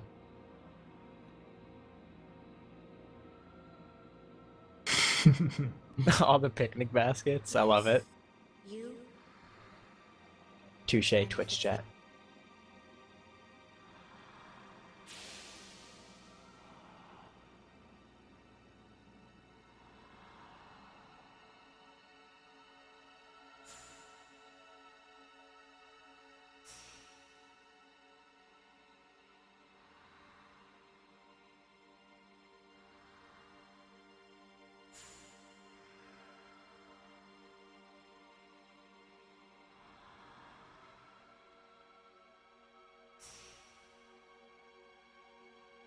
So what? So, Seraph mentioned earlier that he found Besaid the most boring part of the run. I find where Tojo is right now the most boring part of the run. Because Yeah. it's just 20 minutes of solid cutscenes, and it's not even any breaks. You have to mash through them, all of them. And it's like 10 hours into the run, and you just want to finish at that point. Yeah, it's definitely a stamina thing, and it's pretty exhausting at this point because that's the last thing you want to be doing at this point in the run. Yeah, exactly. I'd say Luca is my least favorite, but this is probably the most boring. Yeah, and I find God of Salam really boring as well. I do, but Guado Salam has a break that's long enough that you can actually step away for a few minutes, so it's not as bad. I've been finding the entire first 5 hours quite boring. Maybe that's Wow, just me. that's pretty bad when it's half the game. Yeah, the other half isn't much better. Oh well, there you go. No, I love the game. It's just after a while you do kind of get a bit tired of just cutscene. Yeah, I mean, a run this long, it's inevitable to feel the burnout.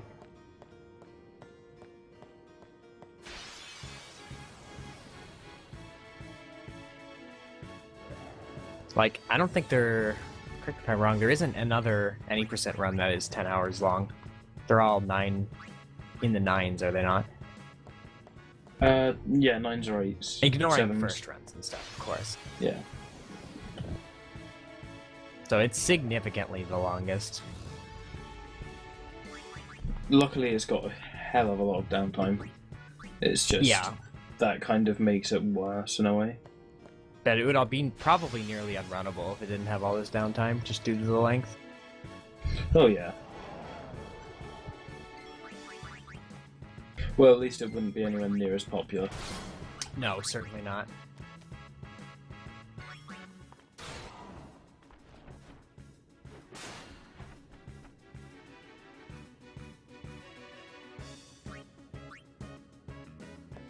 So yeah, Gagazet Cave is very similar to Zanarkand, as in you get the same encounters roughly, they all do the same damage rolls. So Behemoths are very good for overdrive on Riku. Yeah, like we were mentioning earlier, because these final fights are all, pretty... Well, there's some intricate ones coming up, but at this point in the game that Glover's in, the fights are pretty simple, in that we're just abusing fire gems and stuff, so a lot of the time it does come down to encounters, whether or not a split is good or not, and Gagazet is probably one of the worst for encounter variants, because it's just so high.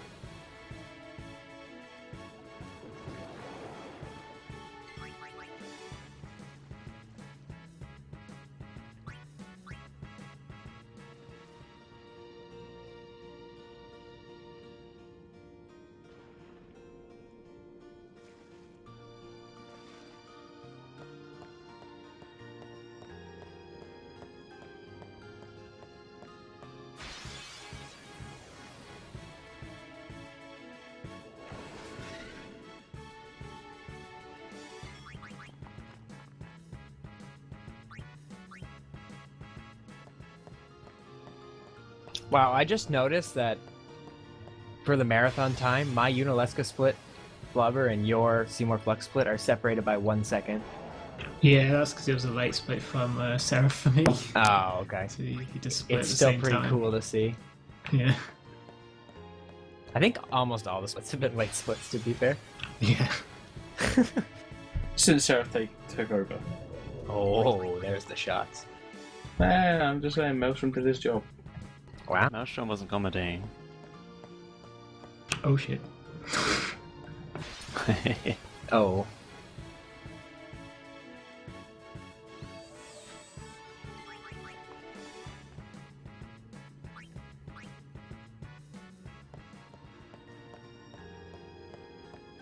Oh, that was a nice long run to the swimming pool.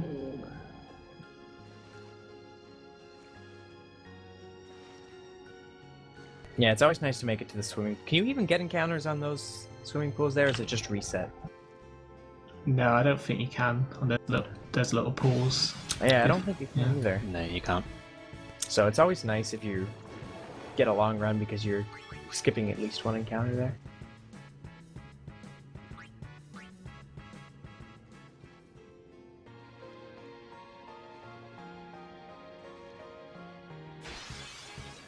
You also can't get encounters on foot with just these three, like between the Waka minigame.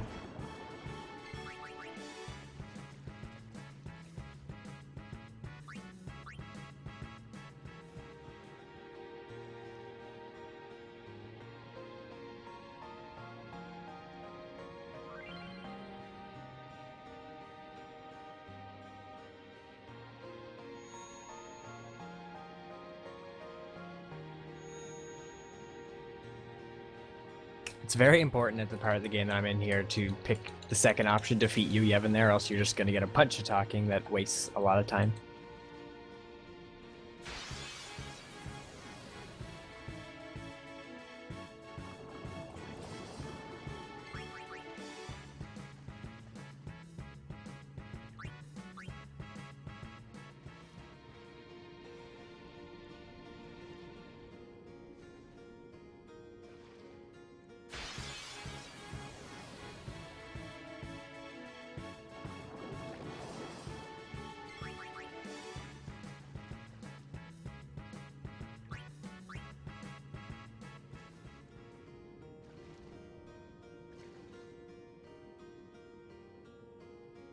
Have you done the Entrust menu?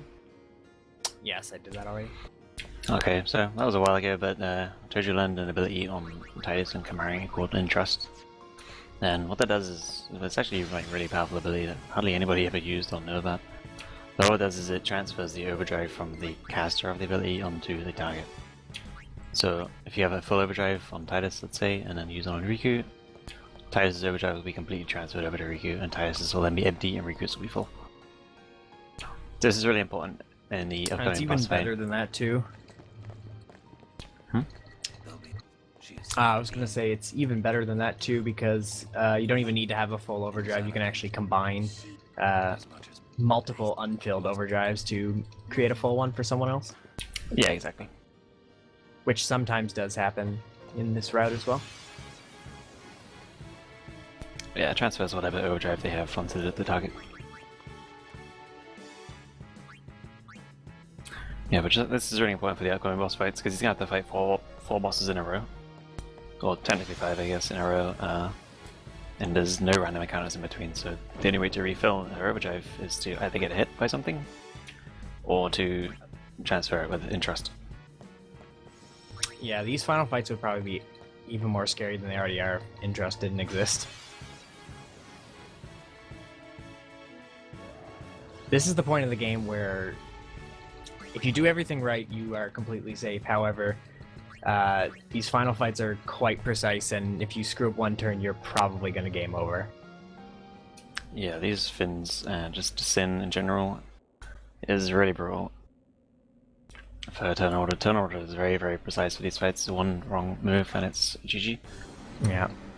Pretty much all the rest of the boss fights, as a matter of fact. Yeah, pretty much.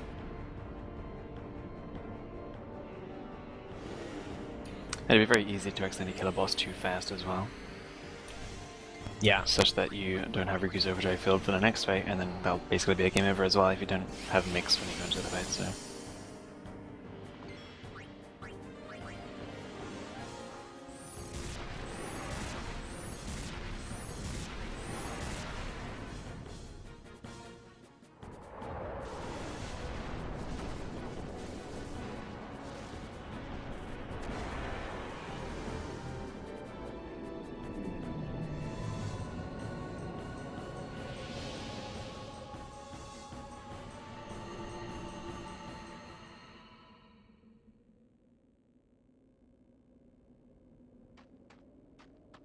Hey! No need. I know! Soon means that there's not much time left. Riku. Fine. I'll think on the way.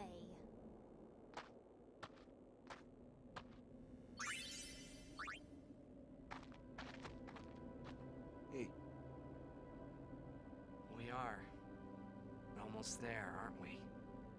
We've come... What's so funny? You remind me of myself. Before, when we arrive, he will fight. I thought my mind, but when I stood... Legendary god... So it's kind of interesting that the kind of first half of this game is very, very careful AP management and... A boy about your age, actually. like a sphere management. And then this latter half is more overdrive management and making sure everybody has their overdrives ready. That is my story.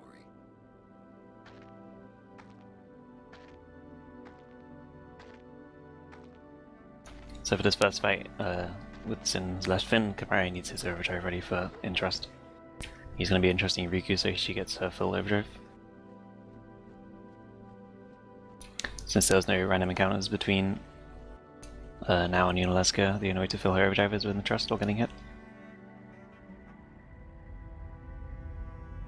A city dead for 1,000 years.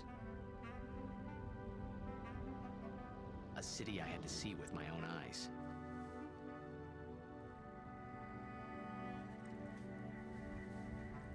The end of Yuna's journey.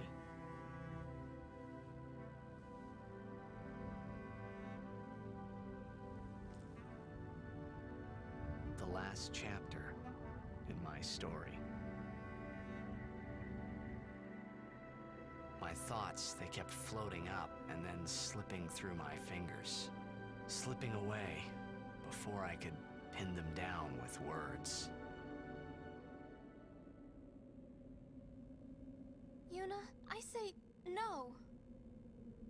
go down there, then you'll...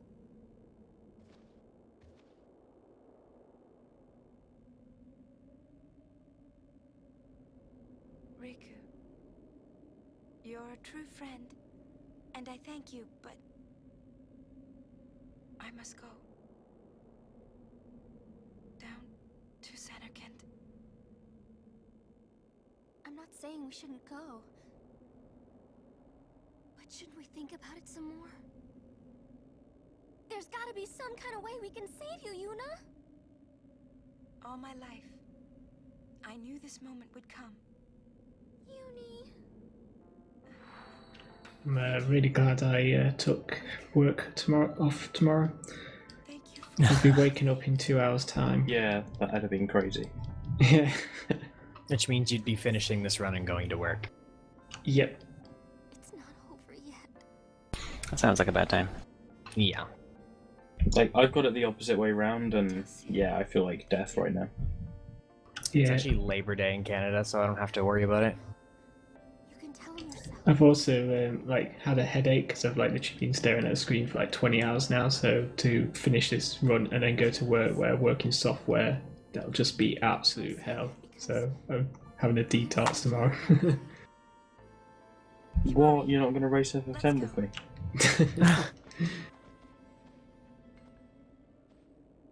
I was kind of hoping we'd all race Nemesis after this one. What the hell? Little Nemesis celebration. That's boy.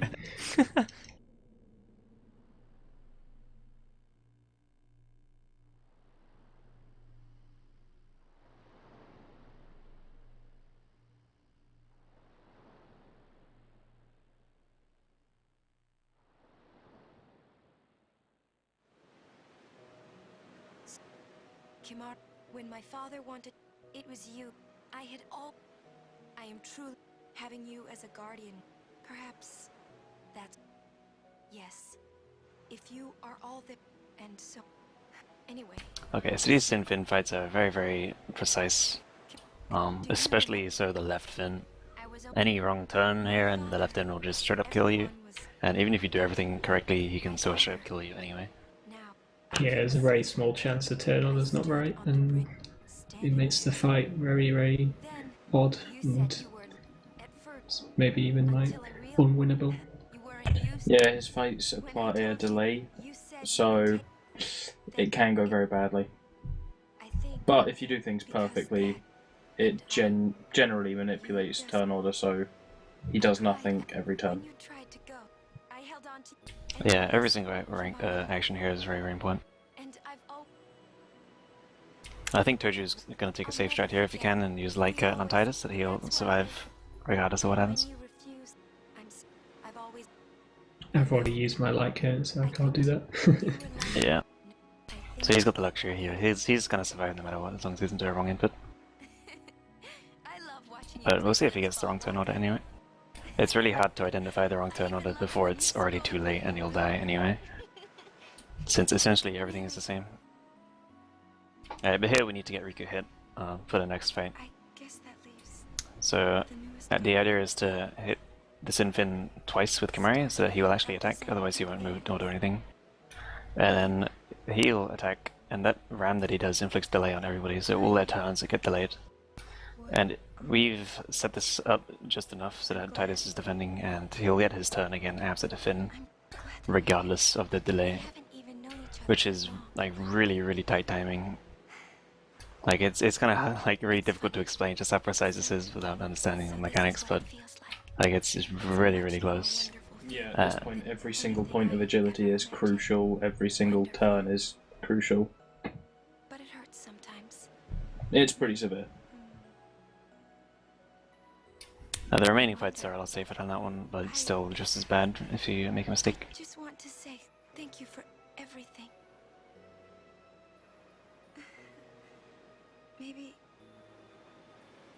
Maybe that's why it hurts. When I... But again, on this fight, we need to attack it a few times with Lancet before before it'll actually attack us at all. The first turn will be moving in with Tidus, and then Riku's got an overdrive already from the last fight, so she can mix straight away.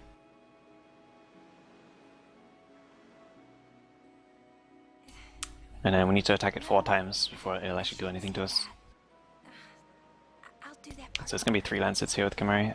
The reason we use Lancet is, well, in this case, I guess, obviously because it's long range. But it's also a rank 2 action as opposed to rank 1. So that means we can do basically more Lancets as opposed to attacks.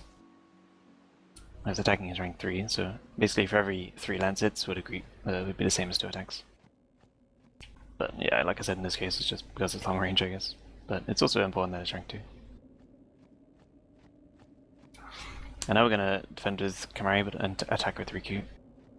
We could defend with Riku here or change weapon and then attack with Kimari again, it doesn't really matter. But the reason we attack with Riku is because she's in critical HP, it will take it forever for her to stand up. But if you attack, then it's kind of skips standing up because she's running somewhere.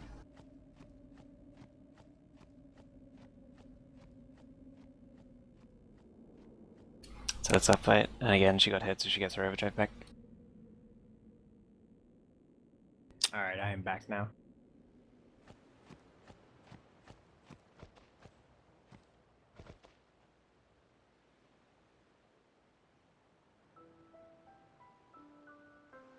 Oh no, a reset. Ugh. Oh, why'd you reset for? What the?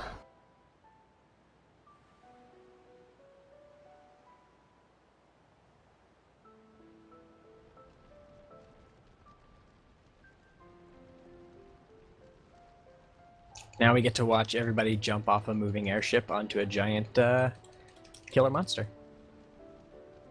Every blitzer knows when you got the ball, you gotta score. Well, at least that was more Hey, star convincing than players your reset first. joke.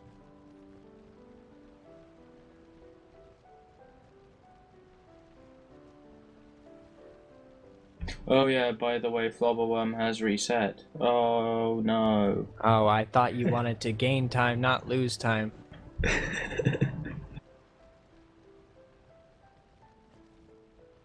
Okay, I think that worked. Yeah, I think they bought it.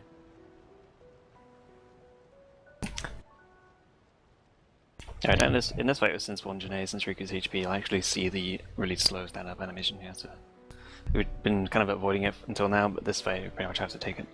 So you'll kind of see what I mean when she slowly stands up to do the mix. And this is what she does. This fight can go quite bad. Kimari is memory to lance it, and Yes. I've seen so many people lance it. Or use a water gem. Which is also very bad. Yeah. Because you probably only have 2. Nope, it heals him. Oh, well, even better.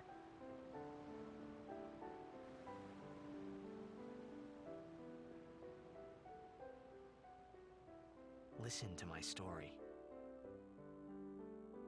This may be our last chance.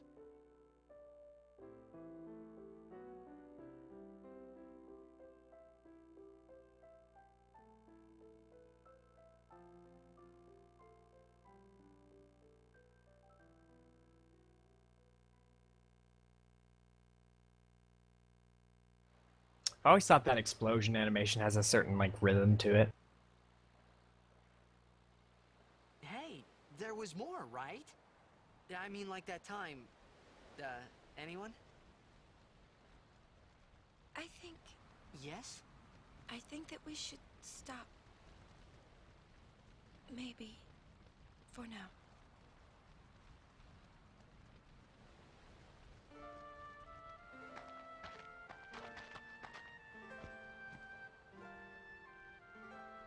So there's still one more fight before we're able to get random encounters again and feel Riku's overdrive the old-fashioned way. Which is like the Sin overdrive is actually the easiest of all the Sin fights, despite supposed to be the hardest one. Yeah, I don't think there's a single way it can go bad, speedrun-wise. Yeah, not really, unless you went into the fight without any overdrives or something, I don't know. You'd have to not have mix ready to have that fight go wrong. Yeah.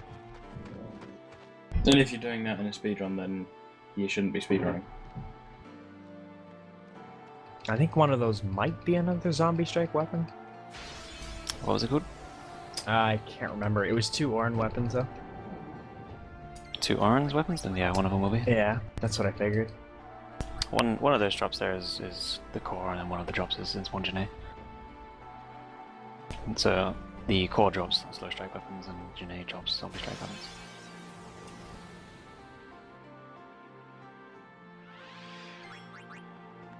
So an Oran weapon's actually pretty nice. You can give that first strike before Yeah. BFA. That's an ideal one in this scenario. Oran's gonna get his time to shine again. He hasn't done anything since Big and Yes! like 5 hours ago. We've been shitting on Orin all this time, and now he gets his chance to redeem himself. He was meat shielding in Via Profido. Almost. Yeah, that's true.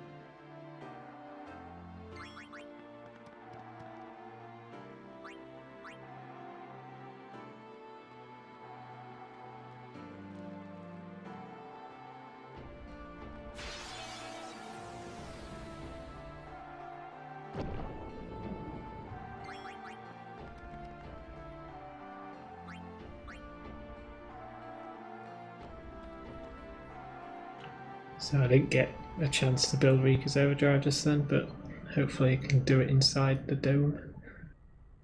Yeah, inside the dome there's only really one encounter that's decent for overdrive filling, which is the Defender Y, I think it's called, Defender Z. Defender Z, I think. I always thought the kicking robots could do it quite easily. Can they? I'm not sure. No, I've seen bad damage rolls and not fill it. Yeah. I think it's like, it can fill it, but there might be a chance that it doesn't. I'm not sure about that one. I never tried or seen it. Try. If it might benefit, it is the highest. Use my life. Oh. She said Lady Yokun, didn't she? Wait, she guarded High Summoner Yokun? This dome is filled with fireflies. It's like one gigantic sphere. People's thoughts remain here forever.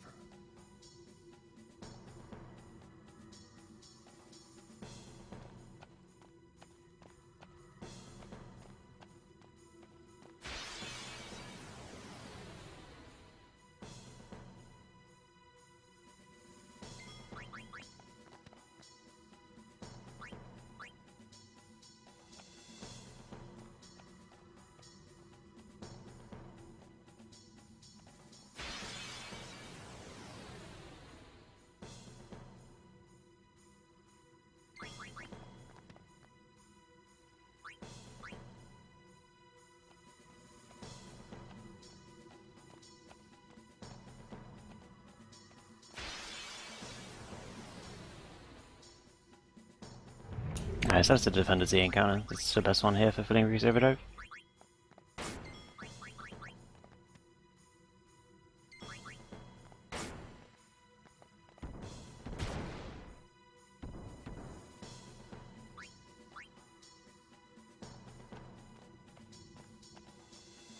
Also the encounter.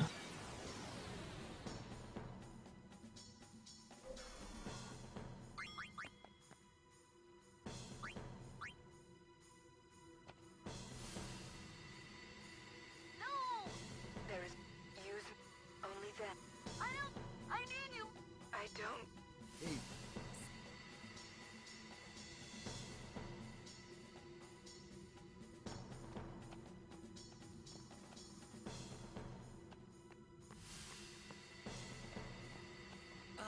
Hey, you don't have...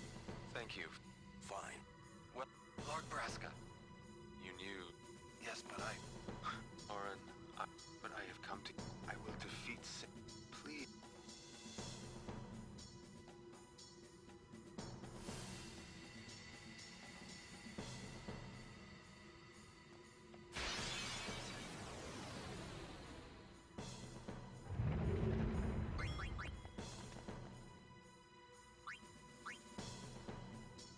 Okay, so one more Sin fight for Toji here. This one is very, very simple. It's just entrusting Riku with Titus to transfer the Overdrive across, and then mixing into fire gems. Takes the 3 fire gems to kill Sin Overdrive. He's got 120,000 HP, I believe. Yep. Probably here too. I was expecting. You can ask for. But on the bright side, no RNG. So yeah.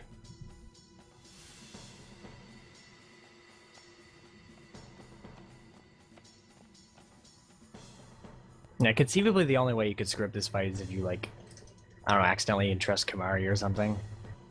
Well, then Kamari could entrust Riku.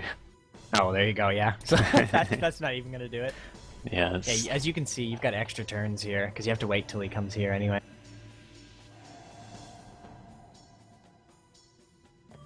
Yeah, the only way this can really go wrong is if you don't have entrust on Titus, or if Yeah. you don't have enough Overdrive on Titus and Kamari together, which is pretty rare.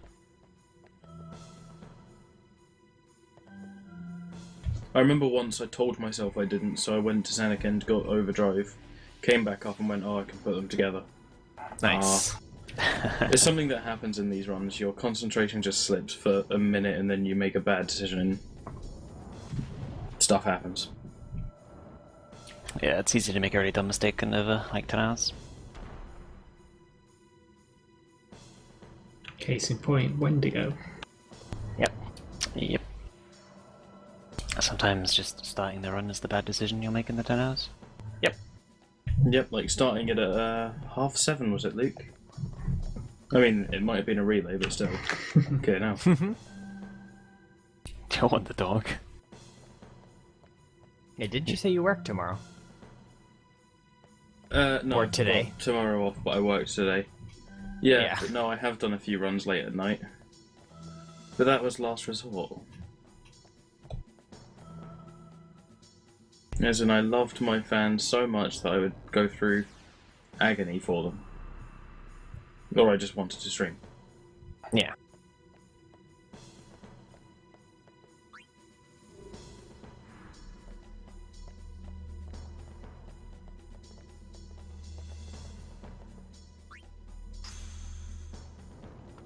Okay, so Tojo is officially in Sin now, and this first screen, well, this second screen, is called the Sea of Sorrow, and it's a nightmare.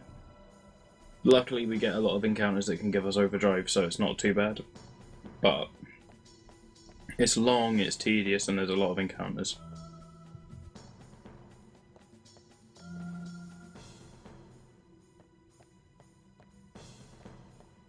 Yeah, so the only objective here is just to fill Riku's overdrive. There's plenty of enemies to do it.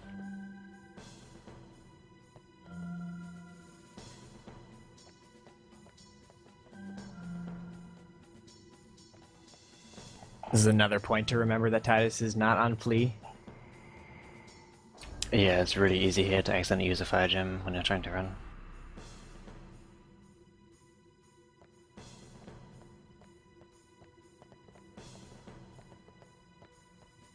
Which is especially bad if you have the exact number that you need. Yes. Thankfully there is a backup strat for Omnisimo where we can use Lulu's Fury if you don't have any War Gems or Lightning Gems. Or if you're just low on gems in general, I guess. Where we can use Tyria Planet 9 with Luluant and then do Fury. Like Thunder Fury or something to hit like 8 times.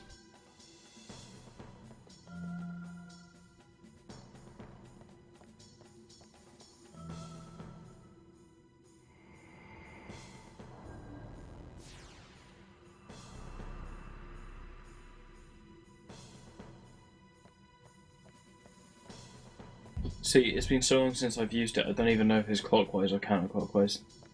I'm not sure it matters.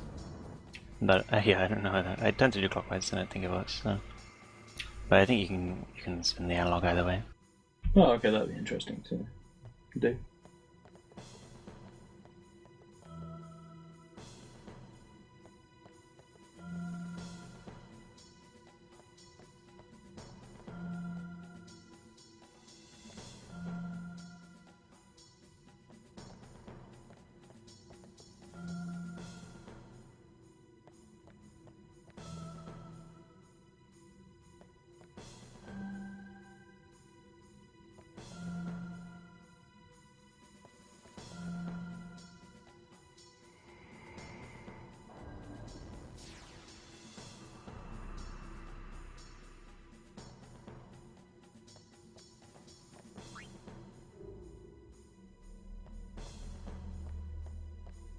This King Behemoth's pretty nice. It's a really safe enemy. Basically the same as the previous Behemoths, where you can do heave and Thundaga and everything.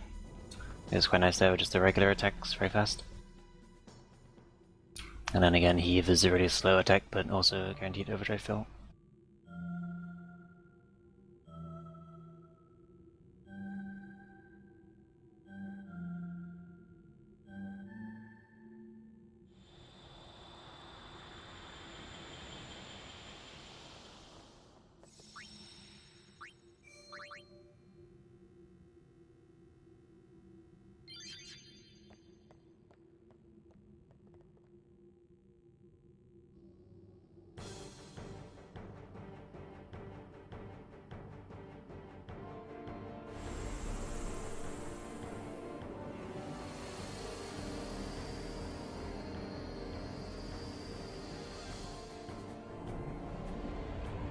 So Flobber's fight we saw earlier, Tidus is just going to defend to survive the counterattack. And then a fire jump from Komari. A really nice fight that refills Riku's overdrive just after you use it.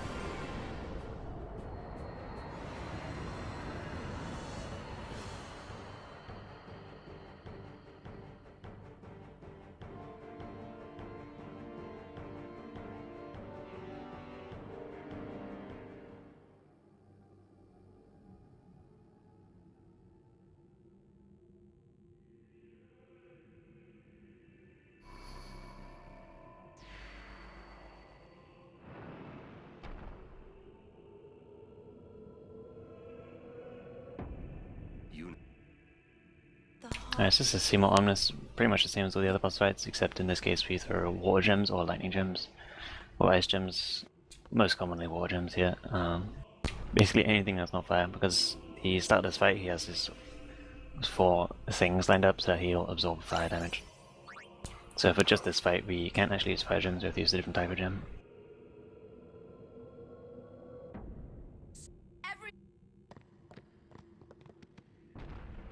But all the gems hit 5 times, so it doesn't really matter.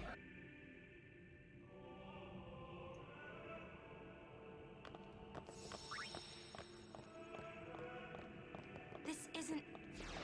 That it is Lord what you see, Lord God. You mean... Lady Yunalesca, the Summoner and the final Aeon will join powers.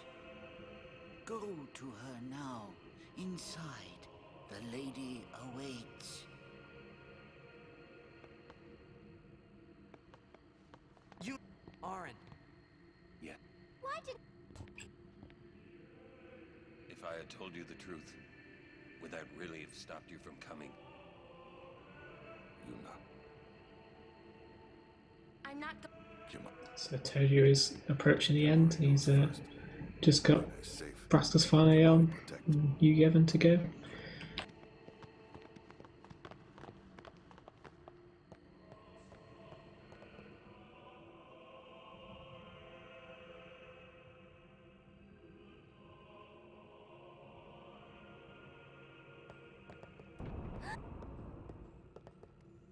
Lady...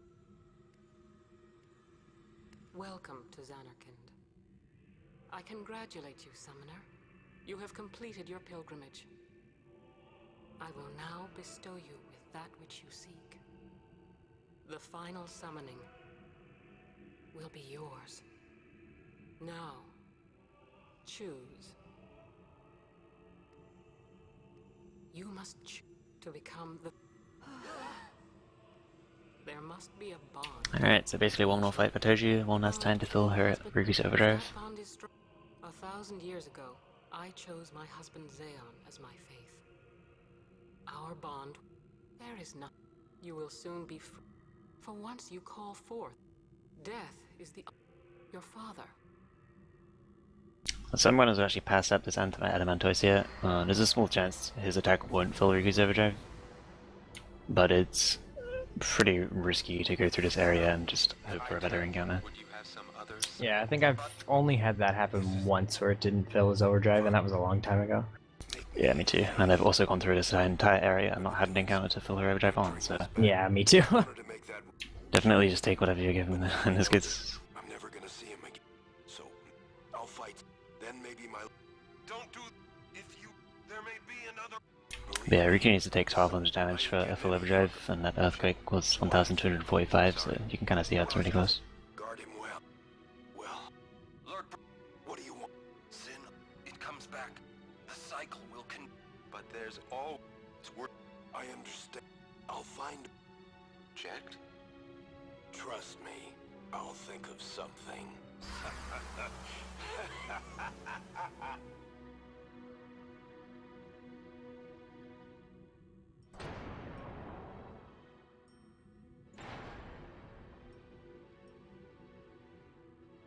Yeah, speaking of the devil, the only encounters I got were the Adamantoise ones.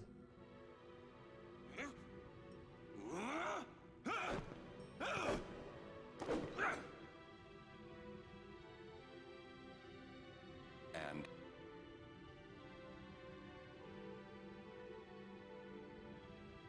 we'll break it. So this upcoming part is every Final Fantasy X runner's favorite minigame. Comes right at the end, and if it goes poorly, I'm sure you'll see why we all love it so much. I think even if it goes well, you'll see why it's loved, as you say. Yeah, it's very unfortunate from a speedrunning perspective that something like this is at the very end of the game, but so it is. So what would an adult do then? They know they can just throw away a Yeah, I guess I'll talk so you can concentrate. The idea is you need to pick up these 10 of these items that are spawned randomly around the area. Whilst the camera angle constantly rotates, and you can't really see where you're going. And random crystals will be spawning out around the area as well. If you run into one, you get a random battle. Or also a random battle. It's kind of a skill based, but also like luck based on the egg spawning. Well, we call them eggs, but it's the items you have to pick up. And you can do this stutter stepping kind of technique here to have more reaction time on a crystal. Because as you're running down towards the camera, you really can't see where you're going at all. You just have to hope you don't run into a crystal. Yeah, that was unfortunate. Right, what happened there? If you actually leave the menu open from picking up a crystal, you won't get that encounter, but unfortunately I didn't notice in time. Yeah, exactly. If you leave the item collect screen up, then yeah, you won't get the encounter. What I do with no... Kind of a shame. It's really difficult to do this area without getting a single encounter.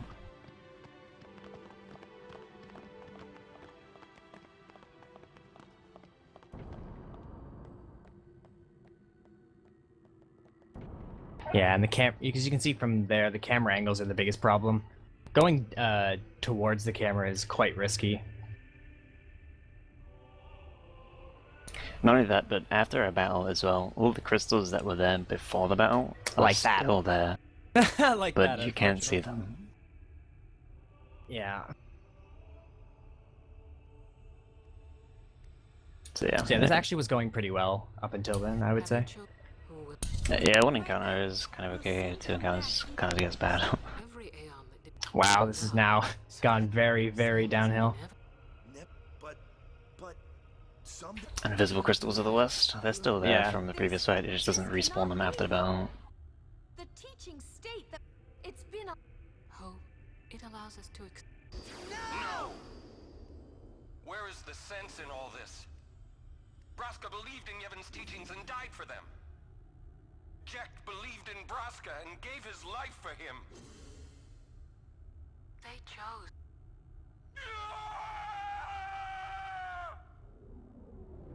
So yeah, that was pretty bad, unfortunately.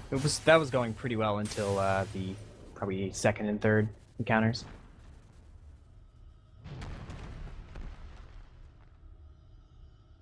Yeah, unfortunately you have to get all of these items and we only actually need one of them. And we don't even really need it either. We could, like, it's the attributes here we get, so we can get 4 extra agility on Kamari, and we could get 4 agility in, like, numerous other ways. We have so many levels at this point. It's just quickest to use this sphere. But you have to pick up all 10 of the items regardless. Who will be your faith? Who will be the one to renew Spira's hope? And they're pretty useless items as well. And you can't, like, leave that area once you get in the area as well. So it gives you all this, like, junk before the final boss. And you can't leave with it. Like, it gives you a stone strike weapon before the final boss. Like, what are you gonna use that for? It's only good for killing yourself and you Evan or something. They literally give you a weapon to kill yourself with. Is a false tradition that should be thrown away. Oh yeah, that's true, yeah, we used the White Magic Sphere too, to get haste on Kamari. Hey, I forgot about that. So this menu we're giving first strike to Yuna and Oran. It's important to hear as well he's using the zombie strike weapon he got earlier, and I don't think he equipped it, or he equipped it and then customized it. I think I did. Hopefully you equipped it. This fight has a forced party, you have to use Titus, Yuna and Oran at the start. I almost thought I equipped it, did I not? I went into the equip menu to equip it. I don't know, I customized and then equipped. I guess you equipped and customized it. I think you have it. It's good. Oh, I had to check. I had to check if it was actually zombie strike. I think you could. Well, hopefully I did, because if not, this is RIP.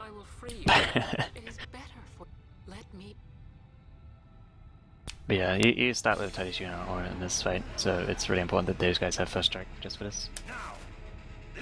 Okay, Nitrodon says he saw it, so we should be good.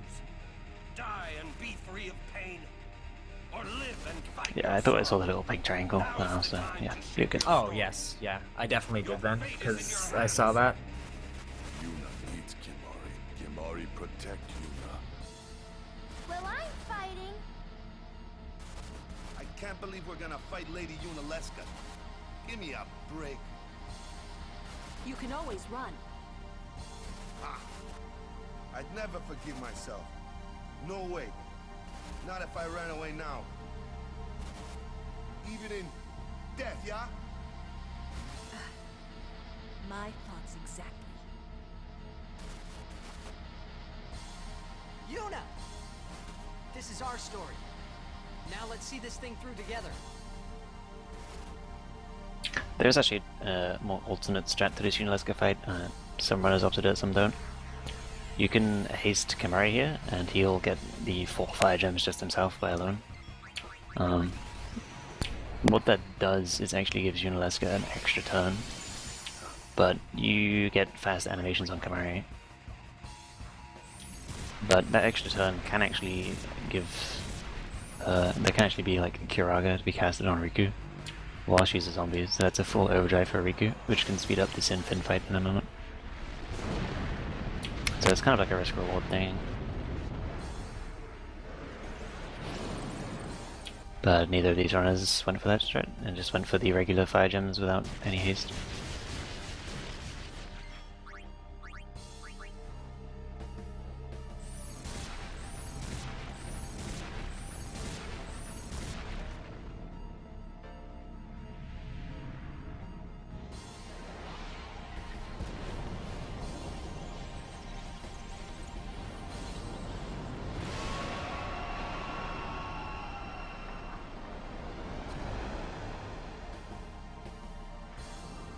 Braska's final Aeon coming up for Tojo in just a sec is a very, very delicate fight. Any one wrong turn is like basically instant game over. Just got Riku's dying on Megadeth because zombie didn't hit her. 156 chance. That's 2, 1, and 256 chances that have occurred in this FF10 race. It's insane. That really, is really actually. I did mention this earlier, but I didn't think it was going to happen. Glad it was Riku because Kimahri and Tyler are still needed for the final phase.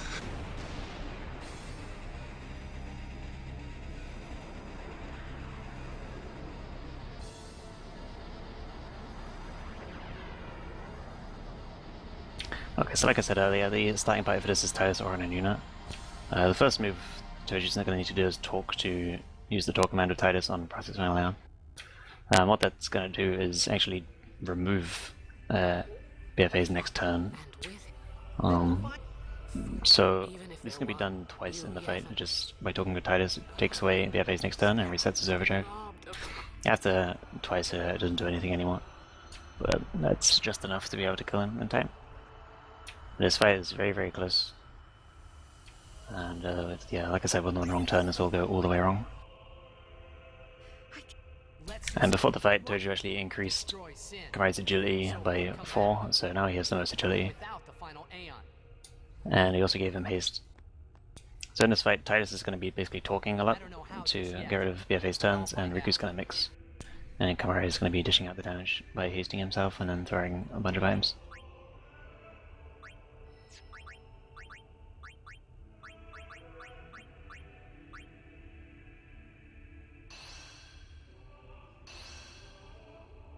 Nice switch to Lulu. Yep. Bit of limelight there. I don't think she gets enough spotlight in this game. Yeah, exactly. Alright, so now that Cheerio's up, BFA's turn was cancelled right after this Kimahri turn because of Titus's talk. And we throw a grenade here because we need to deal enough damage along with the fire gem anyway, and it disables both of the pagodas. And another grenade. This could also be a Lancet, it doesn't really matter. Just needs to be a rank 2 action and deal enough damage. The reason being he has 60,000 HP, so if we were to throw a fire gem straight away, he would be left with 6 HP.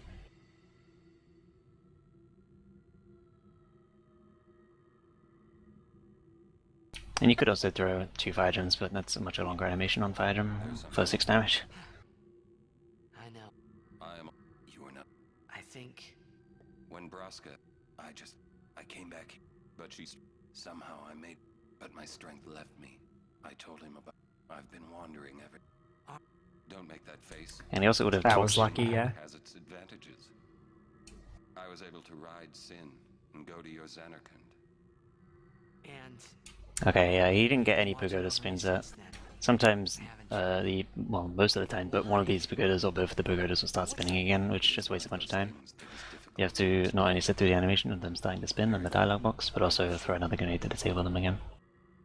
But he was lucky enough to get not any pagodas.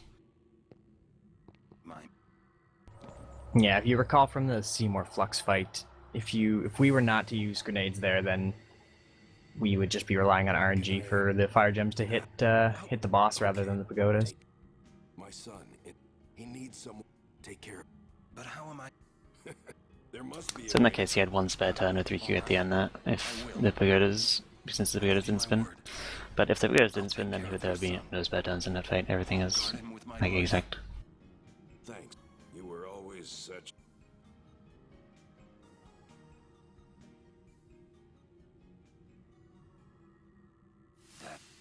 Yeah, that's the scariest boss, or scariest part of the end, so now it's a little bit anticlimactic, I suppose. So now we just have to go through killing all the Aeons, and then finally Yevon himself. Yeah, the rest of the fights are all pretty simple, but there's still strategy involved in getting this as fast as possible, but like the setup is done for it now. That should be pretty smooth sailing. Yeah, it's really about the stuff leading up to this part to make sure that you can do this part as easily as you really can. That's more important.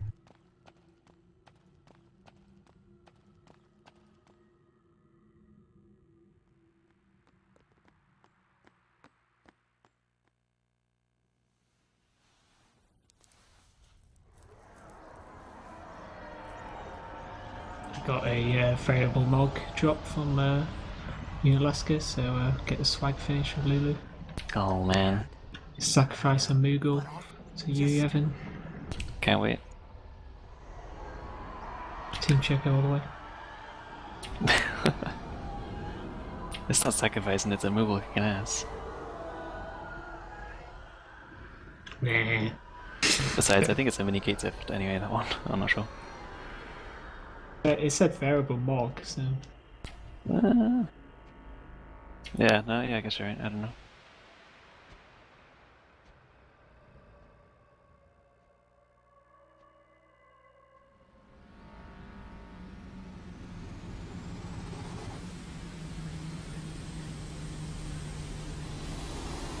Yeah, I think a lot of people probably don't know this, but Lulu's dolls are all like references to other games. Lulu has the Moogle. The only like reference to a Moogle in this game is Lulu's weapon. She also has a Kate Sith weapon and a Cactuar weapon. I think she has a Poo Poo weapon as well from FF8. Okay. Yep. Yep. And then her ultimate weapon is the Onion Knight. Aren't we the... Where? Why don't you think... Oh, and the Moomba doll as well from FF8. I don't think she has a Poo Poo actually. Any good? It's the Moomba. Thus you have a that. So we think. Two things.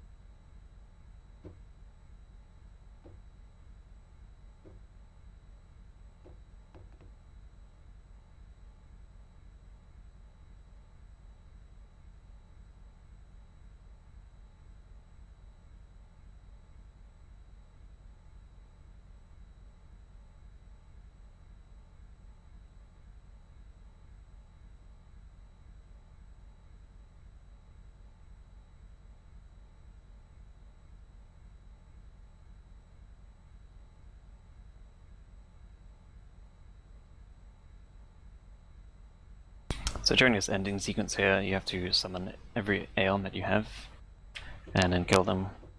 And the stats of these Aeons you have to kill are exactly the same as Yuna's Aeons, because they are Yuna's Aeons.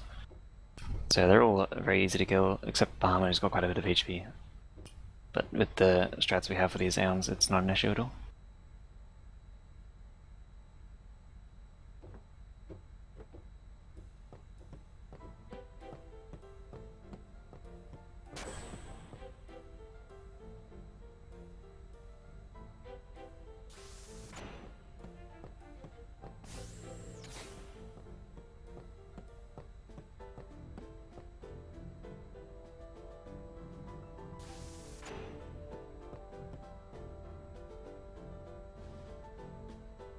So now we just Lulu, Yuna, and she's going to be just killing her own Aeons herself, I guess. She has extra agility that we gave her before C1 a long time ago, which is going to make her go first in all of these fights. What are you... All this time I've been...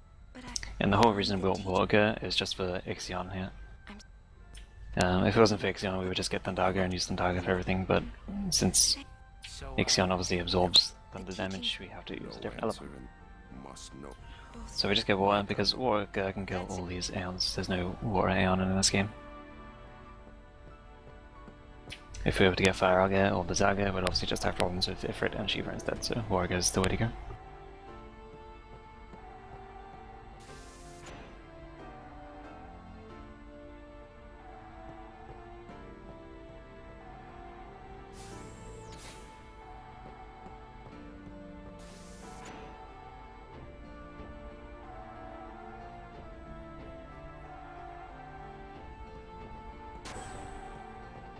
Hey guys, I just had a great idea.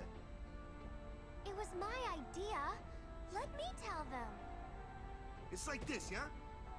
I just thought... Unfortunately, Toji's Mumble has just died, so hopefully we'll get it back soon before he finishes. That's why he was... Yeah.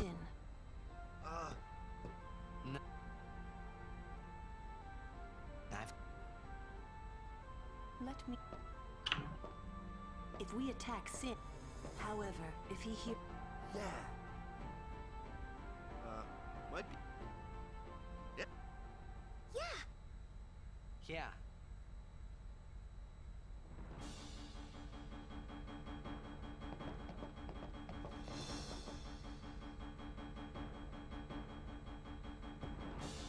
Well, I may be here.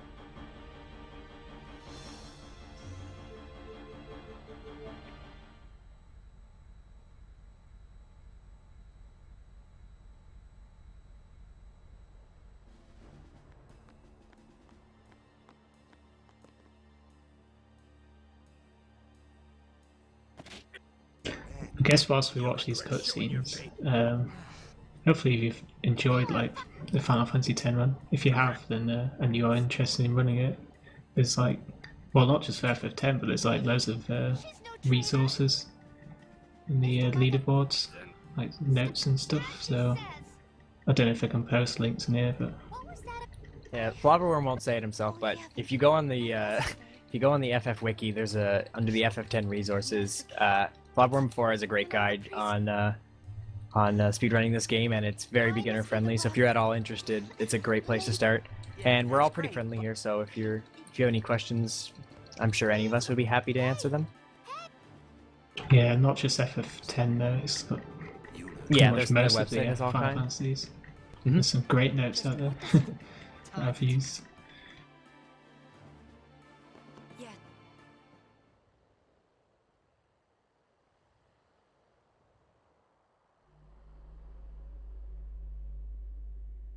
Why are you? You have obtained. Well, We fought. Summoners and guardians. You have profaned. Fools. You've taken. hey, maybe that's not. Prepos. The Grand. Spira. You haven't.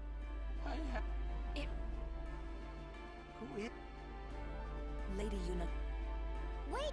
He who crafts a lot clad, and the only thing that.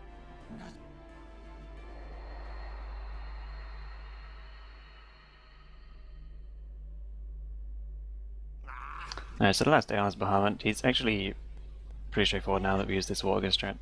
He used to be more of a problem in the past because his HP is a lot higher than all the others.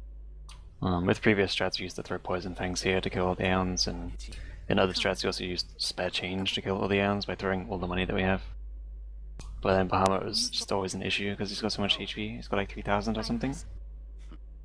But yeah, he's no longer an issue with this Warga.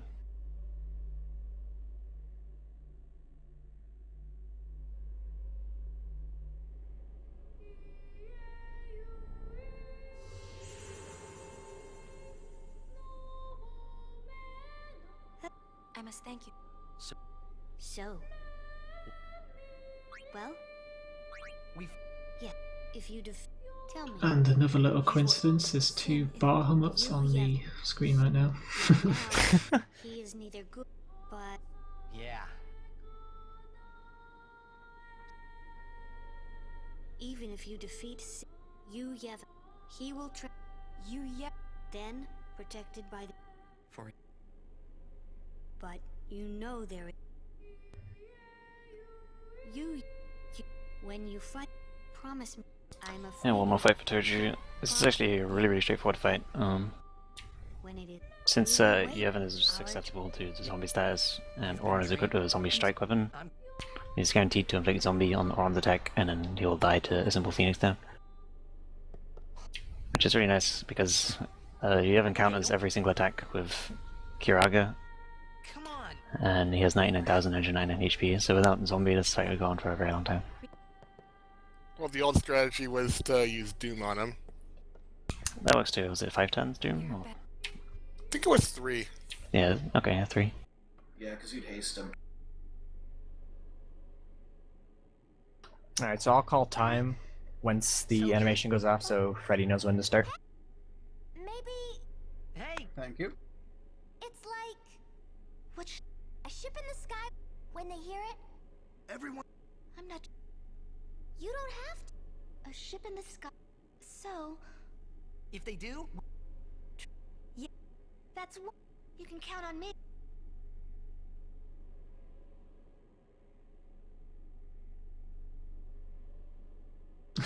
Typical Tidus movement for me.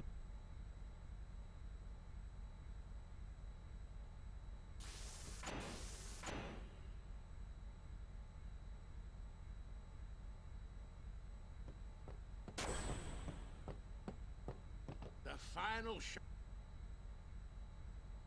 Alright, get ready. Well, and time. Well, that. Hey. You got that? GG. GG. Right. Good job, Toju. Yeah, congrats. Thank you, thank you. Good job.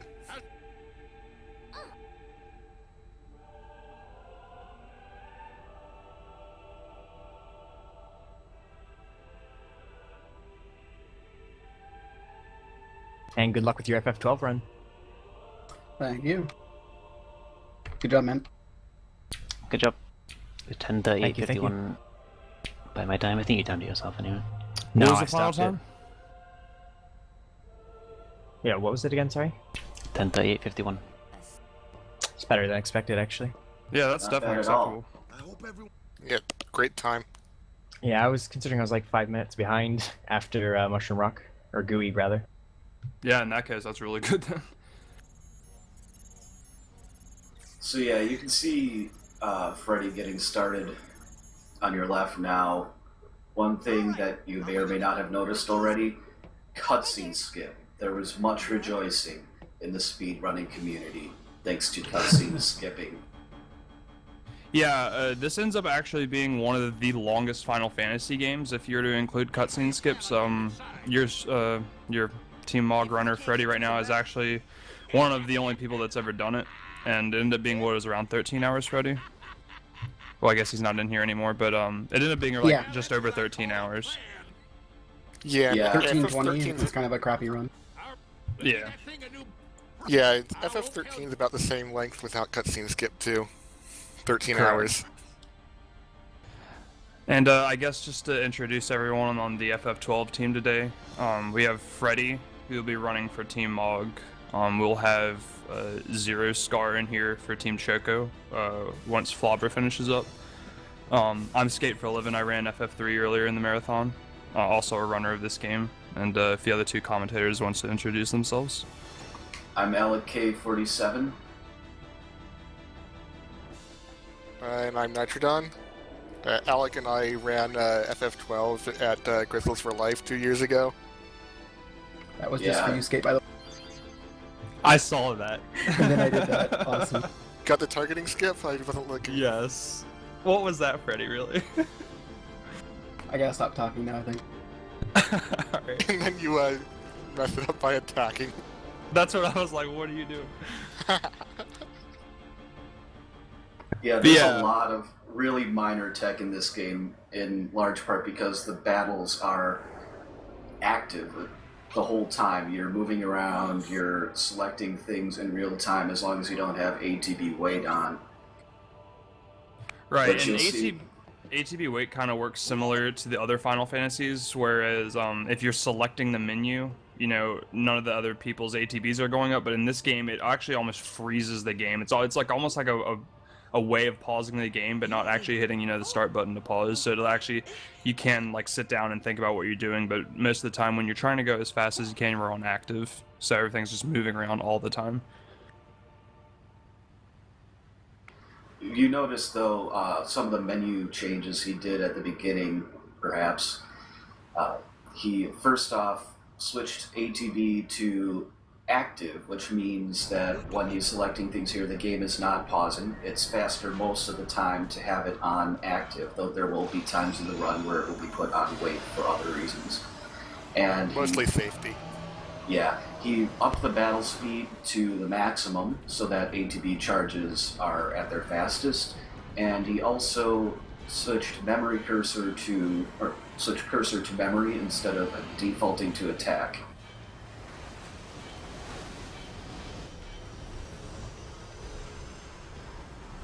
And that was a pretty good fight against those soldiers.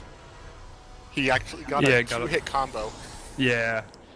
Those three guards and these three rats all are normally killed in 2 hits, but you will get the occasional 3-hit and then also the occasional combo, which will just slow down or speed up, respectively, the fights. Yeah, and the dire rats can be a bit annoying because they run around.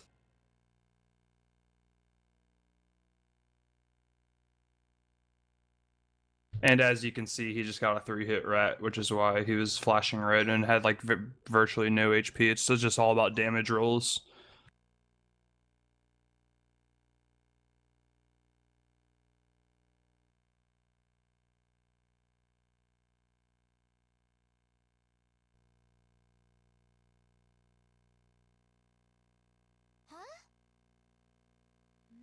So Freddy's just going to be going to activate some story triggers by going to Begamnon shop. Magello. Magello's shop down the south of the area, and then he's going to go back up into the Sand Sea to do some licensing tutorials, which, if you don't know anything about this game, we'll probably briefly explain when we get to it. Yeah, FF12 has cutscene skip, but they couldn't figure out how to skip tutorials. Everyone get ready to say hi to Penelo. Yeah, you can see Penelo on the way right up here to the shop. Hi, Penelo. Oh, there she is.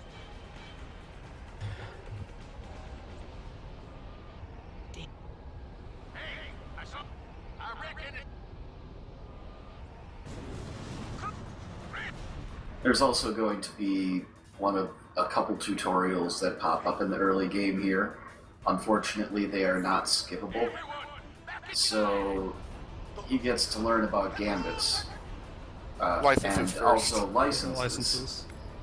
Even though he already knows about them. So I guess we might as well talk about the license system a bit here.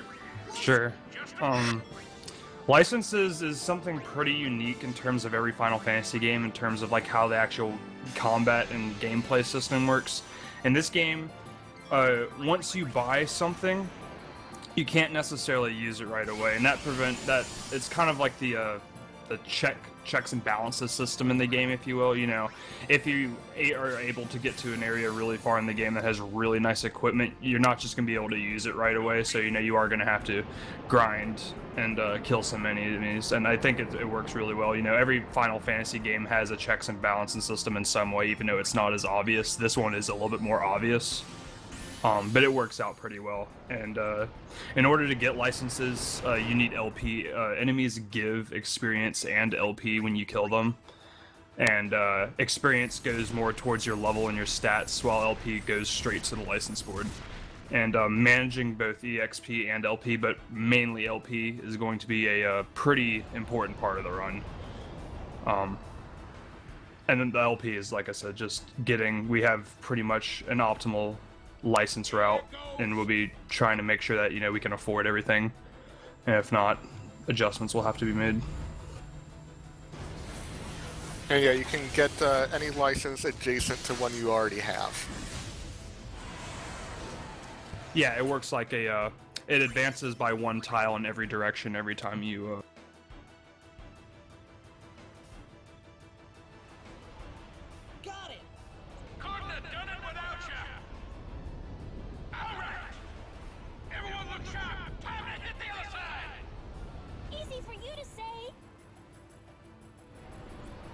bit of a server disconnect there. Yeah. It happens. I'm back, at least. Yeah, what do you expect? This is Mumble Crash. Yeah, and you see the small package that Freddy just got. This is part of the early game Gil route. You're supposed to, quote unquote, give it to this guy's friend on the other side of this gate, but you get absolutely nothing for it. So we're just going to sell it for Gil, even though the guy told us not to sell it. Right. Also, something else that was technically introduced when we did the license board tutorial are hunts in this game. Hunts are kind of like, they take up the majority of the side quests in this game. A hunt is pretty much, you find the person who's putting the bill up for the hunt, who wants an enemy killed. So you find them first, once you find the actual hunt, and then once you talk to them, then you can actually go kill the enemy. So the reason we're going to the Esther Sand here is, again, technically part of another tutorial for how hunts work. So the person we talk to for the licenses is the person like in charge of the hunt. So now we have to go find the hunt, which Rogue Tomato is. Here we are, and it spawns in the same place every time. You have to take out half of its HP on this plateau / cliff up here, and then he moves down to the bottom, and we'll take him out there as well. And you can get that half in 3 hits, but it's actually fairly unlikely. You need high damage rolls for all 3 hits. You have to get 23s on all 3 hits in a row, which is the highest damage roll you can get. So between that and I think it's somewhere between like 19 and 23. To try to get 23s 3 times in a row is pretty rare. I got it yesterday for the first time like a really long time. So, and it's the same thing for the bottom.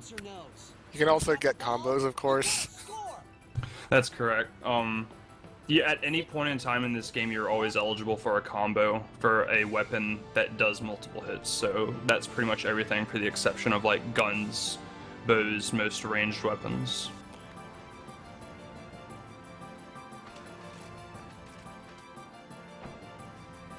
And one of the things that we hope to be able to do is not use a potion against Rogue Tomato. Freddy took little enough damage that he's able to get out of there without using one. Not only does it cost a couple seconds to toss the potion, watch the animation, but we're going to be selling potions for Gil in a little bit here. So having more potions means you're more likely to have enough Gil to do the next grind. Yeah, you want 1,250 gil, I think? Yeah, that's the most you'll need. Depending on what kind of chests you get, you could be a little bit less, but the most you would have to spend is, yes, 1,250 gil. And I guess on that note, something to talk about is that when me and Freddy first were running this game, I'd say about a few months after I started running it was probably the last biggest route change. When we did this, we didn't used to get all these chests. You'll see for about the next 45 minutes or so, whenever we're going places, we're going to be grabbing a lot of random chests, and it's going to kind of seem out of the way. But the reason we're doing that is because we used to actually do another grind in the very beginning of the game, and a Japanese runner, Eminon2525, regarded as one of the best players of this game on the earth. We started kind of watching his runs, and kind of realized that like he's going out of his way to get all these chests, but when it cuts out a whole grinding session, it ends up being faster. So all these random enemies and chests we seem to be getting, it actually ends up being faster than to just do a grind. Which there are a few grinding sessions in this game, so anytime you can cut out a grinding session is just great, and that just shows what goes into, routing these kinds of games, trying every little thing that even though it doesn't look as fast, if you actually time it, it ends up being faster. So one of those chests that we were talking about that would reduce the amount of gil he would have to pay to get what we need didn't spawn there, which would have been a Phoenix Down. And he'll Phoenix Down. Right, it can have a Phoenix Down, a Red Fang, which sells for 10 gil, and then a random amount of gil between like 1 and 15. So he'll get one more chance at that chest on the way back. I didn't get the chest in Esther Sand either. Yeah, that's right. We have Zeroscar chiming in chat with a correction here that you don't actually need 23s straight against Rogue Tomato. You need 2 less, and that you can also get a hit for a 24. I wanted to say it was a little bit less type than that, so I'm going to go with what he said. It's going to come back, isn't it? All I really know is that it can happen. I know. Right. Unfortunately, anything could happen in this game as well. And another random fact, little known, when you have a fight end or cutscene, whatever, triggered by getting down to, in this case, 50% health, you get LP. You get the same LP you'd get from killing him, and then you get the LP from killing him. Yeah. I wonder if that's the difference to why you get 2 less LP in the JP version, now that I think about it. Yeah, and then I guess that's another thing. There's 4 main versions of this game. There's Japanese, English, PAL, and IZJS. And all of them have a few different things with them, but IZJS is where they kind of just took it to the next level in terms of switching everything. A lot of people will always ask, is this IZJS, is this English? And I guess the condensed version of what the difference between IZJS and the other regular versions of the game is, they completely changed the license system. Rather than everyone having the same license board and being able to get the same licenses, you end up being able to choose classes for people, and whatever class you choose for them dictates their license board for the whole game. But along with that, they added a bunch of different weapons, Changed a few things up, took out some weapons, added some new ones, and IZJS was only released in Japan as an international version, which is traditionally what they do with international versions of games. So people have played different versions, but they both work pretty well. It kind of just depends on your style of gameplay, if you like more of like a locked-in class or letting everyone do whatever they want. Yeah, and if you're wondering, yes, 3 versions means that the North American and European versions are effectively the same in terms of speed, even though PAL runs at a different frame rate. It's the same overall speed. Yeah, FF12 is actually a unique game compared to all the ones before it, because as most people know, PAL traditionally runs slower. FF12 is one of the exceptions to that rule.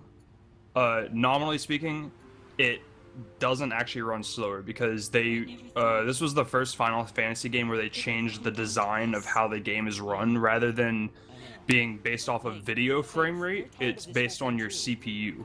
And since pretty much the CPU of all PS2s are the same, it ends up internally running at the same speed. The one disadvantage you get for PAL is that some of the animations are a little bit slower. So when you kill an enemy, when you get a license, you lose about, nominal tenths of a second. So it ends up being a little bit slower, but it's definitely runnable compared to, say, FF10 PAL, where, you're losing hours just because of how the game runs. Alright, so we're doing the Sunstone quest right now. Right. Do you want to maybe explain a little bit about how this works and the RNG that goes into it, Nitrodon? Yeah, you want a Sunstone to power up some Signet whatever.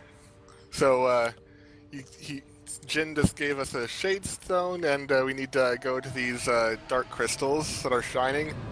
They can charge your Shade Stone anywhere between 25% and 53%. Again, it's somewhere between like 53 and 60%. And as you see here, he's getting a huge one, 54. That's really, really good as a first one. Okay, so I guess the maximum isn't 53%. Yeah, also you'll notice when we got into that area, Freddy threw a potion on Penelo, which she had full HP, so you might wonder why he did that. It's something you'll see us doing in parts throughout the run. We call it like an item immobilization. And what it did is instead of having Vaughn run all the way back to that zone, when you throw an item in this game and you're not controlling the character, they stand still. So because of that, we can just switch party leaders to Penelo and go right back into that zone instead of having to walk all the way back. And that's just one of those movement optimizations that really cuts down time in this game. And as you see here, he got an 81% after 2 crystals, and since the minimum you can get from a crystal is 25%, he's going to get 3 crystals here. Unfortunately, getting 4 crystals here is a pretty significant time loss in the beginning of the game. I just got a 4 crystal the other day, and I believe I lost about 1 minute and 20 seconds on the split. So at the beginning of the game, that's a pretty significant time loss, and unfortunately all that is RNG. Whether you get 2, 3, or 4. Yeah, 3 crystals is definitely the norm, the average, the benchmark, at least if you will. 90% of the time. Yeah. Probably 95% maybe. It's pretty rare to get anything other than a 3 crystal. If you do, though, it's usually not the 2 crystal, it's usually the 4. It always seems to be the 4 crystal that everyone gets if you get that odd roll, Well, whether it be good or bad. It's actually more statistically likely, just still unlikely, fortunately. Right. But at that time I got 47% on the first crystal and still got a 4 crystal.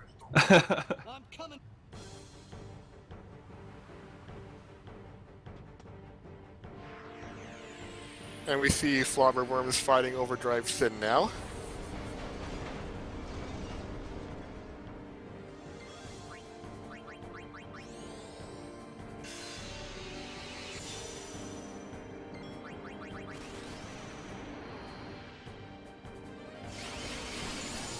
Tried and true strategy, trio of 9999, and just hit it with whatever. Lost a small amount of time by accidentally telling Kamara to fire a gem when Sin was out of range. Clearly very tired.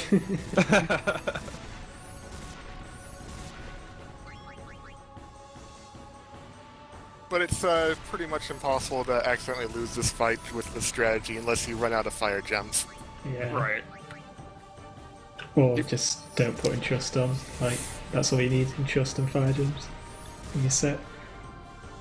Yeah, and if you run out of fire gems, don't try to just attack him to death, because after he gets hit 6 times, he uses his attack, that might do stuff like petrify you and all that good stuff. Yeah. So here on FF12, Freddy's about to unequip both Vaughn and Pinello, and even though he's unequipping both of them, the reason he's unequipping them is for 2 different reasons.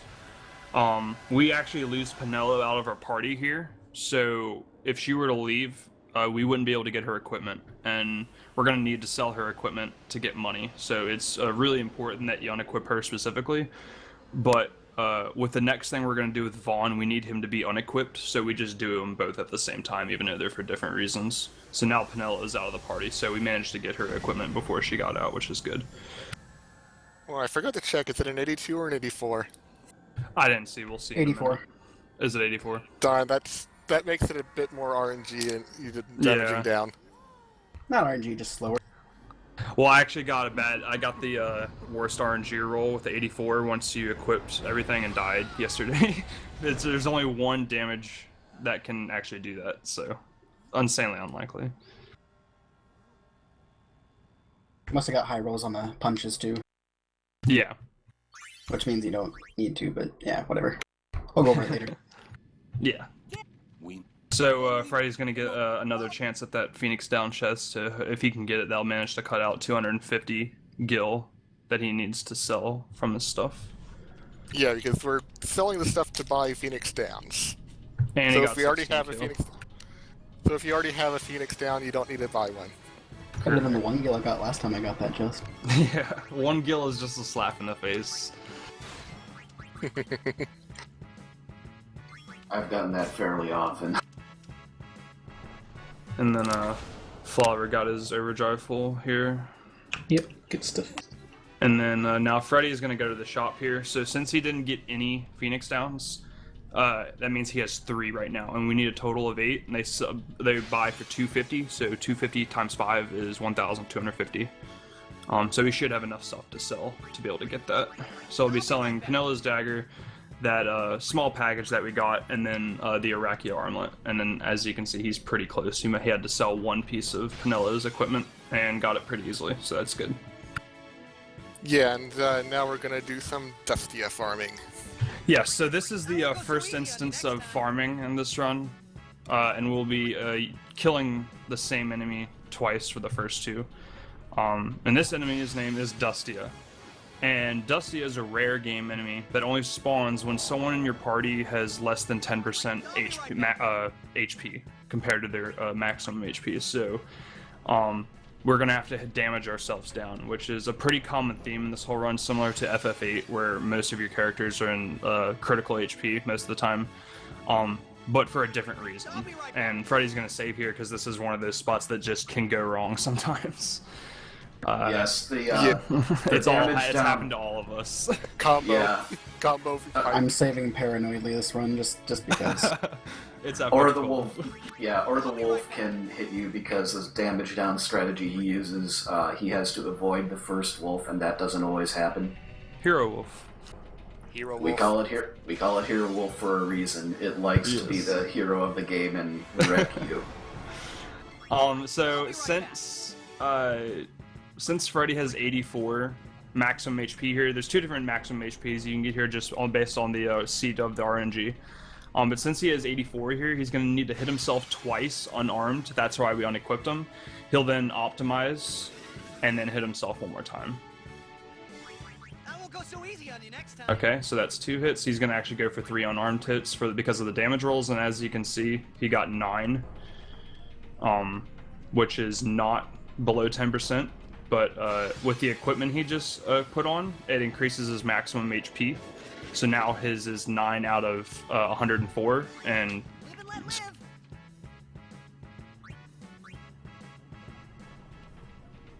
so normally Dustia is strong enemy casts dark on you immediately, but he's undead and doesn't have safety, so just use a Phoenix down and he dies. Yeah, it's a very traditional way of grinding in the early game, even for casual players.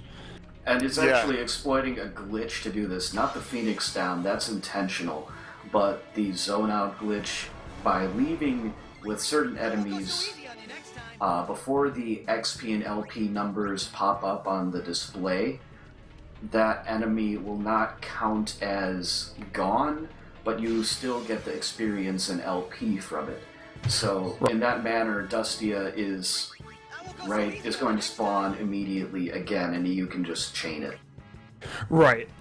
Dustia is designed to not spawn again unless you zone 2 areas. So instead of having the zone 2 areas every single time to kill Dustia, we make use of this glitch. But otherwise, this is actually, before FF13, probably the most well-programmed game in terms of glitches and stuff. There really aren't any sequence breaks in this game.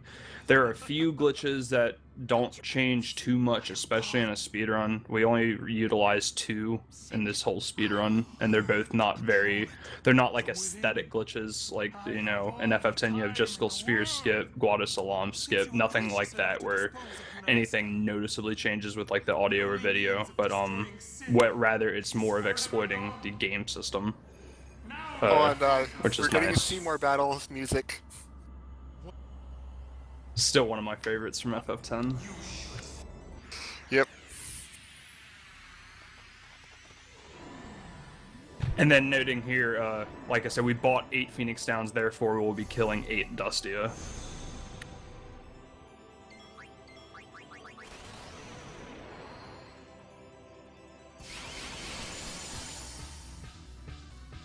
Started out so promising too. Shoutouts to the Kazoo cover of this song. By Mr. Proot94, shoutouts to him if he's anywhere around. Kazoo cover? Yes, our boy Proot has done Kazoo covers of Final Fantasy titles recently. I'll try to find one if I can here in a minute and maybe post it in chat. They're very amusing. I like listening to them. So awful. I hate them. So yeah, Seymour Omnis, easy. Just don't use fire gems on him because he starts out by absorbing fire. Right. And this wolf, if it targets Freddy on the way back, would kill him, but you can see that it was out of the way enough that he was able to just run past it. Otherwise, he would have tossed a potion and tanked the hit. Right, that's, again, like we were saying before, you know, we do still sell potions, and not only that, but it does cost some time, so if you can manage to have that wolf not target you or kill you, it's a little bit of a time save and a gil save as well.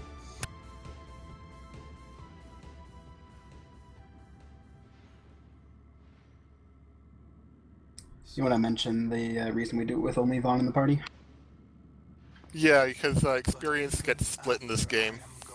So, Yeah, basically, grinding there with Vaughn means the experience is not split, and because when other characters enter, their experience is then based on Vaughn's level, leveling up Vaughn in certain points in the game will effectively level them up as well, so you get a lot more experience relative to your raw experience gain. yeah, so Vaughn reached level 11 by killing 8 Dustia. If you did it, say, with Penella still in the party, you'd have to kill 16 Dustia to get to level 11. Or you could just KO Penello, but, well, that takes longer than stopping by to get her out of the party, especially having to stop by Miguelo's shop to get more Phoenix Downs. Well, you'd lose your chain if you went to Miguelo's shop. Well, no, if you did that before... Yeah. Anyway, that's another thing. I'm not trying to get into quite that in depth of... Yeah, we can do that in mechanics Dustia 2. We can talk about that during Dustia 2. Yeah, what I actually wanted to talk about was how initially we would only use the 3 Phoenix Downs that you get from Penello and grind up to level 8, and then do a completely different route through Barnheim Passage, which is coming up in a little bit here. And it ends up being... It starts off faster, but it ends up being a little bit slower in the end. Live and let live. Would you say like about 2 minutes slower in the end, the old way? I don't know. It's around that. Basically, we have faster Mimic Queens now, and then we have to grind fewer Dustia in the second round. Are you talking So about it the saves a route bit more than- change? Yeah, with It saves Amonon's about early 3 to game. 4 minutes. 3 to Yeah, 4, doing okay. this stuff instead of skeleton grinding. Yeah, I remember when back with that route, the standard for a Mimic Queen was between like a 105 and a 107, and now with the top runners, Mimic Queen is around 102 to 104, so it cuts out a few minutes for sure. Well, there's also 4 Dustia later, which is another Correct. minute. Although you do the 5 early on, because, oh wait, we have a Razorfin sighting, rare game, 50-50 Razorfin. spawn. Yeah, no, that's a perfect example of another kind of rare game. Rare game in this game is just a nomiker. It doesn't necessarily have the same standard for every rare game. So, you know, Dustia is a rare game that spawns when someone in your party has less than 10% HP. This Razorfin, though, for example, is just, it shows up half the time. So, again, another difference between, like, different rare game throughout the game. Yeah, and we're going to hope Freddy gets the 90% chance elixir here in a second, just as we see Flobber entering the nucleus on the right. So a little bit of RNG coming up on both streams. Mm-hmm. Yeah, well, if Flobber manages to not get into too many battles, he can gain on Team Mog for a bit. Yeah, it could be, there were, what, was it 3 or 4 encounters? Told you had 4 4. balance, yeah. Yeah, 4. I knew it was at least 3. So Freddy's about to annoy everyone who knows about this game. He just got the Yes. elixir chest. That's probably, I've been speedrunning Final Fantasy XII for over a year now, and I would say easily the most common question you see in FF12 chats is, do you get the Zodiac Spear? And for this run, the answer is no. The reason that you don't get the Zodiac Spear is for 2 reasons. One is because it's an insanely far out of the way chest to get. So even if we did decide to go get it, it probably would cost about 10 minutes to go get it. Not to But mention the most dangerous to get with the Right. equipment we have. It's in the most dangerous dungeon in the entire Bacchus game. and King Bomb is no slouch either. Correct. You'd have to fight an optional super boss to even get there, so it ends up not becoming Boss, worth it not just because super of boss. that. Yeah. The second reason, though, and the most important reason, is that it also requires a pretty tremendous amount of LP to get to on the license board. So for those 2 reasons, the Zodiac Spear just doesn't become worth it. And the third reason, actually, is because the way we do damage in this game is actually better than the Zodiac Spear. So how many encounters did Flobber get? I saw 2, I think. Oh, just Yeah, one. just one, Okay. yeah. Nice. So that's a bit of a time save there for Team Choco. Yep. I'm still rooting for Team Mog. So I know more people on that team. This is the guard minigame in FF12, like the first actual minigame you do. What a lot of people There it don't know is. is that this is very consistent, and as per Nitrodon, we have a Hey Buckethead. So this is a legitimate run now. Hey, Buckethead! Over here! Hello?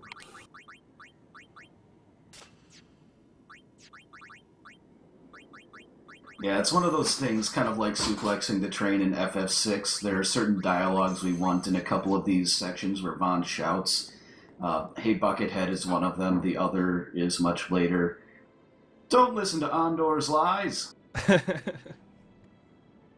Yeah, one of my personal delights with this game and speedrun is there aren't a lot of important mini-games in this run, and I know a lot of Final Fantasy games are known to have mini-games. This one only has 2, really, if you consider the one in the Salika Wood with the Moogles one, that's 3, but otherwise there's not a lot, which I personally like. You might count the chops also. Correct.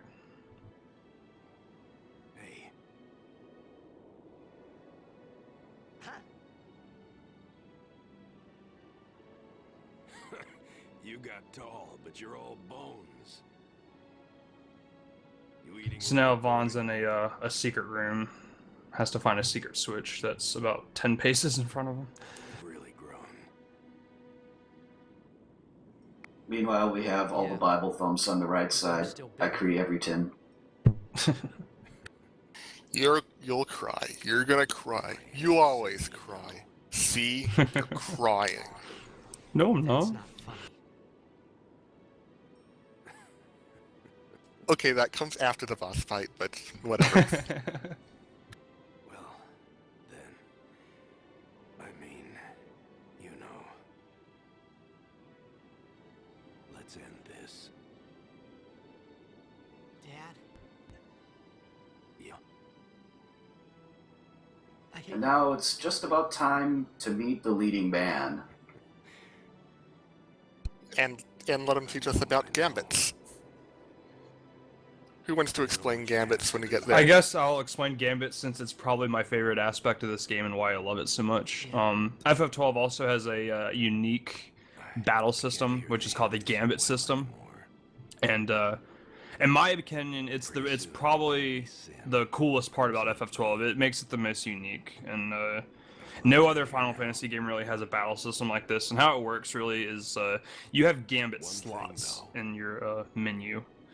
And it works on a priority system. So, you can have one. Let's say you have 8 Gambit slots. Whatever you have in your first Gambit slot is going to happen before anything else. But if whatever your first Gambit is set as, can't happen, if there aren't any enemies to attack, but let's say I have a potion to be thrown under 50% on the second Gambit slot, then that will happen. So you can pretty much customize your AI for every single character. You can have them set to do whatever you want. But the cool part about it is that you can turn off Gambits whenever you want. So if you want to control every character manually, you can do it. If you want to have a character have a really perfect AI that you've made, you can do that too. And it gets you so much customization for what you want to do with your characters and how quickly you want to do it and everything. And it gives you just so many options for what you can do, and I love it. So this is pretty much me that go for it. Not to mention all the strategy and tech that goes into Gambits and having them on or off at certain times, what we choose to do manually or set up a Gambit for. There's a lot of thought that goes into it. Right here he's unequipping Balthier's weapon just so that he can attack a little faster. That's to hopefully save a little MP and time in this next section, because the Gambits he's setting up now, which are fire Gambits, he's going to be controlling Balthier and having Vaughn and Fran cast fire on enemies to get basically their steals for Gil and their drops and LP. The XP is negligible. And having Balthier use his attack with his unarmed attack is much faster than using his gun, even though the gun deals a bit more DPS, contrary to what some people believed at first. So here go for it. You're stealing with Balthier and having Vaughn and Fran kill it at the same time so we can get the loot. And we're doing that to a total of 8 enemies before the guards, or 6 enemies and then 2 later. I can't remember. Yeah, there's gonna be a guard fight coming up, and with the way we have the LP routed, like I said earlier, we used to just run through this area, but with the changes that we made a while ago, it actually ends up being faster to kill these enemies now. So before we get to this guard fight, we're gonna need to kill 8 different Stealings and/or Gigantoads. They both work the same for the LP, so. You prioritize Gigantoads over Stealings because they have better drops, but Stealings are the next best thing and the only enemy on that first screen. So you want to get as many Stealings as you can on that first screen, because the Stealings on this next screen take 2 fires and an attack from Balthier, so it ends up being slower. Alright, and BFA, should probably talk about that? Yeah, absolutely. So, yeah, Flobber is fighting BFA. Pretty much the same strategy that, who was on Team BFA, BFA being Braska's final Aeon. For those who don't know or remember. So the haste on Kimahri basically gives him an extra turn so you can kill the pagodas if they revive. They did not revive for Toju, I think. Right, No, yeah. it didn't. More often than not, one of the pagodas, or at least one of them, will respawn and you have to kill them. Wow, but in this case, neither one of us are getting it by the looks of it. That's pretty damn rare. Yep. Yeah, I think it's, just empirically, I think it's 50% for each one to respawn, so, yeah, that makes 25% chance that neither of them respawns. Yeah, I think we mentioned it before, but basically the only thing that changes is that if they start moving, you have to just throw a grenade with Kimahri before starting to fire Gem BFA, which is not a problem because you have enough turns anyway. It's just a slight time loss. Yeah. Yeah, interestingly, if you try using haste with Tidus, then there's a small chance that both pagodas will revive, but Tidus will get a turn between those two points. So that's Freddy's why going to taste the save crystal here right before going into this fight. This is a deceptively important fight because if you notice, Vaughn, Balthier, and Fran are in the party, but there's also a fourth character who is going under the name Amalia for now. And since she's a guest in our party, if she kills an enemy, no one in your party gets the experience or LP from it. And every enemy we kill until about 45 minutes in is necessary. We have it exactly routed out. So as you can see, there was 4 guards and we have a 4 chain, which means we got all of them with the correct characters. Sometimes Amalia rather can steal one of those, which would mean we'd have to kill something else extra. And then now we're in the first unskippable cutscene of the game. You're gonna cry. Yeah, there are scenes that look like this, and they're pretty much unskippable. So the only breaks you get in FF12, the longest one is about, let's say, 70 seconds. Yeah, I actually just recently timed out all the unskippable cutscenes in the game, along with like maybe 1 or 2 loads. And out of all the breaks in the entire game where you don't have to touch the controller, or maybe you might have to do like 1 button press, it ends up being about 7 minutes, about 7 to 8 minutes of not having to touch the controller in this game. So, compared to something like FF10 where you're not having to touch it, minutes at a time. Hey, compared to the scene after Seymour Natus alone. Right, which is just 10 minutes of not even having to touch the controller. So not only does FF12 become one of the longest Final Fantasies with cutscenes, but without cutscenes, it also becomes one of the Final Fantasies with the most gameplay in it. So something special, I guess, about FF12 is that, you are almost always doing something. So it is kind of brutal. So now we have the Flans fight, going to work in the same way as all the other enemies that are killed. And you got the Carmel Steel there, which is a pretty good steel. Wait. Okay, no, that was only one. It was both. It was from Flancy, and then it showed another message for a second there. Right. I thought you might have gotten 2 caramels, which would be awesome for Gil. Yeah, absolutely. And you also saw that Balthier used first aid to get another immobilized Yeah, he's about thing. to do it here. There's 2 chests in here, so he's gonna have Vaughn cast, or rather Balthier cast first aid, so he stands still, while Vaughn comes in this alcove, grabs this dagger chest, and then comes back to Balthier. Also happens to be very useful for getting mana for both Fran and Vaughn, because they're out after that fight, and I need them right here. Right. Yeah, the MP is pretty tight here since Vaughn and Fran are casting fire all the time. And I guess one thing, just if it wasn't obvious from before, FF12, I believe, someone can correct me if I'm wrong, FF12 is the first, and I think only Final Fantasy game that doesn't have consistent chests. Pretty much every Final Fantasy game that I know of, if there's a chest, it has the same thing in it every single time. FF12 is the difference for that. So another thing, I guess, that would make this run not as consistent is because of that. There's chances for chests to spawn, there's chances for to have an item or a weapon or a Gil or anything. It does change, I guess, how you would go things rather than knowing what you're going to have in a chest every single time. Yeah, basically how it works, there's a spawn chance when you enter the area, then when you pick it up, there's a chance for it to have Gil and a chance for it to have 1 of 2 items. And the chances vary per chest. Like some of them, for instance, have a 100% gil chance, so they always have gil. They might have a set amount of gil or random. It varies greatly.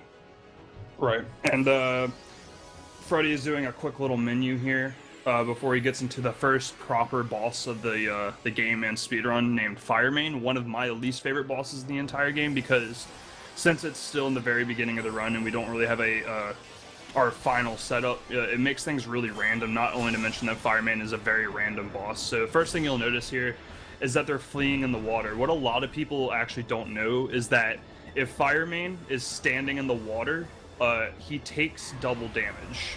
It makes sense, I guess, because he's a fire horse. 20%, excuse me. And also, if our characters are standing in the water, they also take half damage from fire attacks, I believe it is. Yes. That one. Right. So, the big move that Firemane uses is called Bushfire. When it's activated is, I think it can happen pretty much any time after, 90 or 80% of its damage has gone down. And he hasn't even used it once yet. I probably just cursed that, but it was probably going to happen. But, one Bushfire with that much HP remaining is absolutely phenomenal. A very good Firemane so far, I would say. But it might trigger another one right away or something. Yeah, I've definitely had it happen before. We'll cast Bushfire, do like one regular attack, and then another Bushfire. Bushfire does a lot of damage, it takes a lot of time, it makes him teleport. It's just not a good attack, and as you can see, we got another one off. And he's well, it still only a makes him potion teleport there. if he's in the water. Okay, Yeah, he's still a potion there. The reason you steal from Firemane is because it can have a Phoenix down. It's uncommon steal, I want to say, and that was a very acceptable Firemane, I would say. Yeah, and steals are worked on a tier system. The way it works normally, and the only way you'll see it happen in the speedrun, is it checks for the rarest item in succession up to the most common. Basically, there's a chance for each. There's common, uncommon, rare, and very rare. So, enemies can have up to 4 different steals. Firemane, I believe, is one that actually has 4 different things you can steal from it. I think it only has 3. It has Potion, Phoenix Down, and as the rare steal, a Grimoire Tail. Grimoire Tail is the most uncommon. Correct. I've only gotten it once in my life, I think, for a run. I want to say there's a high potion in there, although I may just be misremembering. Yeah, I'm not sure. I just know those 3 for a fact. Alright, so here's the small battle against Daguza. Just some random guy who is mean. Yeah, this is supposed to be the standard prison cage grudge match, I guess. Something I guess possibly that the developers overlooked when they made this game, you lose all your equipment after you defeat Firemane as a part of the story plot, but if you have spells, you can still use them, which is more powerful than items already, so we end up just casting fire on them for a really quick fight. Yeah, and you get fire and cure when Fran and Balthier join the party for free, correct. So you don't even have to buy them. And I also just checked, Skate, you are absolutely correct about the steals. It is only Potion, Phoenix Down, and Grimoire. Okay. Oh, it is Phoenix Down, okay.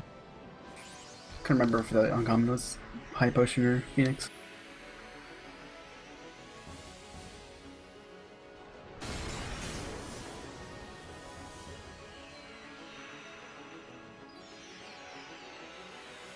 Is Zero Skull ready? I'll be done in like a few minutes, maybe.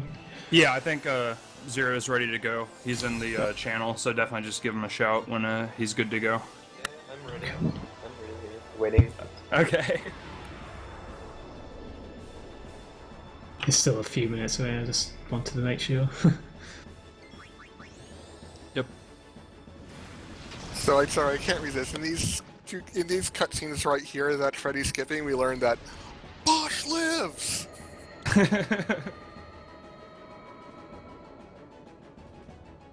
So is there one more summon you have left? Yeah, Flavor? just Balamut. Okay. And then you, Yevon, and that's it.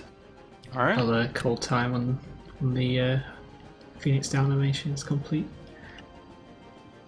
Yeah, feel free to start whenever Flavor says time. So yeah, one of these chests always contains 777 gil up here. The others contain always gil, but a random amount. So right, one of the chests has a value between 1 and 333. The second one has between 1 and 555, and the third one always has 777. So he got decent rolls here. And then you'll see here, Vaughn's gonna come over here and try to hit this switch, but Balthier's gonna tell him you can't because there's no electricity. And then Vaughn's gonna cast Cure, which seems really random, but you'll see why in a second. So he's gonna cast Cure. He's gonna tell Vaughn to cast Cure again. So now he's stayed put by that switch. Balthier is now gonna talk to Burrow, who allows him to get the tube fuse. Now instead of having to walk all the way back up there, he just switches back to Vaughn. So it's another one of those instances where you're using an action or an item to immobilize a character. So it's to save, walking. So that saves, a good, 20 seconds not having to walk all the way back up there. And then finally he'll buy Blizzard, which is going to be really useful for this next dungeon. And then finally hit the switch to open the gate and then do another menu. And you notice when he goes into the license menu here, Balthier is going to have exactly 35 LP. And to get the 3 licenses he needs, it'll cost 35 LP. So that's what I was mentioning before when I said that, everything that he kills here is for a specific reason, like you have to do it. Strictly speaking, you don't need this LP here. The most important part is that you have enough for Vaughn to get fire for the first bit, but it saves time to do it now because you're in the menu anyway, and you aren't going to be entering it again for a little while. Right. Also, it's worse in the dock. Much worse. But don't worry, I'll give the energy back if you ask nicely. Sticking it sword with it helps too. Clock ticking. So this will be the second unskippable cutscene. That's also another thing. Not only is there not really that much downtime in this game, but 7 of the 8 unskippable cutscenes in this game are pretty much within the first half of the game. So pretty much after the first half, there aren't really any more cutscenes to just sit down on or anything. So once you're about after that halfway point, it's really all just focused the whole time. So I guess unfortunately it's all just gotten out of the way at the very beginning. Also, we've heard these cutscenes far too many times. Yeah, no kidding. You're telling me with the FF10. And I'll cheer until I can't cheer anymore. Just coming up to the final boss, we'll have a bit of a swag finish. Swag finish, huh? I'm curious. Yeah, it's pretty good. A stroke of good luck, shall we say?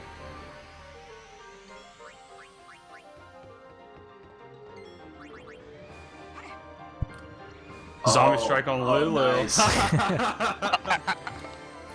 I love it. Alright, Zero, get ready on time. Time. GG, GG, dude. GG. Nice thank run, you. man. Good job, man.